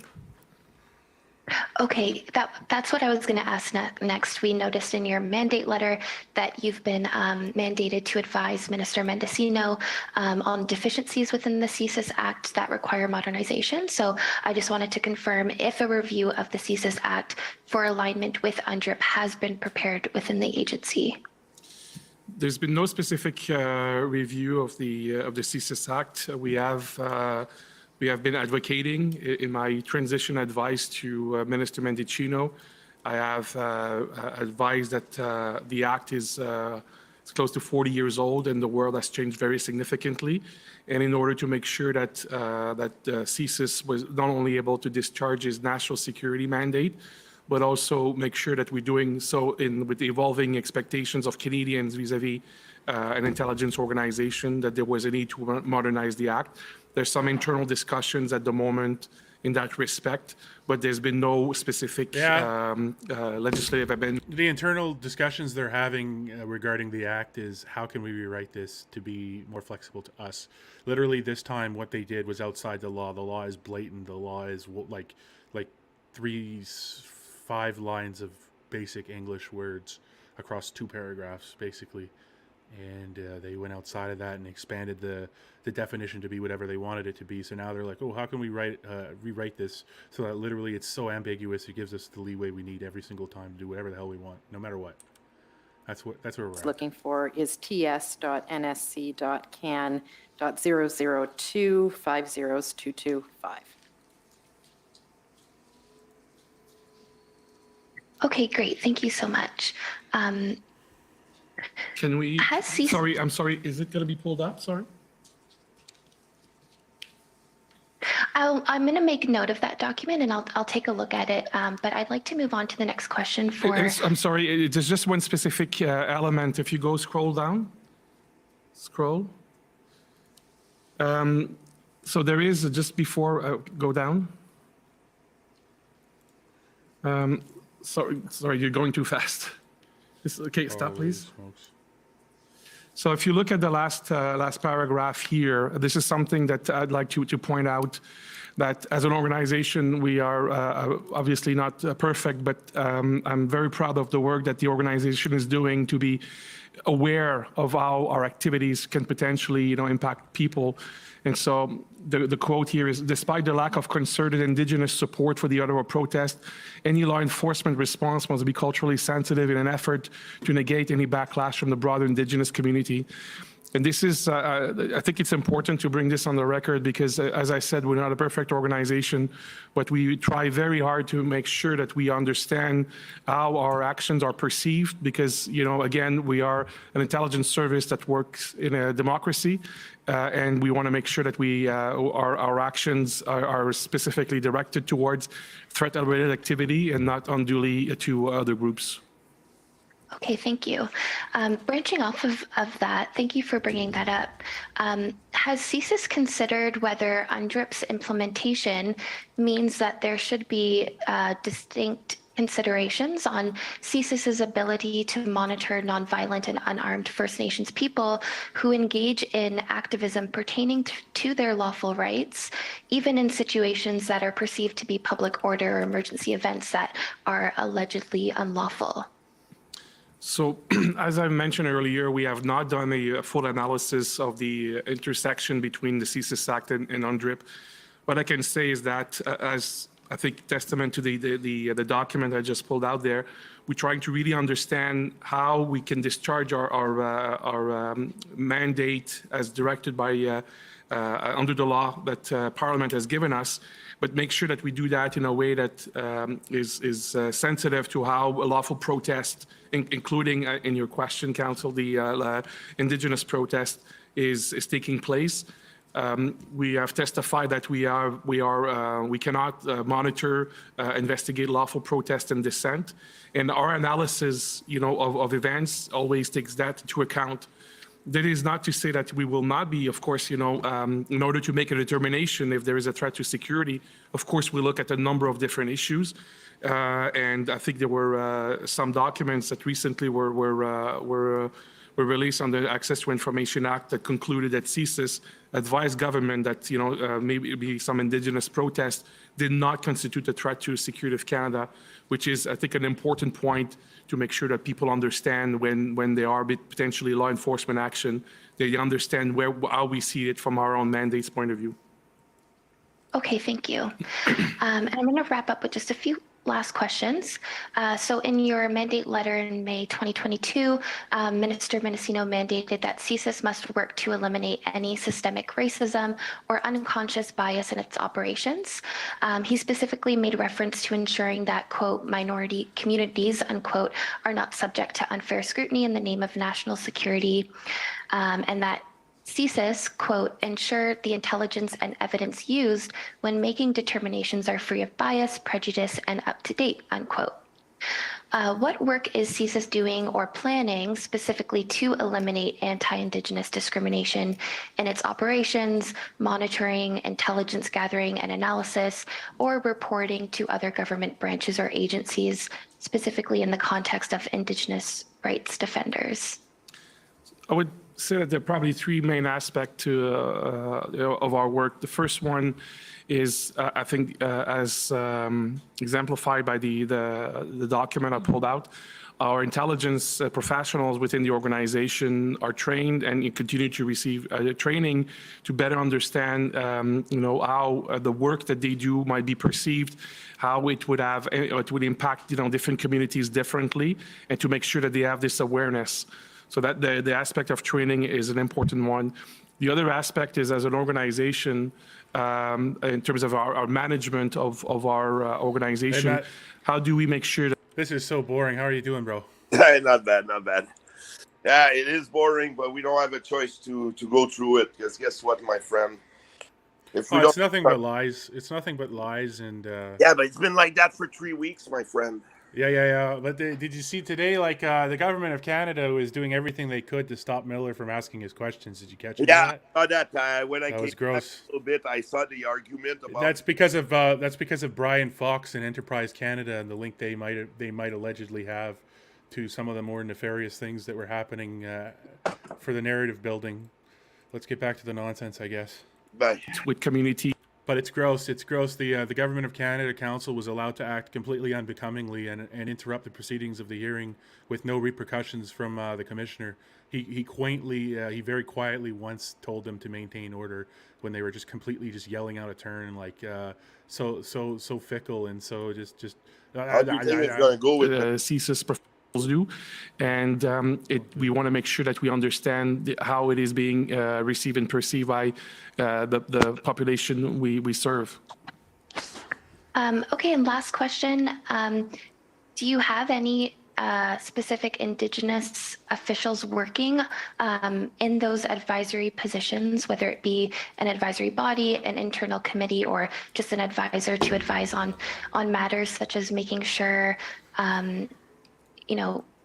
surveillance of ideologically motivated activism doesn't suppress legitimate activism by Indigenous peoples regarding their rights?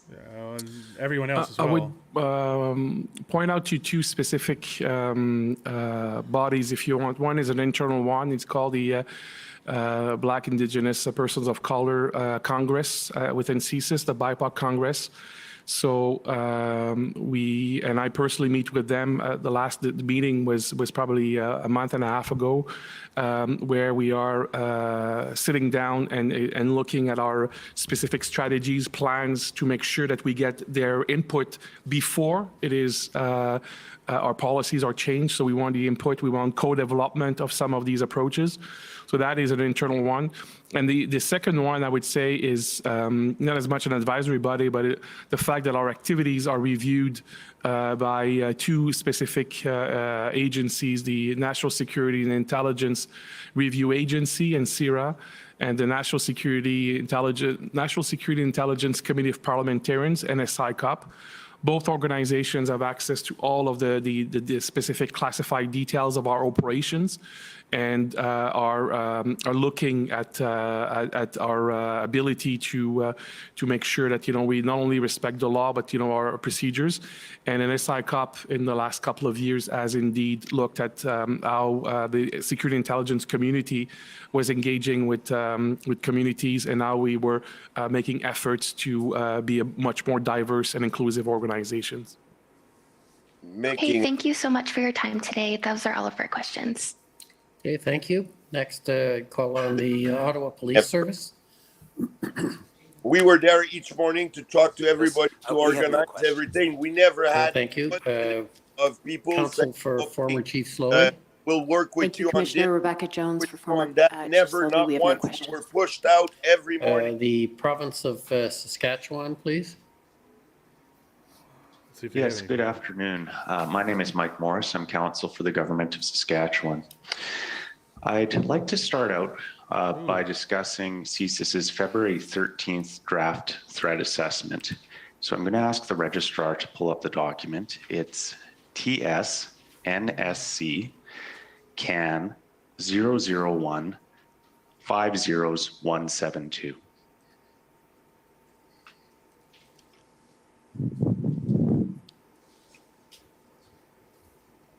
Mr. Vigneault, just as we're waiting, this document is entitled Possible Implications of Emergencies Act Across the IMVE Space. I gather you're familiar with it. Is that fair?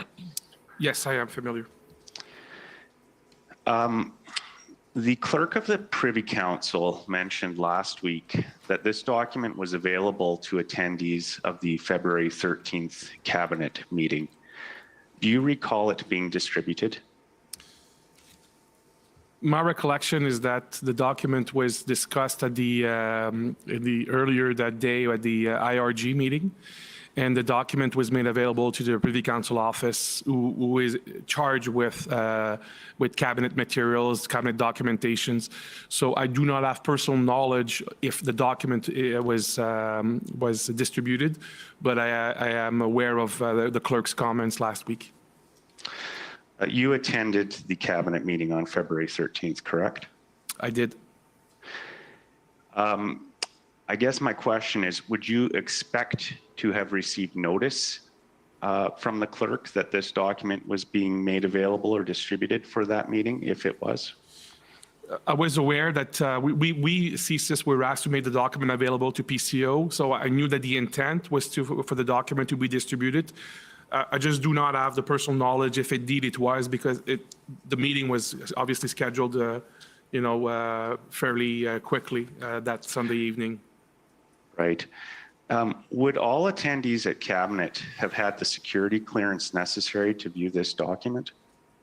They will all have the right to see it. Ministers do not have security clearances. As privy councillors, they are deemed to be to have access to the classified information. So yes, they would. Every member of a cabinet would have been entitled to see that information. Okay. To the best of your recollection, was the content of this document related fully and accurately at the cabinet meeting? I do not remember the document being discussed specifically. Doesn't remember, of course. Okay. I'm going to quote you a statement that the clerk of the Privy Council made in her evidence on Friday. So I want you to just listen closely. If we need to pull up the transcript, we can. The clerk stated, Cabinet was aware that CSIS had not assessed a threat to the security of Canada necessary to trigger their authorities under the CSIS Act. Are you able to agree with that statement? Yes, I'm able to agree because I had been part of previous meetings. My colleague, Madame Tessier, has also been part of meetings when we were providing that assessment to Cabinet. So it had been provided, a few times. And as we testified to earlier, this was a dynamic assessment. So it's not because we came to that position earlier that we would not change. It was when it was reiterated to Cabinet, it was the assessment of the day that continued to be the same thing. So I'm very comfortable to say that Cabinet was aware of this assessment. Okay, thank you, sir. I want to move on to discuss the ability. Such a windbag response. Sort of disclose CSIS's bottom line assessment to provincial governments and premier. It's really important to remember that that David Vigneault is an employee of the federal government, so he needs to satisfy the federal government to keep his job. Conclusions would have been able to be disclosed at that meeting. And I want to put two of those bottom line conclusions to you, sir. One is that CSIS's assessment that the protests did not pose a threat to the security of Canada as defined in Section 2 of the CSIS Act. Would the federal government have been at liberty to disclose that information on February 14th at the First Minister's meeting? I would say that probably not, because the CSIS Act under Section 19 is fairly restrictive in terms of who can access classified information. And so that access does not go to provinces, territories, or municipalities. So that would be my, I was not part of the specific meeting, but for the purpose of this discussion, that would be my reaction. Section 19 will not allow the classified information to be shared. Yeah, well, if there was information. But hold on there, Director. Isn't the interpretation of the law open? Yeah, can't we just make interpretations? How do you know what Section 19 really said? Right? What's a national emergency? Right? We don't know. Nobody knew. We don't know. You can't say that. Just like you can't say the Emergencies Act is rigid on its definition of the CSIS Act's interpretation. Right? The law is fluid. We can't say that with certainty, David. My goodness, get with the times. Let's modernize here. Enforcement teams that exist across the country that allow different levels of law enforcement to receive the information. So that's normally how the classified threat information will be relayed. Okay. I just have a couple more questions. We heard some evidence the other day that the NSIA asked the RCMP to produce a threat assessment for the use of the clerk of the Privy Council on February 14th. I'm wondering, was CSIS asked to prepare a similar threat assessment for the clerk of the Privy Council on February 14th? I do not recall such a request. I have seen the testimony, and as part of the preparation for this appearance, I've seen an exchange of email that was in reference to that threat assessment. I do not recall that day being asked specifically to do such an assessment. Okay, I just have one final question. This one's more of sort of personal interest, and it's to Ms. Tessier. Ms. Tessier, you've had a lengthy career with CSIS, and I understand that you would have been employed with CSIS following the September 11th attacks. Is that correct? Yes, that's correct. We've heard that CSIS's threat assessment remained at medium throughout the Freedom Convoy. Can you advise whether CSIS's threat assessment exceeded medium in the period immediately following the September 11th attacks? I'm going to have to refer, because the national threat assessment level is assessed by ITAC, so I'll refer that question to my ITAC colleague. Thank you. It would be very difficult to say. The ITAC was created in following a 2004 policy, a national security policy, so it was not in existence right after the September 11 attacks.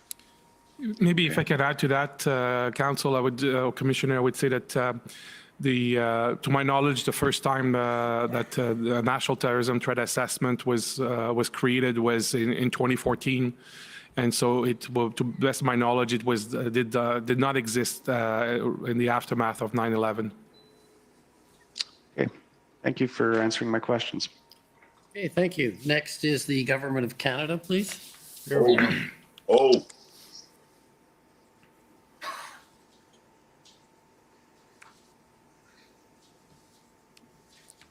Good afternoon. I'm Robert McKinnon for the Government of Canada. Oh, here we go. He was yelling I just wildly. want to clarify Is anyone going to first give the him that document treatment? that my friend put to you just a moment ago. It's actually an attachment to the cabinet minutes in a different document ID. If you want to pull it up, you can see it SSM NSC.can, number of zeros 216, page 12.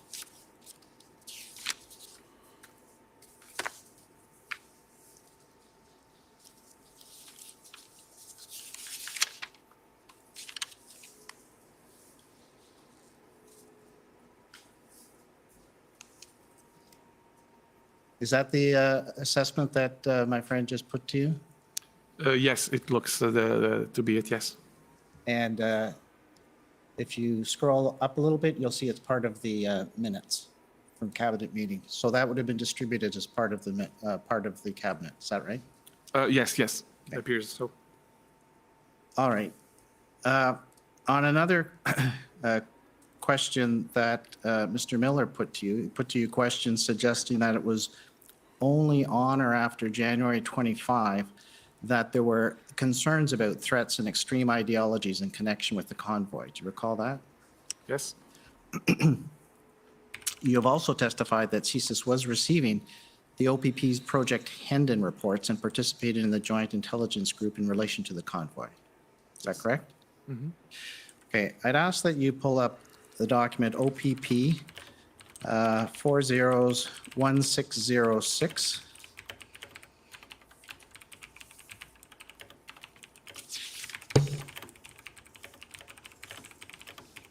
This is a Project Hendon report dated January 23rd.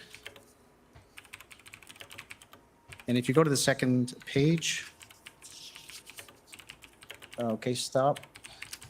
If you look at the paragraph that starts the third, we assess the commercial truck drivers participating in the Freedom Convoy are likely to be generally supportive of holding a lawful protest. However, convoy supporters may include individuals representing ideological.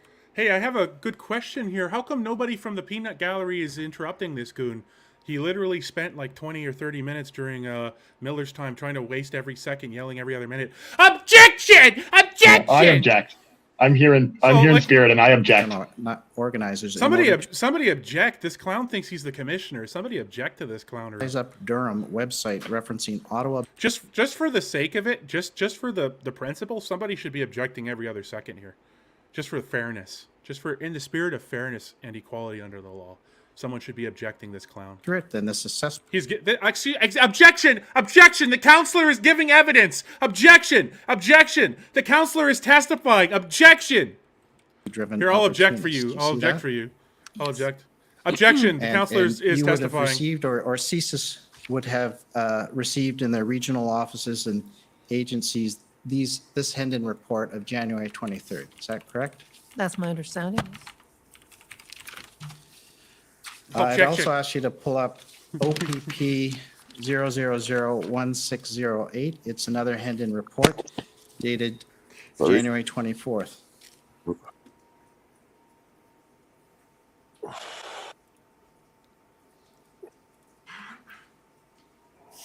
Objection. And just the first bullet point, if you can go up a little bit, yes. You'll see it says, Diagolon content has been posted or pinned on some social media sites promoting the Freedom Convoy. Some Diagolon adherents are indicating an intent to attend the event in Ottawa. We have not yet identified any comments from convoy organizers disassociating the convoy from Diagolon. Diagolon flags were also observed at a pro-convoy rally in Sudbury on January 22nd. And then if you go over the page to just above tactical considerations, the range of anti-authority movements supporting the convoy, the presence of Diagolon insignia on convoy social media sites, and at the Sudbury. Guys, we've been over Diagolon ad nauseum. We know it's complete bullshit. Tom Marazzo, Jeremy McKenzie, they all testified it's a joke. There's no organization. There's no proof of that. That would be given. That would be evidence given by CSIS that they were an organized group, with actual credible plans to attack somewhere. That never was the case. They were a group of people who got together for a barbecue, and Jeremy McKenzie swiped his finger across a phone screen and made a little picture. So, and also objection, the counselor for the Government of Canada is testifying. Document, I'll take you to ts.nsc.can.001. Then the number of zeros, 156. This is an ITAC threat assessment of the possibility of IMVE-driven violence on the margins of the truck convoy protest. So this one's dated January 26th, before the January 27th date. Testifying. In the email that my friend took you to. Objection, not in evidence.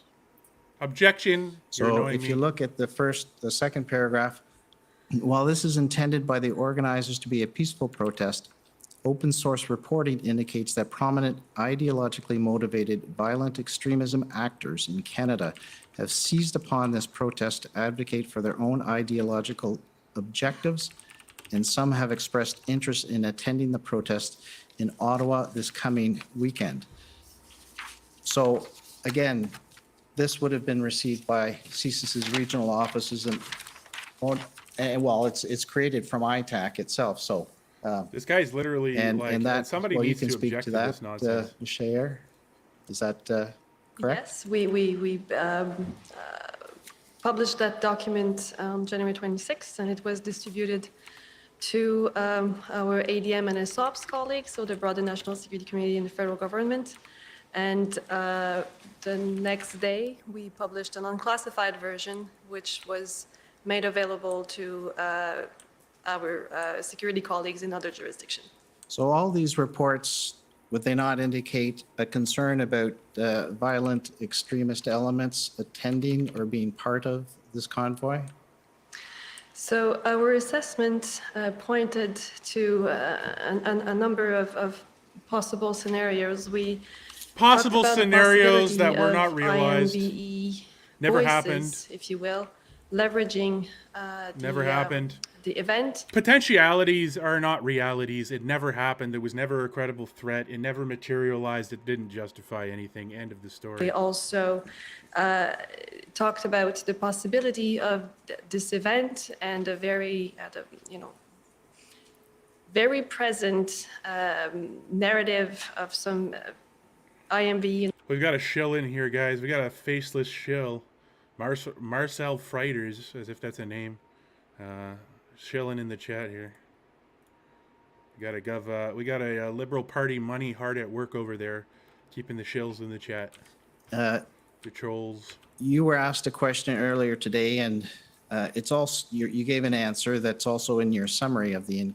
But your answer wasn't what I wanted to hear. So I'm just going to talk a bunch of nonsense, and I'm going to make you say what I want you to say, regardless of exactly if it was true or not. You just nod your head, drink your water, and just please, say that, please, thank you. Yes.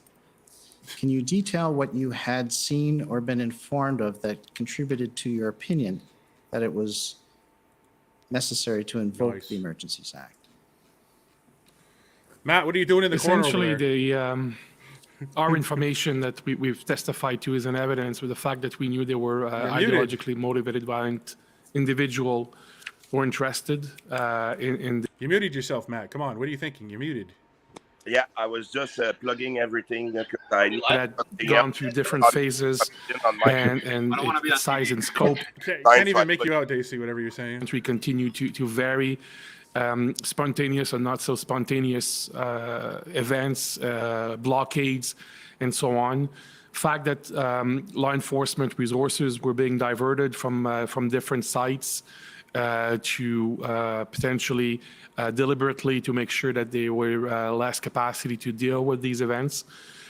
Fact that we, as part of the many interdepartmental meetings I attended, information from the CBSA, from Transport Canada, from Finance Canada about the impact that the disruption, the protest, the blockades were taking the country. Statistics Canada released a report in April that showed that the impacts were minimal.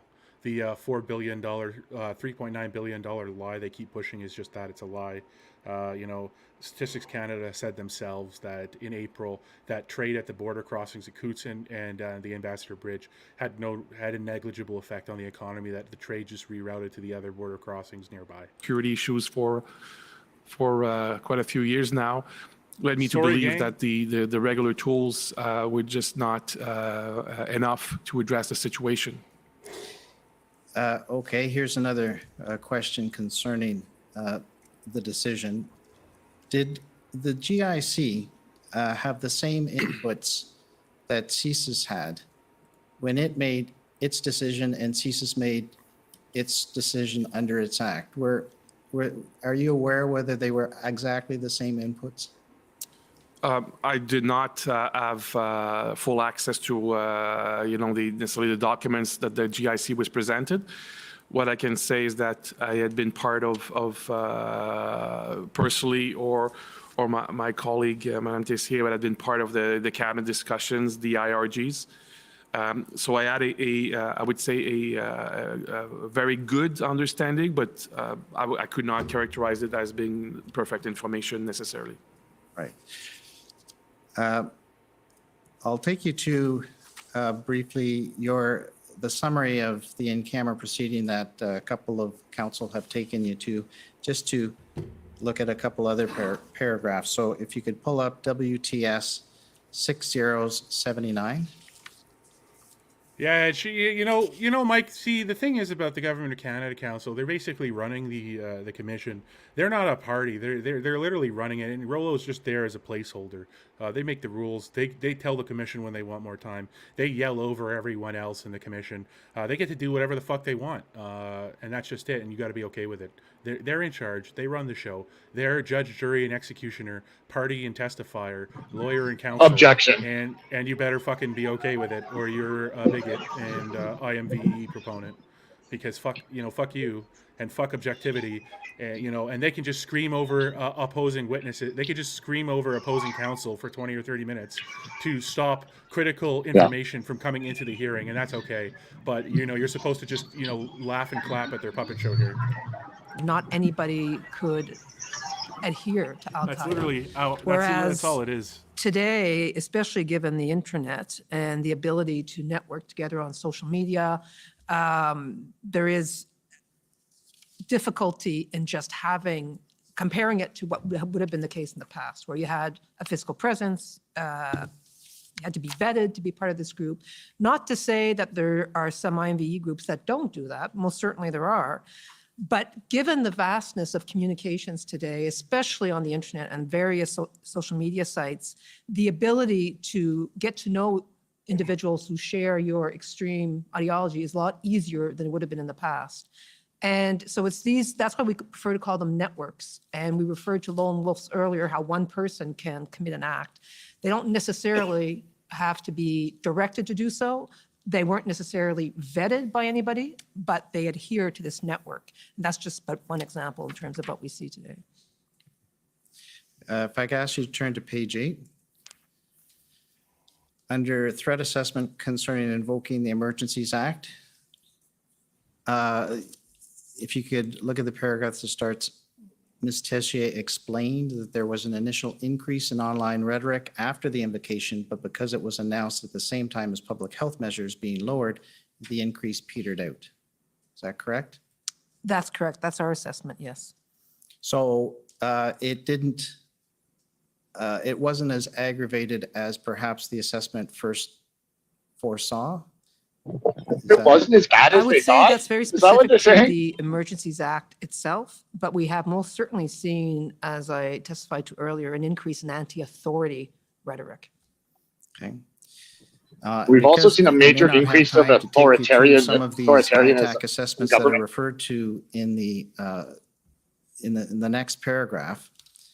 Can you just confirm that the summary there is accurate, that it says the panel will refer to several CSIS and ITAC assessments between 2020 to the period the convoy ended, describing threats to journalists and politicians.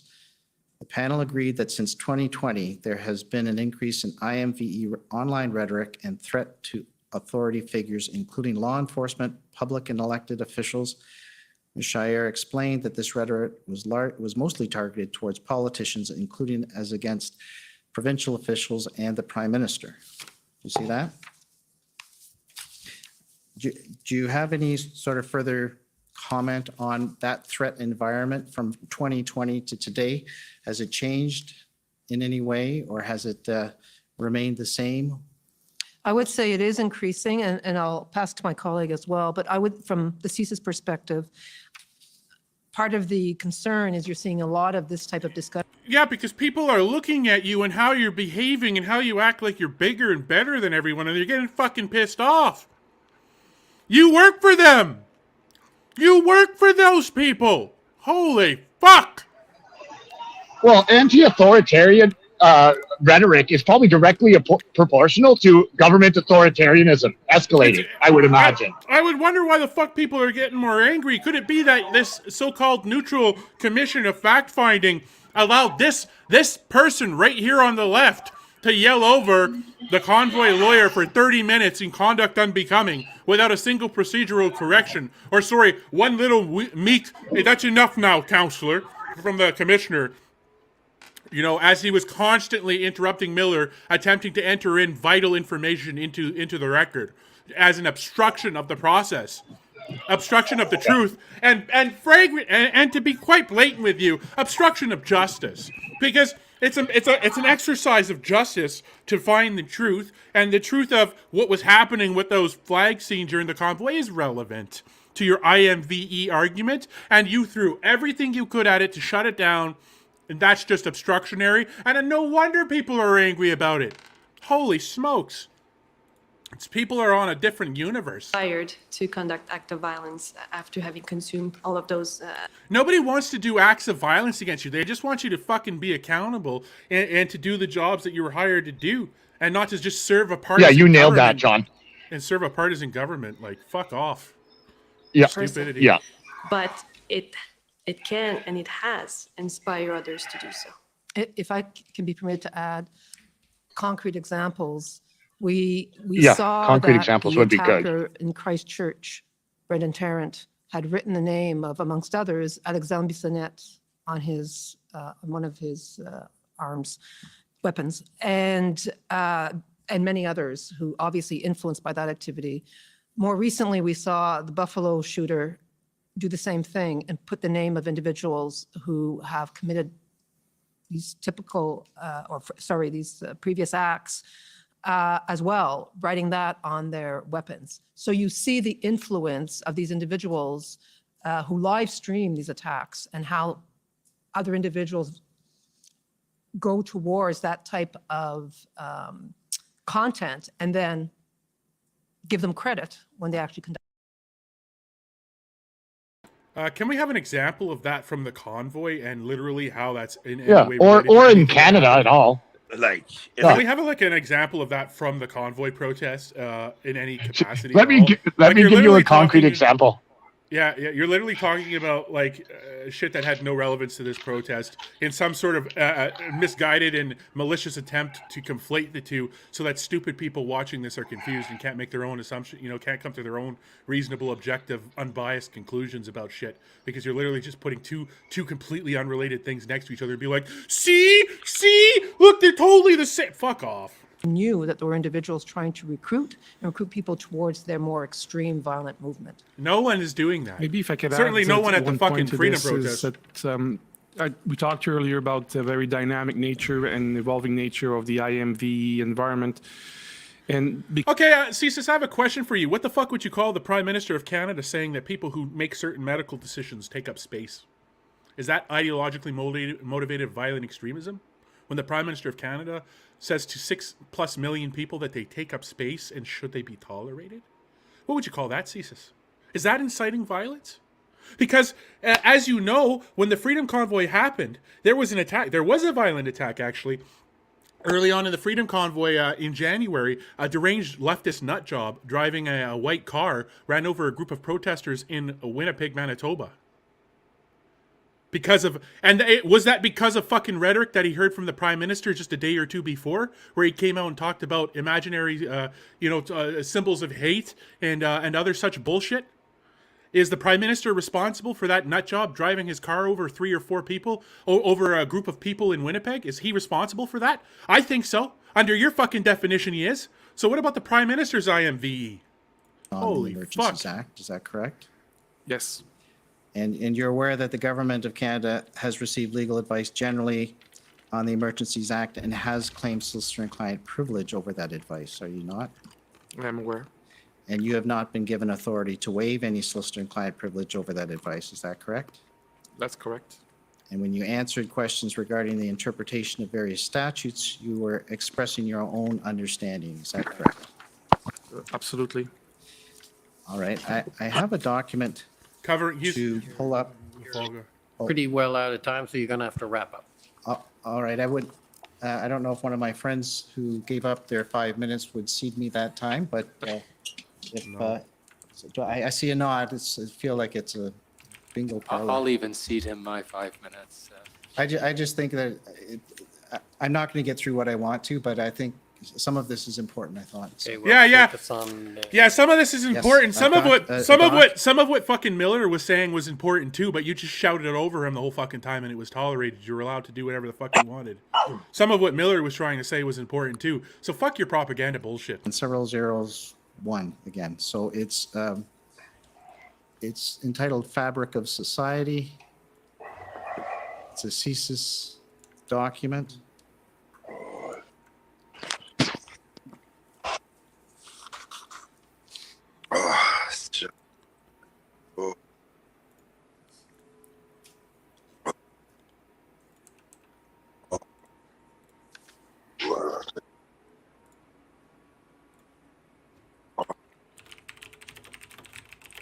So it's ts.can.001. Number of zeros, then 1. In case it assists, there are 7 zeros before the 1. ts.can. There we go. All right. Mr. Vigneault, could you explain what this represents and how CSIS utilizes this? So again, we've done a lot of work inside the organization to better understand the dynamic of IMV, what's happening in society, what are some social movements that potentially have an impact on our CSIS mandate. And this, if you can maybe reduce the size of the font. If you look at this, it has the shape of a funnel, and essentially what we try to do with this is to explain at the top of the funnel is that a lot of personal grievances linked to Islamophobia, oppression of indigenous people, the fear of conspiracy theories like QAnon, xenophobia, neo-Nazi influences. So there's a lot of things that circulate in society. And that is essentially what is unfortunately very present on social media. When I referred to earlier as awful but lawful, we see a lot of that potentially extremely violent and vile information. But again, this is protected by charter. This is acceptable in a democracy. And the further down you go through. Listen, you could shill all you want, and I'm sure the GOC is getting their money's worth, but I don't give a fuck what you say. Code. And at the narrowest part of the funnel, this is where CSIS or analytical analysis describe this is where the narrowest part of the funnel where our 2C investigations would kick in. And so that is a conceptual and to be fair about that, I remember one point the government of Canada at one of the days was out of time, and they literally told the commissioner, no, we're not out of time, we're going to take another 5 or 10 minutes here. So I mean, at least they asked somebody else this time. Should be informed of what's happening on top of the funnel where it's lawful. We are informed by that information, but we're not investigating that. That is, lawful information. Very true. Where we are, as I said, is the narrowest part of the funnel. So And how much of this is leftist bullshit? How much of this is leftist crap? Like in that pipeline of violent leftist bullshit that. And there's nothing relative about the convoy about the but looking at that little infographic, Matt, you're wondering like, where's the stuff about the leftist violence, about the leftist bullshit? Where's that in there? I don't know. Like I didn't see it. I will mobilize. I will engage. I will train. I will acquire weapon, and I will commit violence. And so this is our attempt to depict what is happening in society and where the CSIS mandate fits. Last question. Was there a concern by CSIS concerning this convoy that others who have been radicalized in some form? Like the Prime Minister. The Prime Minister's words, according to your definition of IMVE, are IMVE, saying that we take up space should we be tolerated, that we're this, we're that, painting us with a broad stroke. And what happened 2 or 3 days after the Prime Minister's speech, when he came out from his cottage and he came up and gave that really aggressive, very divisive speech, somebody ran over 4 freedom protesters in Winnipeg, Manitoba. Give me an example of violence like that. Where in the entire freedom protests has there been violence by the freedom protesters towards people like that? Where did freedom protesters go running people over? This person, 2 or 3 days after the Prime Minister gave his fucking speech, ran over a group of people protesting, waving Canadian flags in Winnipeg. Where the fuck is the IMVE investigation against the Prime Minister? Certainly he incited that. Thank you, Mr. Commissioner. Two brief points of clarification, I hope. I see my friend, Mr. McKinnon, rewrote the summary himself while delivering it to the witness, so it might be that it's had the salutary effect that we need here. I think this question is for you, Mr. Vigneault, and I'd ask that the summary of the closed session, which is WTS 079, be brought up, and if we could go to the top of page 9. Bottom of page 8 and the top of page 9.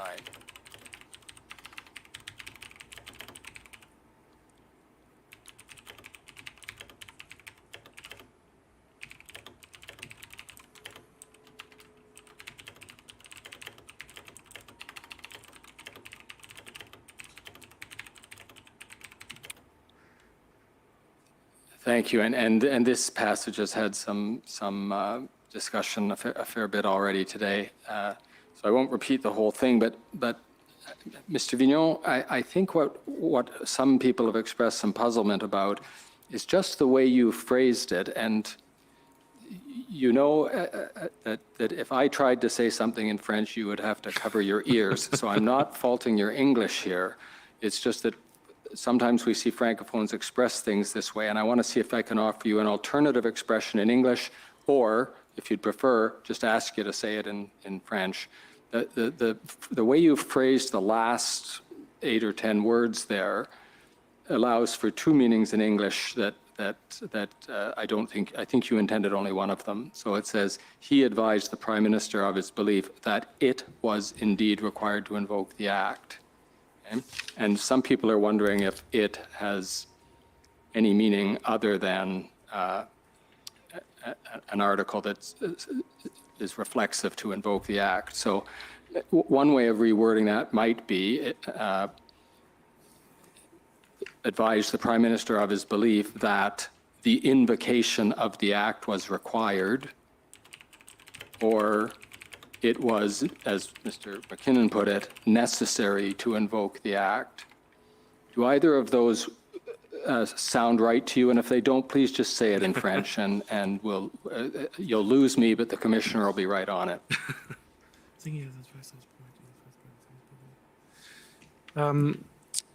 I think to be clearer than maybe the summary is, and of course it was not a verbatim record of what was said. It was a summary. I think if I pick up on top of page 9, opinion of everything he had seen to that point, he advised the Prime Minister of his belief that the situation indeed required to invoke the Act. I think that would be a fair assessment of what I wanted to say. Okay, I'm going to tell you that leaves us with the same ambiguity. So, do you want to try it in French? I'm not sure that I can be clearer than that. And if you want to put to me, the 2 interpretation, again. I'll try it again. Would you think it sounded right if you said he advised the Prime Minister of his belief that it was indeed necessary to invoke the Act? I think that would be in my head. It means the same thing. So necessary would be absolutely fine. Then we're there. Thank you. Okay. And then on another point of clarification, probably this one for you, Ms. Tessier. Not everybody followed the graphic about IMVE the way the graphic designer probably hoped everyone would follow it, which is quickly and easily. And we were going to try to walk you through that when we realized you've actually got it written out in words in your institutional report. So if you could, Mr. Clerk, if you could call up DOJ IR 701 and take us to page 7, about 2/3 of the way down. And Ms. Tessier, if this is a question for you, I'll ask you to look at the verbal description of the placemat,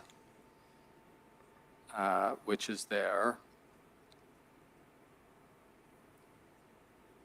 And in particular, if you can confirm that that's an accurate description of what the placemat is trying to say, with us being especially interested in the paragraph afterwards, if an actor only demonstrates, which the words for us seem much clearer than the placemat was able to describe. So if you can confirm that those words are accurate, that'll resolve that for us. Yes, they are accurate. Okay. Thank you very much, Mr. Commissioner. Those are my questions. Dismiss this panel. It's useless. There's nothing Okay, so that ends your testimony. Thank you very much for coming and testifying at the commission. Much appreciated, and you're free to go. We're going to move on to the next. So I'm going to do a 5-minute break just to change the arrangements, maybe 10 minutes to change the arrangements and move to our next witness. So a 10-minute break. 1 second. Okay, Matt, we're going to restart the stream. recess for 10 minutes. La commission est levée pour 10 minutes. We're going to restart the stream. We'll be right back, everyone. Perfect. Just send me back the Okay. Get ready, Matt. Get ready. Yeah.